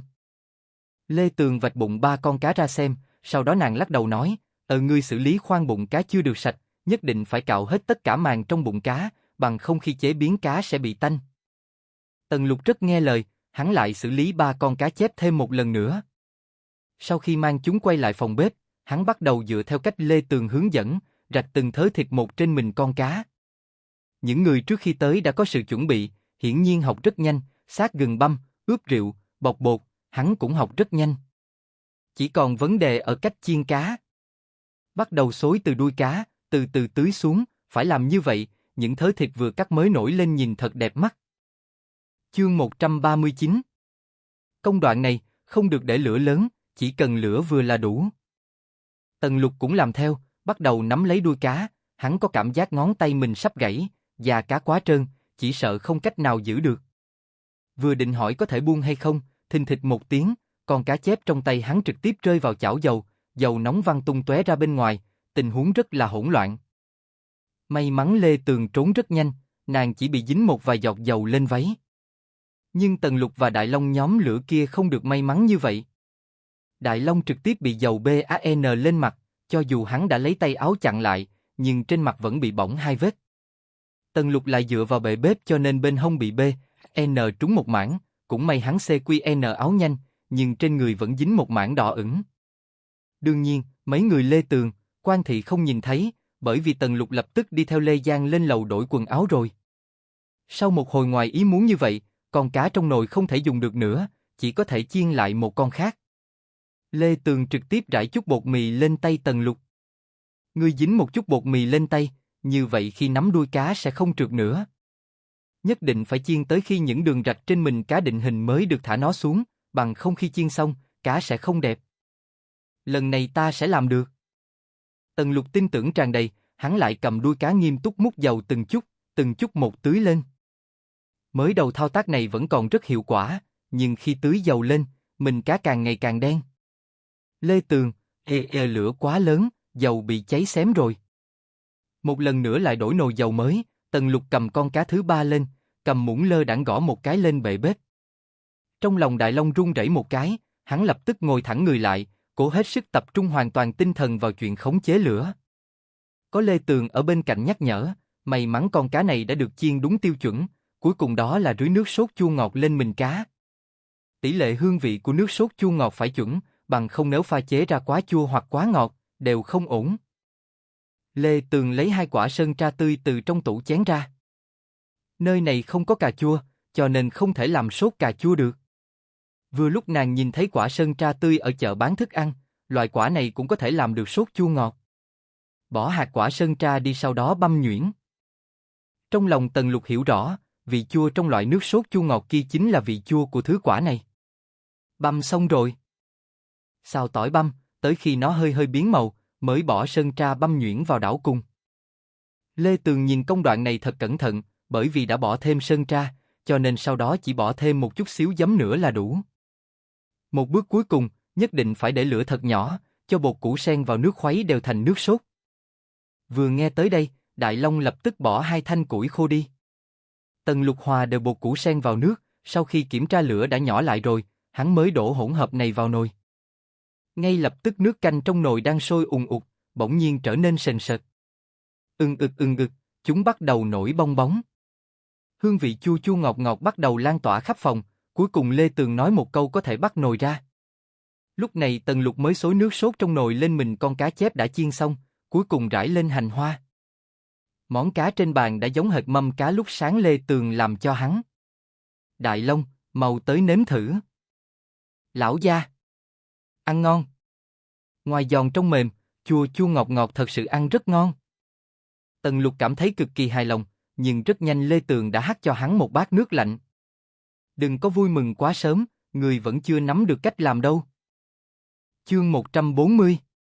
Vừa rồi hầu như toàn bộ hành trình ta đều phải nhắc nhở, khi nào nhấc nồi, khi nào bỏ nguyên liệu, vì vậy quá trình mới diễn ra thuận lợi. Lần này ta chỉ đứng nhìn, Tần thúc thúc, ngươi tự mình làm lại một lần xem. Được. Tần Lục rất tự giác ghi nhớ kỹ từng bước vào trong lòng, hiện giờ hắn đã nắm khá vững quy trình chế biến rồi. Thế nhưng thời điểm hắn bắt đầu chiên cá, lần đầu tiên làm cháy, lần thứ hai vớt hơi sớm, thịt bên trong cá còn chưa chín. Đại Long nhìn khuôn mặt chủ tử mình càng lúc càng đen, hắn chỉ biết yên lặng cúi đầu thật thấp xuống, tập trung toàn bộ vào công việc nhóm lửa của mình, không dám làm nhầm một chút nào. Hức, phu nhân ơi, cầu xin ngươi qua an ủi chủ tử đi, hắn sắp điên rồi. Trời sắp tối, những nhà khác đều đóng cửa ăn cơm chiều, sau khi lo xong xuôi việc nhà, bọn họ cũng chuẩn bị nghỉ ngơi. Trong lúc đó, con cá cuối cùng Tần Lục mang tới cuối cùng cũng bị xử lý xong. Có điều thành phẩm, thực sự một lời khó nói hết. Đã lâu lắm rồi, Tần Lục chưa từng nếm trải cảm giác thất bại như ngày hôm nay. Tuy tâm tình có chút chán nản, nhưng khi hắn nhớ lại năm đó, phu nhân nhà hắn cũng làm y như hắn ngày hôm nay, nàng ấy liên tục lặp đi lặp lại, cố gắng học các loại thức ăn để nấu cho hắn. Chỉ cần nghĩ tới đây thôi, những muộn phiền, chán nản trong lòng lập tức bay hết sạch. Phu nhân là một thiên kim tiểu thư cũng bất chấp tất cả bước vào phòng bếp, tại sao hắn lại không thể chứ? Lê nha đầu, ngày mai chờ khi ngươi đóng cửa, ta lại qua đây tiếp tục học. Được thôi. Nhưng những con cá này tùy ngươi xử lý, thời gian không còn sớm nữa, ta về trước. Tần Lục chỉ mang đi con cá chua ngọt làm khá hoàn chỉnh đầu tiên dưới sự chỉ dẫn của Lê Tường thôi. Hôm nay khi hắn mang cá chua ngọt về cho con mèo kia, thái độ của nó đã tốt hơn không ít. Đúng như hắn nghĩ, cá chua ngọt này rất có tác dụng. Hắn vừa đi, không khí đang căng thẳng trong phòng bếp lập tức trở nên thoải mái hơn nhiều. Lê Giang nhìn 6 đĩa cá trên bàn, rất luyến tiếc nói, những con cá ngon như thế này, thật quá đáng tiếc. Không sao mà, chúng ta có thể ăn nó, ngoại trừ 2 con cá cháy không ăn được, còn lại 4 con này, ta chỉ cần bỏ lại vào nồi một chút là ăn được ngay. Phụ thân ngươi lên lầu kêu Nương xuống dưới ăn cơm, để ta và biểu tỷ thu dọn phòng bếp. Quan Thúy Nhi gật gật đầu, nàng lập tức cầm dẻ lau lên, bắt đầu dọn dẹp. Lê Tường bỏ 4 con cá chua ngọt kia vào nồi nấu lại, ngay lúc nàng chuẩn bị đi nhóm lửa, thấy phụ thân đã đi rồi, nàng lập tức vẫy vẫy tay với biểu tỷ. Biểu tỷ lại đây. Hả? Có chuyện gì vậy? Chuyện tốt nha. Lê Tường đưa tay kéo biểu tỷ đến băng ghế đằng trước bệ bếp, lặng lẽ cho nàng ấy 300 đồng bối. Thấy một màn này, Quan Thúy Nhi sợ ngây người. Biểu muội. Suyệt. Ta chờ phụ thân đi rồi mới cho ngươi, đừng có nói ra. Thế nhưng, ta còn chưa làm được 1 tháng. Quan Thúy Nhi cầm tiền, cảm thấy nó nóng bỏng tay, nàng ấy vội vàng đẩy trở về. Kết quả lại bị Lê Tường nhét vào trong tay nàng ấy. Ta biết ngươi chưa làm được 1 tháng, nhưng cái này gọi là đưa trước tiền lương. Ta nghe nói mấy ngày nữa phụ thân ta sẽ về trong thôn một chuyến, chẳng lẽ ngươi không muốn về thăm mấy người tiểu cửu cửu sao? Trong tay ngươi có tiền, không cần biết muốn làm chuyện gì cũng sẽ tự tin hơn. Ngươi cứ cầm tiền này đi, lần phát tiền công tiếp theo phải chờ tới cuối tháng sau. Ta nghe nàng nói quá hợp tình hợp lý, Quan Thúy Nhi không còn cách nào để từ chối. Nàng ấy rất nhớ phụ mẫu, cũng muốn mua quà về cho họ. Đến lúc đó ta nhờ phụ thân ta gọi tiểu cửu cửu và mợ đi qua nhà ta, ngươi nhớ kỹ, đừng mua quần áo đấy. Chương 141. Nếu ngươi mua những thứ đó, chắc chắn sẽ dẫn tới phiền toái. Ngươi muốn báo hiếu, chỉ cần mua chút đồ ăn ngon cho bọn họ, cũng có thể cho tiền, nhưng đừng có đưa tất cả. Ngươi có hiểu ý của ta không? Ta hiểu. Quan Thúy Nhi gật đầu đáp. Vậy ngươi thu đi, ngươi phải tiết kiệm một chút, lần phát tiền công tiếp theo nhất định phải chờ tới cuối tháng sau, giữa khoảng thời gian này không có đưa trước nữa đâu. Nói xong chuyện này, Lê Tường mới bắt đầu nhóm lửa bỏ cá chua ngọt lại vào nồi. Nhưng vừa đảo được 2 con, nàng lại nghĩ đến một vấn đề rất nghiêm trọng. Lần trước khi đưa biểu tỷ tới, tiểu cửu cửu đã nói biểu tỷ rất nhanh sẽ phải lập gia đình. Biểu tỷ, khi trở về gặp mấy người tiểu cửu cửu, ngươi nhất định phải nói với bọn họ, đừng có tùy tiện định hôn sự cho ngươi. Kể cả đó là ý của bà ngoại cũng không được đồng ý. Hôn nhân đại sự đều do phụ mẫu làm chủ, chỉ cần phu thê tiểu cửu cửu không đồng ý, chắc chắn bà ngoại và đại cửu mẫu sẽ không phá hư được. Bây giờ ngươi đã có thể tự kiếm tiền, chỉ cần chịu khó tích cóp, chưa tới 2 năm, có lẽ ngươi sẽ tìm được một mối hôn sự tốt đẹp. Nếu sớm ước hẹn với một người mà ngươi không hề quen biết, ta chỉ sợ nó không có lợi cho ngươi. Tóm lại, biểu tỷ, ngươi cứ tin tưởng ta sẽ không hại ngươi. Ta hiểu. Mấy ngày nay, Quan Thúy Nhi đều theo biểu muội học tập, nghe biểu muội nói chuyện, nàng ấy đã không còn là tiểu nha đầu chỉ biết cắm cúi làm việc, hết giờ làm thì nghĩ tới chuyện lập gia đình, sinh hài tử. Nàng ấy muốn trở thành một tiểu cô nương giống biểu muội, nỗ lực kiếm tiền, tự sáng tạo một cuộc đời mình hằng mong muốn.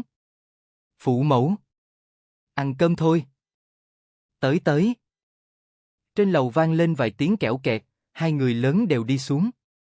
Bữa tối là cơm ngô ban ngày còn dư lại, Lê Tường cũng không xào thêm đồ ăn mới, chỉ có 4 đê ỉa cá chua ngọt và một chậu canh đầu cá.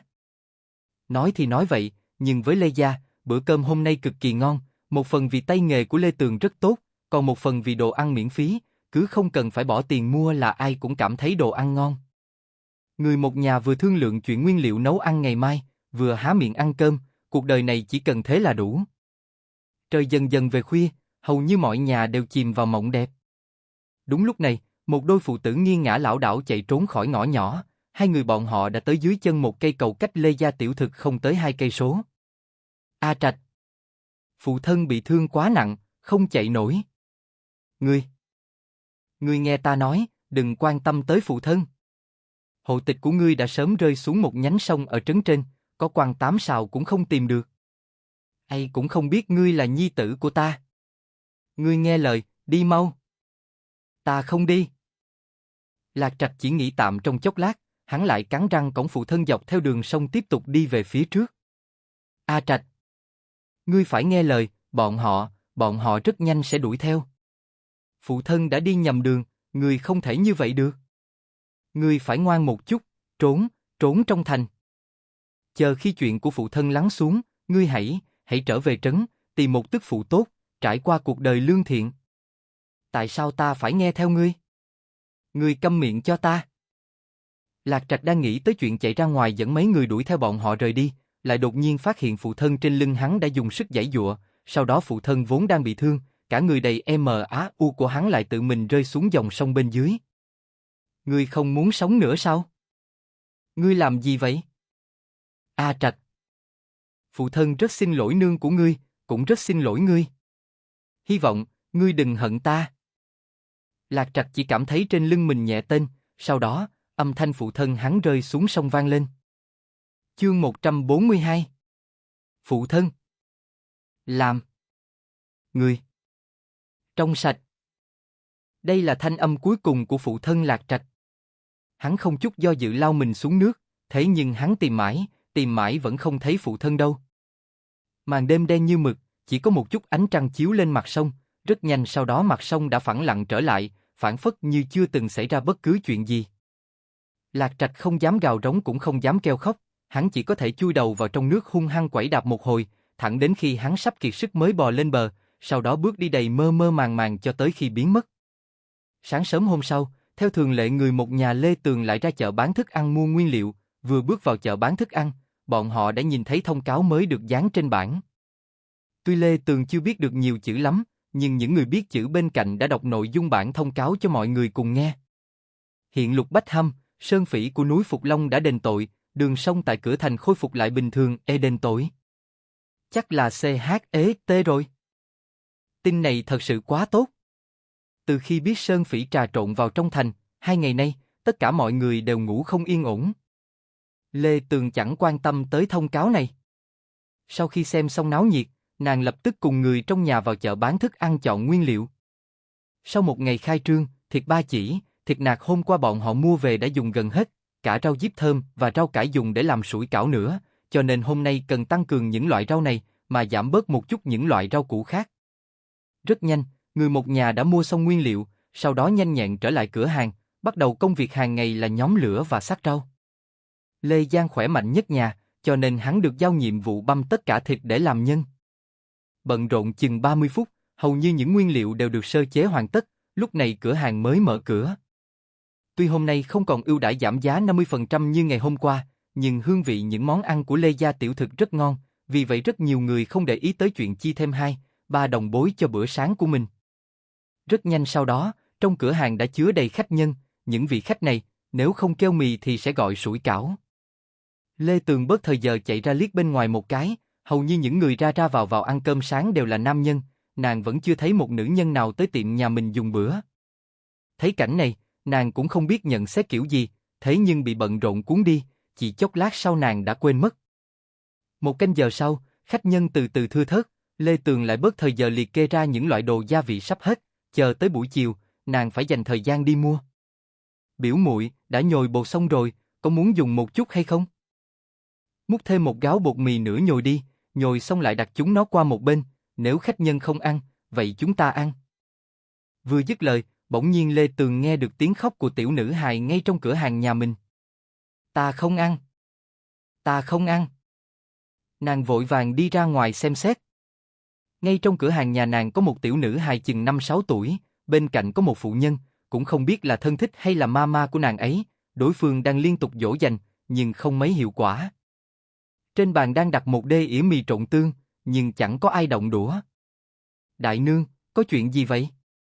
Là mì ăn không ngon sao? Không phải, đại nương có chút thận trọng trả lời. Đây là tôn nữ nhà ta, ngày thường nàng đều ăn cơm nương của nàng nấu. Gần đây nương của nàng mới sinh hài tử xong, cơm nước chuyển qua cho ta nấu, nhưng nàng không chịu ăn đồ ta làm, đã 2 bữa rồi nàng không chịu ăn gì hết, chỉ khóc lóc cả ngày. Chương 143. Nếu để nàng ở nhà là mồ ngào, sợ nương của nàng không thể nghỉ ngơi được, ta thử mang nàng ra bên ngoài ăn thử xem sao, lại nghe lão Bạch nói hương vị cơm canh nhà ngươi rất tốt, cho nên, Lê Tường đã hiểu mọi chuyện, nàng hơi hơi cong eo cười hỏi tiểu nữ hài. Tiểu muội muội, có thể nói cho tỷ tỷ biết, ngươi thích ăn gì được không? Tiểu nữ hài biểu môi, lệ vẫn giàn giụa quanh khóe mắt, một hồi lâu sau nàng ấy mới trả lời, ta thích ăn cơm nương ta làm. Lê Tường thở dài nhẹ nhõm một hơi, nguyện ý trả lời là tốt rồi. Nàng chỉ sợ gặp phải tiểu nữ hài không chịu để ý tới người khác, nhất quyết gào khóc ầm ĩ lên, lúc đó mới khiến người ta đau đầu. Ta hiểu, chắc chắn nương ngươi làm đồ ăn ngon lắm, chi bằng ngươi giúp tỷ tỷ nếm thử một chút, xem hương vị kém ở chỗ nào, sau đó giúp tỷ tỷ đưa ra ý kiến, được không? Tiểu nữ hài liếc mắt nhìn bát mì trộn tương trên bàn một cái, sau khi do dự một hồi, nàng ấy vẫn lắc lắc đầu, nàng ấy không thích ăn. Như vậy đi, tỷ tỷ làm lại một phần khác. Ngươi đã nhìn thấy cây cải trắng nhỏ chừng này bao giờ chưa? Lê Tường đưa tay cho nàng ấy xem kích thước của một cái sủi cảo, tiểu nữ hài lập tức lắc lắc đầu. Cải trắng trong sân nhà ta, còn to hơn đầu của ta nữa, vậy ngươi chờ một chút, tỷ tỷ đi biến cho ngươi một cái cải trắng nhỏ chừng này nhé. Lê Tường sờ sờ đầu nàng ấy, rồi đi ra phía sau phòng bếp rửa sạch tay. Lúc này biểu tỷ đã nhồi xong bột, nàng lại đi múc một gáo bột khác. Biểu tỷ, giúp ta nghiền 2 cây rau cần kia một chút, nước sốt được rồi. Nghiền rau cần. Vẻ mặt Quan Thúy Nhi đầy nghi hoặc, thế nhưng vừa nghe nàng nói, 2 tay nàng ấy đã lập tức cầm rau cần đi rửa rồi. Sau khi rửa sạch sẽ, nàng ấy lại trực tiếp cầm cối xay nhỏ nghiền rau cần. Nghiền xong, được một chén nước màu xanh lục. Biểu muội, ngươi muốn dùng cái này để làm cái gì? Ngươi cứ nhìn một chút sẽ biết. Lê Tường dùng một miếng vải sạch sẽ, lọc qua chén nước rau cần kia một chút, lặp lại vài lần mới đổ thứ nước ấy vào trong bột mì nàng ấy đang trộn. Sau khi nhào bột xong, cục bột cũng trở thành màu xanh lục. Quan Thúy Nhi, nàng nhìn biểu muội cán cục bột thành những miếng hơi dày, sau đó lấy một nắm bột mì đã nhồi xong, vê tròn lại rồi bỏ vào phần giữa của miếng bột màu xanh lá kia. Làm gì vậy? Lê Tường không giải thích nhiều, nàng trực tiếp ấp bẹp nắm bột mì vừa rồi, sau đó vừa làm vỏ, vừa gói, chỉ chốc lát sau một cây cải thìa đã ra đời. Chẳng qua sủi cảo hình cải thìa kia vẫn còn dính bột, nhìn chưa đẹp mấy, chờ tới khi bỏ nó vào trong nồi, nấu một lúc, sủi cảo hình cải thìa bắt đầu trở nên lấp lánh. Cảm giác trong suốt, long lanh kia khiến nó trở nên rạng rỡ hơn rất nhiều. Chứng kiến từ đầu đến cuối, tới lúc này Quan Thúy Nhi cũng không nhịn được, lập tức trợn mắt há hốc mồm. Những phiến lá xanh bóng mượt này, đâu phải là sủi cảo, rõ ràng chính là cải thìa mà. Lê Tường bưng chén sủi cảo kia ra ngoài, vừa đặt lên bàn, đã thấy tiểu nữ hài kia hô lớn. Thật sự có cây cải trắng nhỏ xíu như vậy nha. Ta không có gạt ngươi đúng không? Cho nên ngươi có thể giúp tỷ tỷ nếm thử hương vị chưa? Tiểu nữ hài tỏ ra vô cùng tò mò với cây cải thìa xanh biếc trong đê ỉa, nàng ấy không chút do dự gật gật đầu. Nàng ấy cũng muốn biết cây cải trắng nhỏ xíu này có hương vị như thế nào. Vừa nghe tôn nữ nhà mình chịu ăn, nải nải của nữ hài cũng vội vàng sắn một miếng sủi cảo hình cải thìa, đưa lên miệng thổi cho nguội rồi đút cho nữ hài ăn. Sủi cảo dùng nhân thịt và rau cải có hương vị tươi ngon nhất, hơn nữa Lê Tường còn cố ý làm một chút nước sốt chua chua để gợi lên cảm giác thèm ăn, cơ hồ ai ăn cũng thích. Chương 144. Hiển nhiên tiểu nữ hài kia cũng vậy, nàng ấy tỏ ra cực kỳ hứng thú với món này, ăn say sưa tới mức đôi mắt cong lại như vầng trăng non. Tỷ tỷ, đồ ăn ngươi làm ngon giống nương của ta. Với tiểu nữ hài kia, đánh giá này xem như đặc biệt cao. Nghe được lời này, Lê Tường cũng cảm thấy rất vui vẻ, nàng cười nói, vì vậy ngươi ăn nhiều một chút, nếu không đủ lại kêu tỷ tỷ làm. Nói xong, nàng đang muốn rời đi, nải nải của tiểu nữ hài lại ngăn cản nàng. Cô nương, một chén này a. Chén này tính ngài 6 đồng bối, cùng giá với sủi cảo bình thường. Vừa nghe giá của một chén này bằng sủi cảo bình thường, đại nương mới cảm thấy yên tâm. Chủ yếu là sủi cảo trong chén của tôn nữ nhà bà ấy quá xinh đẹp, nhìn đã biết là đắt giá, không hỏi cho rõ ràng, trong lòng bà ấy sẽ băn khoăn. Vậy là tốt rồi, cảm ơn ngươi. Lê Tường chỉ cười cười, cũng không nói gì, thấy tiểu nữ hài ăn ngon như vậy nàng cũng cảm thấy yên tâm, vui vẻ trở về trong phòng bếp. Một ngày bận rộn lại qua đi, khách hôm nay còn nhiều hơn ngày hôm qua một chút, nguyên liệu hết đầu tiên là thịt. Nhưng tới giờ này rồi, nếu đi mua thêm thịt về cũng chẳng làm được mấy món ăn, vì thế Lê Tường lấy hết mấy thẻ món ăn có thịt treo trên tường cửa tiệm nhà mình xuống. Cuối cùng trên đó chỉ còn lại vài món mì sợi, mì trụng dầu, mì canh nước luộc thịt, mì trộn tương, những món này biểu tỷ đều biết cách làm, vì vậy nàng muốn lười một chút, chạy qua tiệm sách bên kia. Từ sẩm tối ngày hôm qua tới giờ, bên tiệm sách kia chưa qua bên này lấy đồ ăn, Lê Tường suy đoán, chắc hẳn mụn trên mặt Liễu phu nhân bên kia đã hết rồi, hiện tại thời gian còn sớm, nàng nghĩ một chút, cảm thấy mình nên qua đó một lần, coi như qua thăm hỏi, cũng thuận tiện hỏi những chữ mình không biết luôn. Cái cảm giác thất học này quá khó chịu. Nàng quyết tâm, về sau nếu còn cần ký khế ước gì nữa, nàng sẽ tự mình đọc được, không cần mang qua nhờ người khác. Nhanh học xong cuốn thiên tự văn kia mới là chuyện chính. Vì thế nàng dặn dò người trong nhà một tiếng, sau đó mang theo sủi cảo cải thìa vừa nấu xong qua tiệm sách. Khẳng định tiểu tiên nữ tinh xảo như Liễu phu nhân, cũng thích món ăn tinh xảo đáng yêu như vậy. Thanh Chi tỷ tỷ, ta đến gặp phu nhân, nàng thế nào rồi? Phu nhân ư? Khá tốt nha. Người nấu món gì mang qua vậy? Thanh Chi mở hộp đồ ăn nhìn vào, sau đó nàng ấy theo bản năng nuốt một ngụm nước miếng, một cây cải thìa thật xinh đẹp đáng yêu. Ngươi lên đi, Lê Tường không chú ý tới biểu tình của Thanh Chi, bởi hiện giờ đầu óc của nàng đã bị mùi hương từ hành lang lên lầu phủ kín. Mùi hương đồ ăn này không hề thanh nhã, tĩnh lặng như trước kia, đây là mùi hương của hoa quế pha trộn với bánh gạo kê. Phu nhân đang ăn điểm tâm ư? Không, dường như điểm tâm không được thơm như vậy. Nàng mang theo hộp đồ ăn đi lên, ngay trước cửa phòng có một cái bếp lò nhỏ, lò nơi hấp phía trên bếp lò đang bốc lên mùi hương nàng vừa ngửi thấy. Phu nhân, người biết làm điểm tâm ư? Liễu Kiều bình tĩnh nhét viên hình tròn vào cái khuôn đúc hình chiếc lá trong tay rồi ấn xuống. Làm điểm tâm rất khó sao? Đương nhiên, dù sao ta học mãi cũng không học được. Phu nhân, ngươi thật lợi hại. Đây là bánh gạo kê hoa quế sao? Tạo hình thật là đẹp mắt, bị khen nàng một hồi, Liễu Kiều không nhịn được để lộ ra một nụ cười. Coi như ngươi tinh mắt, đợi chút nữa mang 2 lồ NG trở về ăn đi. Nhà ngươi khai trương ta còn chưa mang lễ mừng qua. Vậy cảm ơn phu nhân. Lê Tường chẳng chút khách khí, nàng rất hiểu niềm vui khi đồ ăn mình làm được người khác say mê, thưởng thức. Phu nhân, hôm nay ta mang một món ăn nhẹ qua đây, người nếm thử xong lại làm. Chương 145. Tâm tình Liễu Kiều không tồi, nàng ấy gật gật đầu, sau khi hấp xong mẻ bánh trên bếp lò, nàng ấy lập tức rửa sạch tay. Tuy nàng ấy thích ăn đồ ngọt, nhưng cũng thích ăn ngon. Đặc biệt là những món do Lê Tường làm, hương vị thơm ngon lại còn được ăn miễn phí. Làm sao ngươi tạo được hình lá cải thì vậy? Còn có màu xanh lục nữa, trông thật đẹp. Cái này ư? Dùng chút nước rau cần trộn với bột mì, gói lại sẽ thành màu xanh lục. Chẳng qua mùi của rau cần hơi nồng một chút, có thể đổi thành rau chân vịt, nó cũng sẽ ra màu xanh lục, chỉ là đậm hơn một chút. Liễu Kiều vừa ăn sủi cảo, vừa suy tư chuyện gì đó rồi mới nói, Thì chẳng lẽ bánh gạo kê cũng có thể thêm những loại nước này để điều chỉnh màu? Đương nhiên là có thể.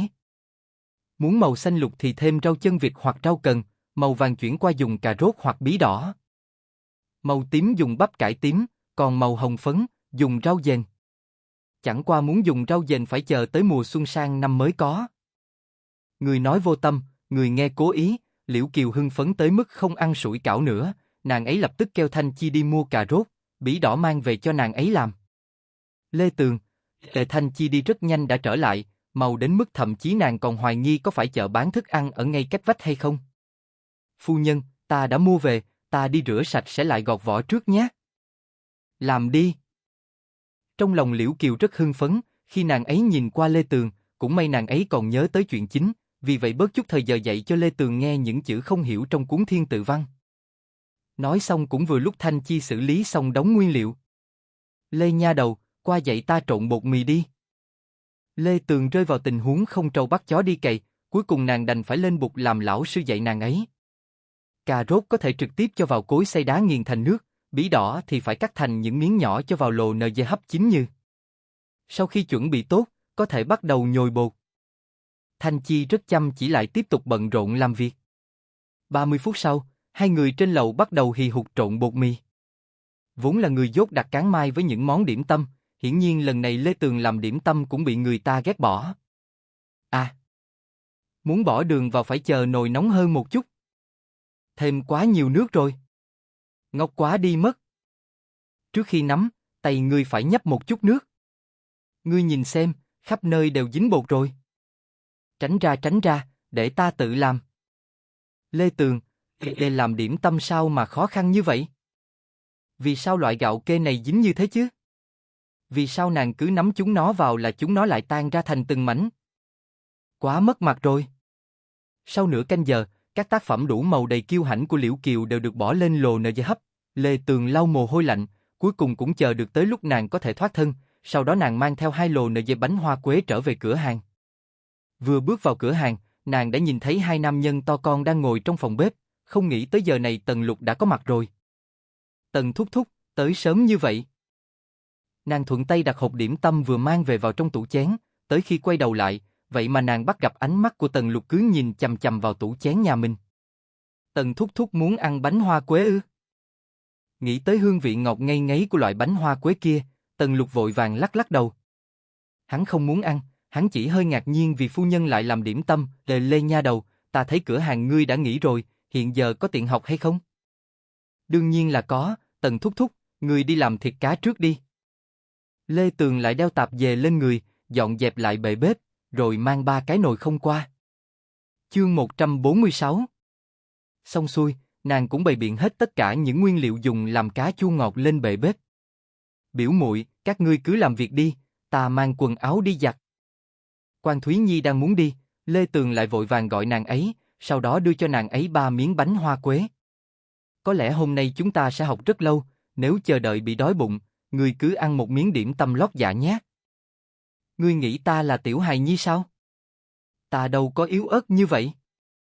Trước kia, nàng ấy còn thường xuyên bị bỏ đói cả ngày, chỉ ăn muộn một chút đâu có sao. Quan Thúy Nhi cười, nhưng cuối cùng nàng ấy vẫn nhận lấy mấy miếng điểm tâm. Chẳng qua nàng ấy không ăn, mà thời điểm lên lầu lấy quần áo, nàng ấy lại để chúng lên bàn.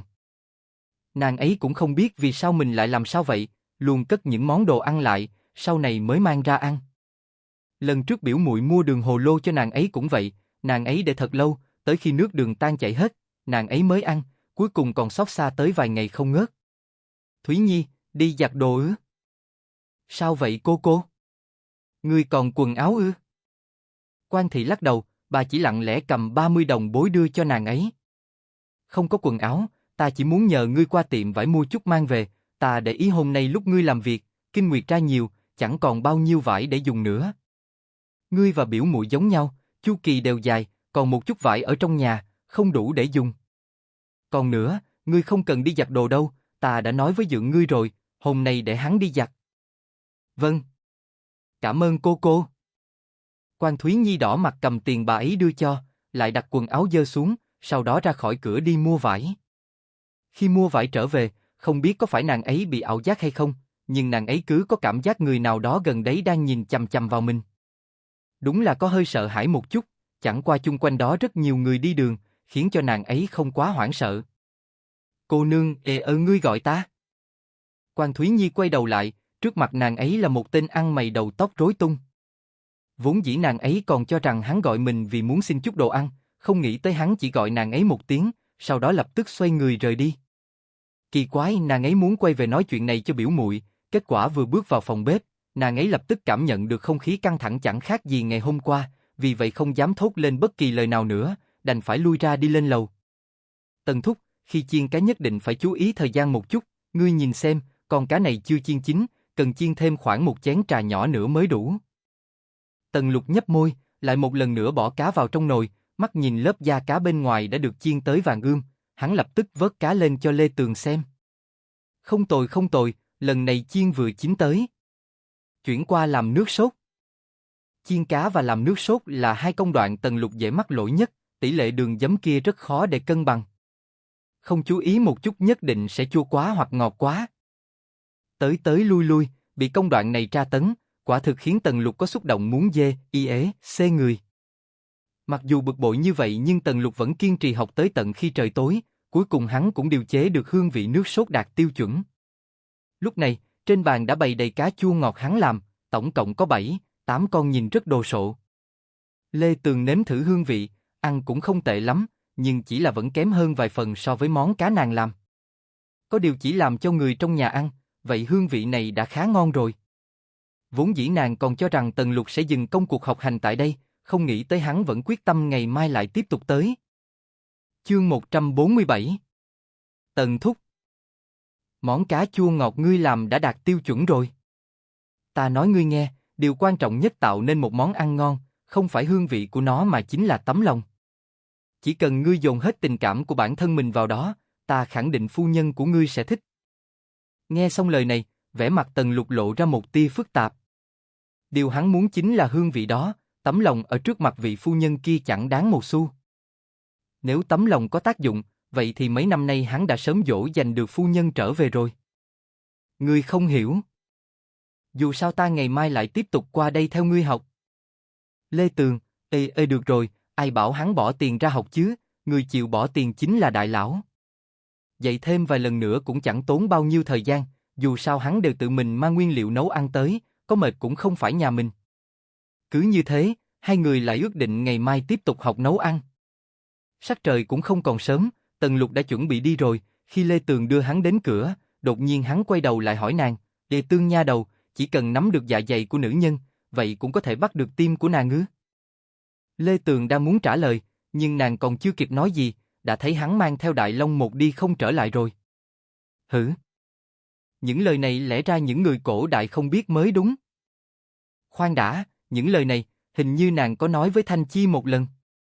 Cho nên... Hả? Chuyện gì đang xảy ra vậy? Lê Tường ngẩn ngơ. Thanh Chi là người cả ngày canh giữ bên người phu nhân nhà nàng ấy, chắc chắn nàng ấy sẽ không đi nói mấy chuyện bắt được trái tim này cho một người không quen không biết đâu.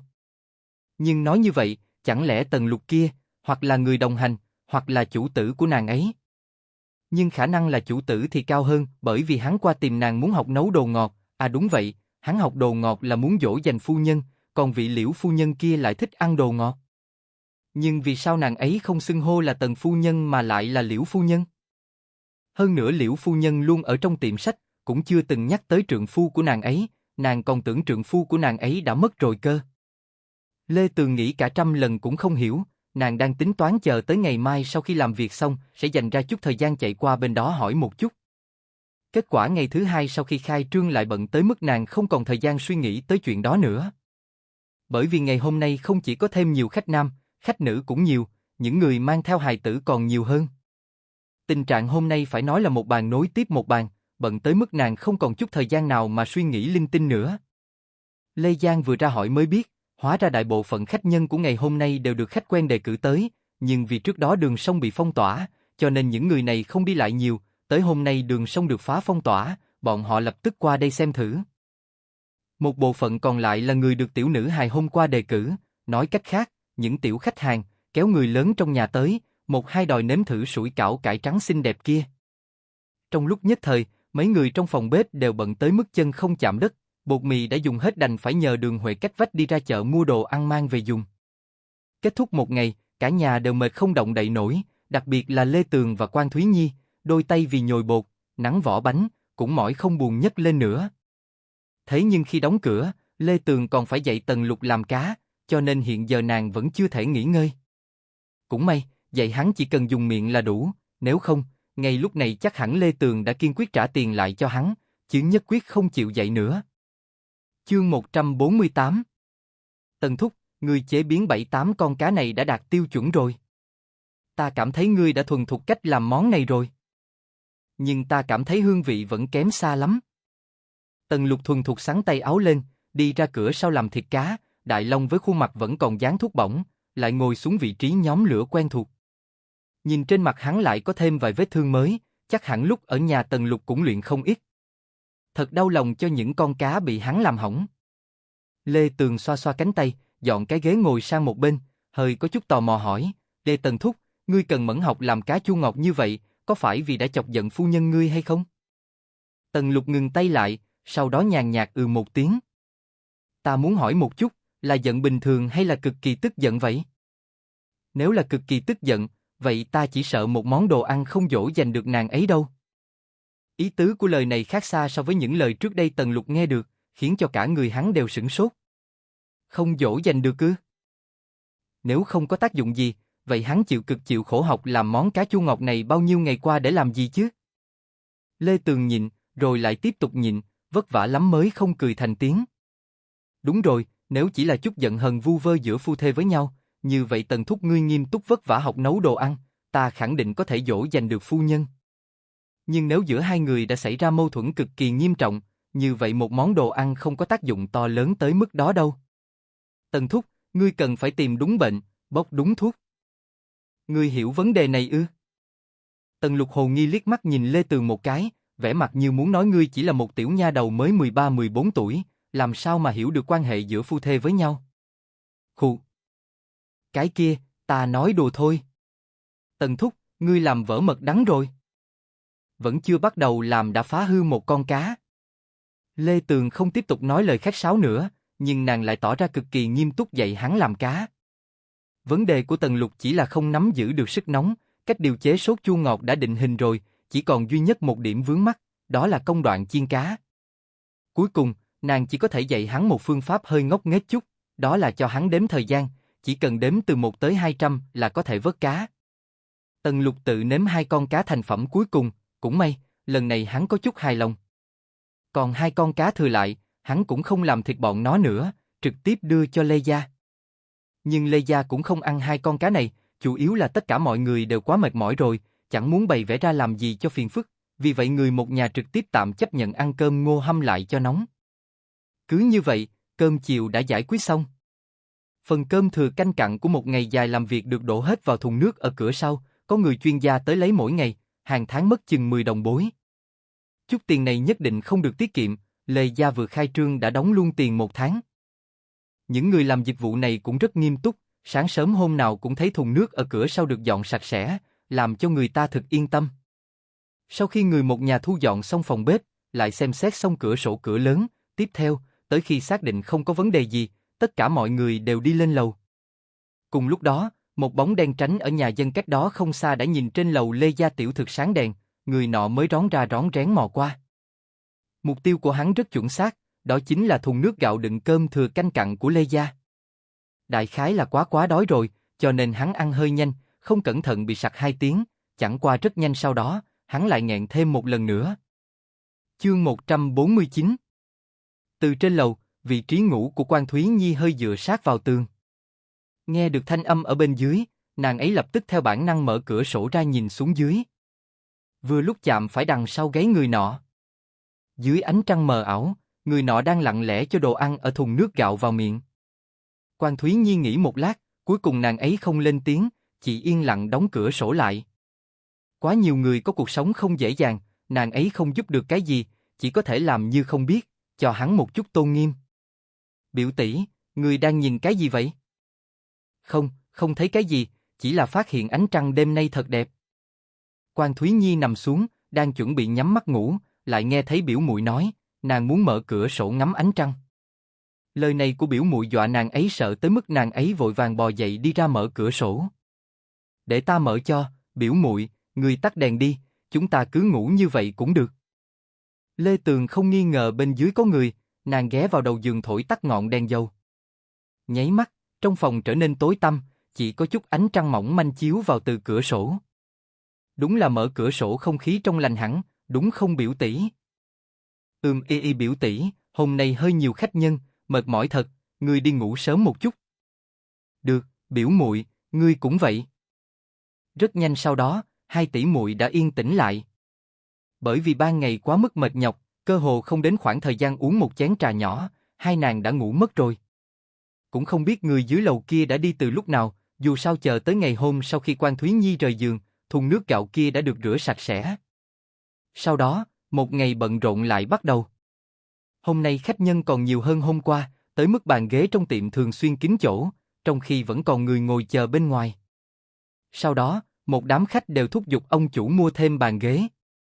Chỉ cần đã ăn qua đồ ăn ở Lê Gia Tiểu Thực, cơ hồ những vị khách đó đều trở thành khách hàng quen của nơi này. Suy cho cùng, món ăn nhà nàng vừa mới lạ, hương vị còn ngon hơn những tiệm đồ ăn nhẹ khác. Đã được nếm những món ngon như vậy, còn ai nguyện ý qua ăn những món bình bình thường thường kia? Nghe thanh âm cực kỳ náo nhiệt ở bên ngoài, trong lòng Lê Tường càng thêm kiên định. Những vị khách này thực sự ưa thích tay nghề của nàng, cũng là nền tảng để gia đình nàng bám trụ trong thành. Tương Nhi, bàn số 3 muốn 2 chén mì trộn, 3 chén sủi cảo, muốn cay. À, nghe được. Lê Tường vừa cầm một nắm mì đã sắc ném vào trong nồi, vừa lấy cái đĩa đựng phối liệu bỏ vào. Quan Thúy Nhi ở bên cạnh cũng nhanh nhẹn gói 3 chén sủi cảo. Chỉ trong khoảng thời gian uống một chén trà nhỏ, mì trộn và sủi cảo đều xong. Lê Giang đi vào mang món ăn ra. Ngay lúc hắn đặt đồ ăn lên bàn cho khách, chợt ở bên ngoài xuất hiện một người quen của hắn. Chẳng qua người tới không nhận ra hắn. Không phải ngươi nói muốn đưa ta tới chỗ ăn ngon sao? Tại sao lại đưa ta tới một cửa hàng rách nát như thế nào? Ai, đừng nóng giận vội. Bọn họ đều nói hương vị món ăn của cửa hàng này rất tuyệt, còn ngon hơn cơm canh của mấy tiểu lâu, trà lâu đó. Nam nhân kiên nhẫn dỗ dành nữ nhân bên cạnh, tới khi dỗ dành nàng ta xong, hắn mới vẫy tay gọi Lê Giang chọn món. Tiểu nhị, món đầu bảng của các ngươi là món nào? Sắc mặt Lê Giang hơi phức tạp, hắn cũng không biết người kia không nhận ra hắn thật hay là đang giả ngu. Nhưng hắn cũng không vạch trần người kia, chỉ đưa tay chỉ thẻ bài giá một ngân bối trên tường. Món ăn đầu bảng ở trên đó là cá, gồm 3 món ăn ngẫu nhiên, đảm bảo quý khách không thể tìm được ở những nơi khác. Vừa nghe có 102, nữ nhân bên cạnh hắn lập tức la hét muốn thử món ăn kia. Chương 150. Tuy nam nhân đó cực kỳ xót ruột, nhưng vì ngại mặt mũi, hắn không dám thốt lên câu không được, vì vậy chỉ có thể căng da đầu chọn. Khách quan có ăn được cay không? Hai người đều gật gật đầu. Được rồi. Khách nhân bàn số 4 gọi món đầu bảng, 3 món ăn. Lê Giang quay đầu, lập tức đi vào trong phòng bếp. Tuệ nương, người đoán xem người đang ngồi bên ngoài là ai? Quan thị sửng sốt, lắc đầu không hiểu. Là Ngũ Đại Khuê. Bên người gia hỏa kia còn có một nữ nhân, hai người bọn họ tỏ ra cực kỳ thân cận còn lôi kéo tay nhau, vừa nhìn đã biết quan hệ không bình thường. Nhưng hắn làm như không quen biết ta, có lẽ là giả vờ. Phải biết rằng, Lê Giang chỉ liếc mắt một cái đã nhận ra họ Ngũ kia. Thôi đi, người ta đã gặp ngươi bao giờ đâu? Dĩ nhiên là không nhận ra ngươi. Trong lòng Quan thị âm thầm khinh thường, từ khi Ngũ Đại Khuê kia còn trẻ, bà ấy đã cảm thấy đối phương chẳng phải người tốt. Chẳng phải chỉ là 10 mấy tuổi đã có công tác ở trấn trên hay sao? Có vậy mà mắt hắn đã leo cao tới đỉnh đầu, mỗi lần trở về nhìn thấy người một nhà bọn họ đều khinh thường y như nhìn những người hạ đẳng. Đúng là cái thứ gì đâu. Lúc này, bà ấy bỗng có chút đồng tình với Kiều Thị, một nữ nhân ở trong thôn mang theo mấy hài tử thành gia lập nghiệp, coi trượng phu quan trọng hơn tất cả, còn thường xuyên khoe một tháng trượng phu cho bà ta phí sinh hoạt mấy trăm đồng bối. Nhưng trượng phu của bà ta chẳng thèm chuyên tâm công tác ở trấn trên, ngược lại còn dẫn theo một nữ nhân vui vẻ đi dạo trong thành, một bữa cơm có thể ăn hết một ngân bối. Nếu để bà ta biết được chuyện này, chẳng biết sẽ ầm ĩ tới mức nào. Nương, Ngũ Đại Khuê chính là phụ thân của Ngũ Thừa Phong. Đúng vậy, Lê Tường, Ngũ thừa phong thật đáng thương, có nương như vậy, lại thêm một phụ thân kiểu này. Đúng là phụ thân không thương mẫu thân không yêu, lúc này còn không biết tên đó đang màn trời chiếu đất ở nơi đâu. Hay, không phải tất cả những bậc phụ mẫu đều xứng đáng được làm phụ mẫu. Tương Nhi, người muốn làm 3 món ăn gì? Vẫn là cá chua ngọt, cá hầm ớt ư? Lê Tường lắc đầu, nàng không thèm làm mấy món ăn phức tạp đó đi chiêu đãi một tên tra nam đâu. Một món hấp, một món cá lát trơn tuột, thêm một món cá kho tộ là được. Hấp? Vậy không phải có 102 rồi? Lê Giang có chút lo lắng. Suy cho cùng tất cả mọi người đều từng ăn cá hấp, vừa nãy hắn còn nói với mấy người kia là món có 102 mà.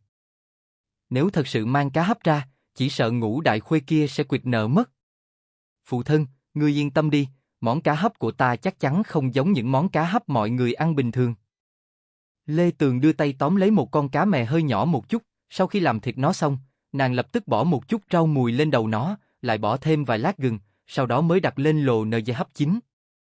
Tiếp theo, nàng lại rắc lên thân cá một chút hành thái sợi, gừng thái sợi, cùng với cà rốt lát mỏng thái sợi, lại bỏ chút rau mùi lên trên, cuối cùng mới tưới nước tương lên trên. Lúc này trên thân cá vẫn còn chút mùi tanh thoang thoảng. Tới khi nàng rưới lên mình nó một muỗng dầu sôi, vốn dĩ con cá hấp rất bình thường hồi nãy, lập tức bốc lên một trận hương thơm. Ngay cả Quan Thị cũng không nhịn được nuốt nuốt vài ngụm nước miếng. Lê Giang cũng vậy, hắn chưa từng nhìn thấy món cá hấp nào như vậy, càng nhìn càng thấy yên tâm, sau đó rất nhanh nhẹn bưng cá ra bên ngoài. Cá hấp vừa tưới dầu sôi phát ra một mùi hương mê người, hấp dẫn tất cả ánh mắt của những khách nhân trong tiệm. Một màn này cũng làm thỏa mãn lòng hư vinh của Ngũ đại khuê. Chính vì vậy, dù hắn nhìn thấy một con cá nhỏ xíu trong đê ỉa cũng không hề giận dữ.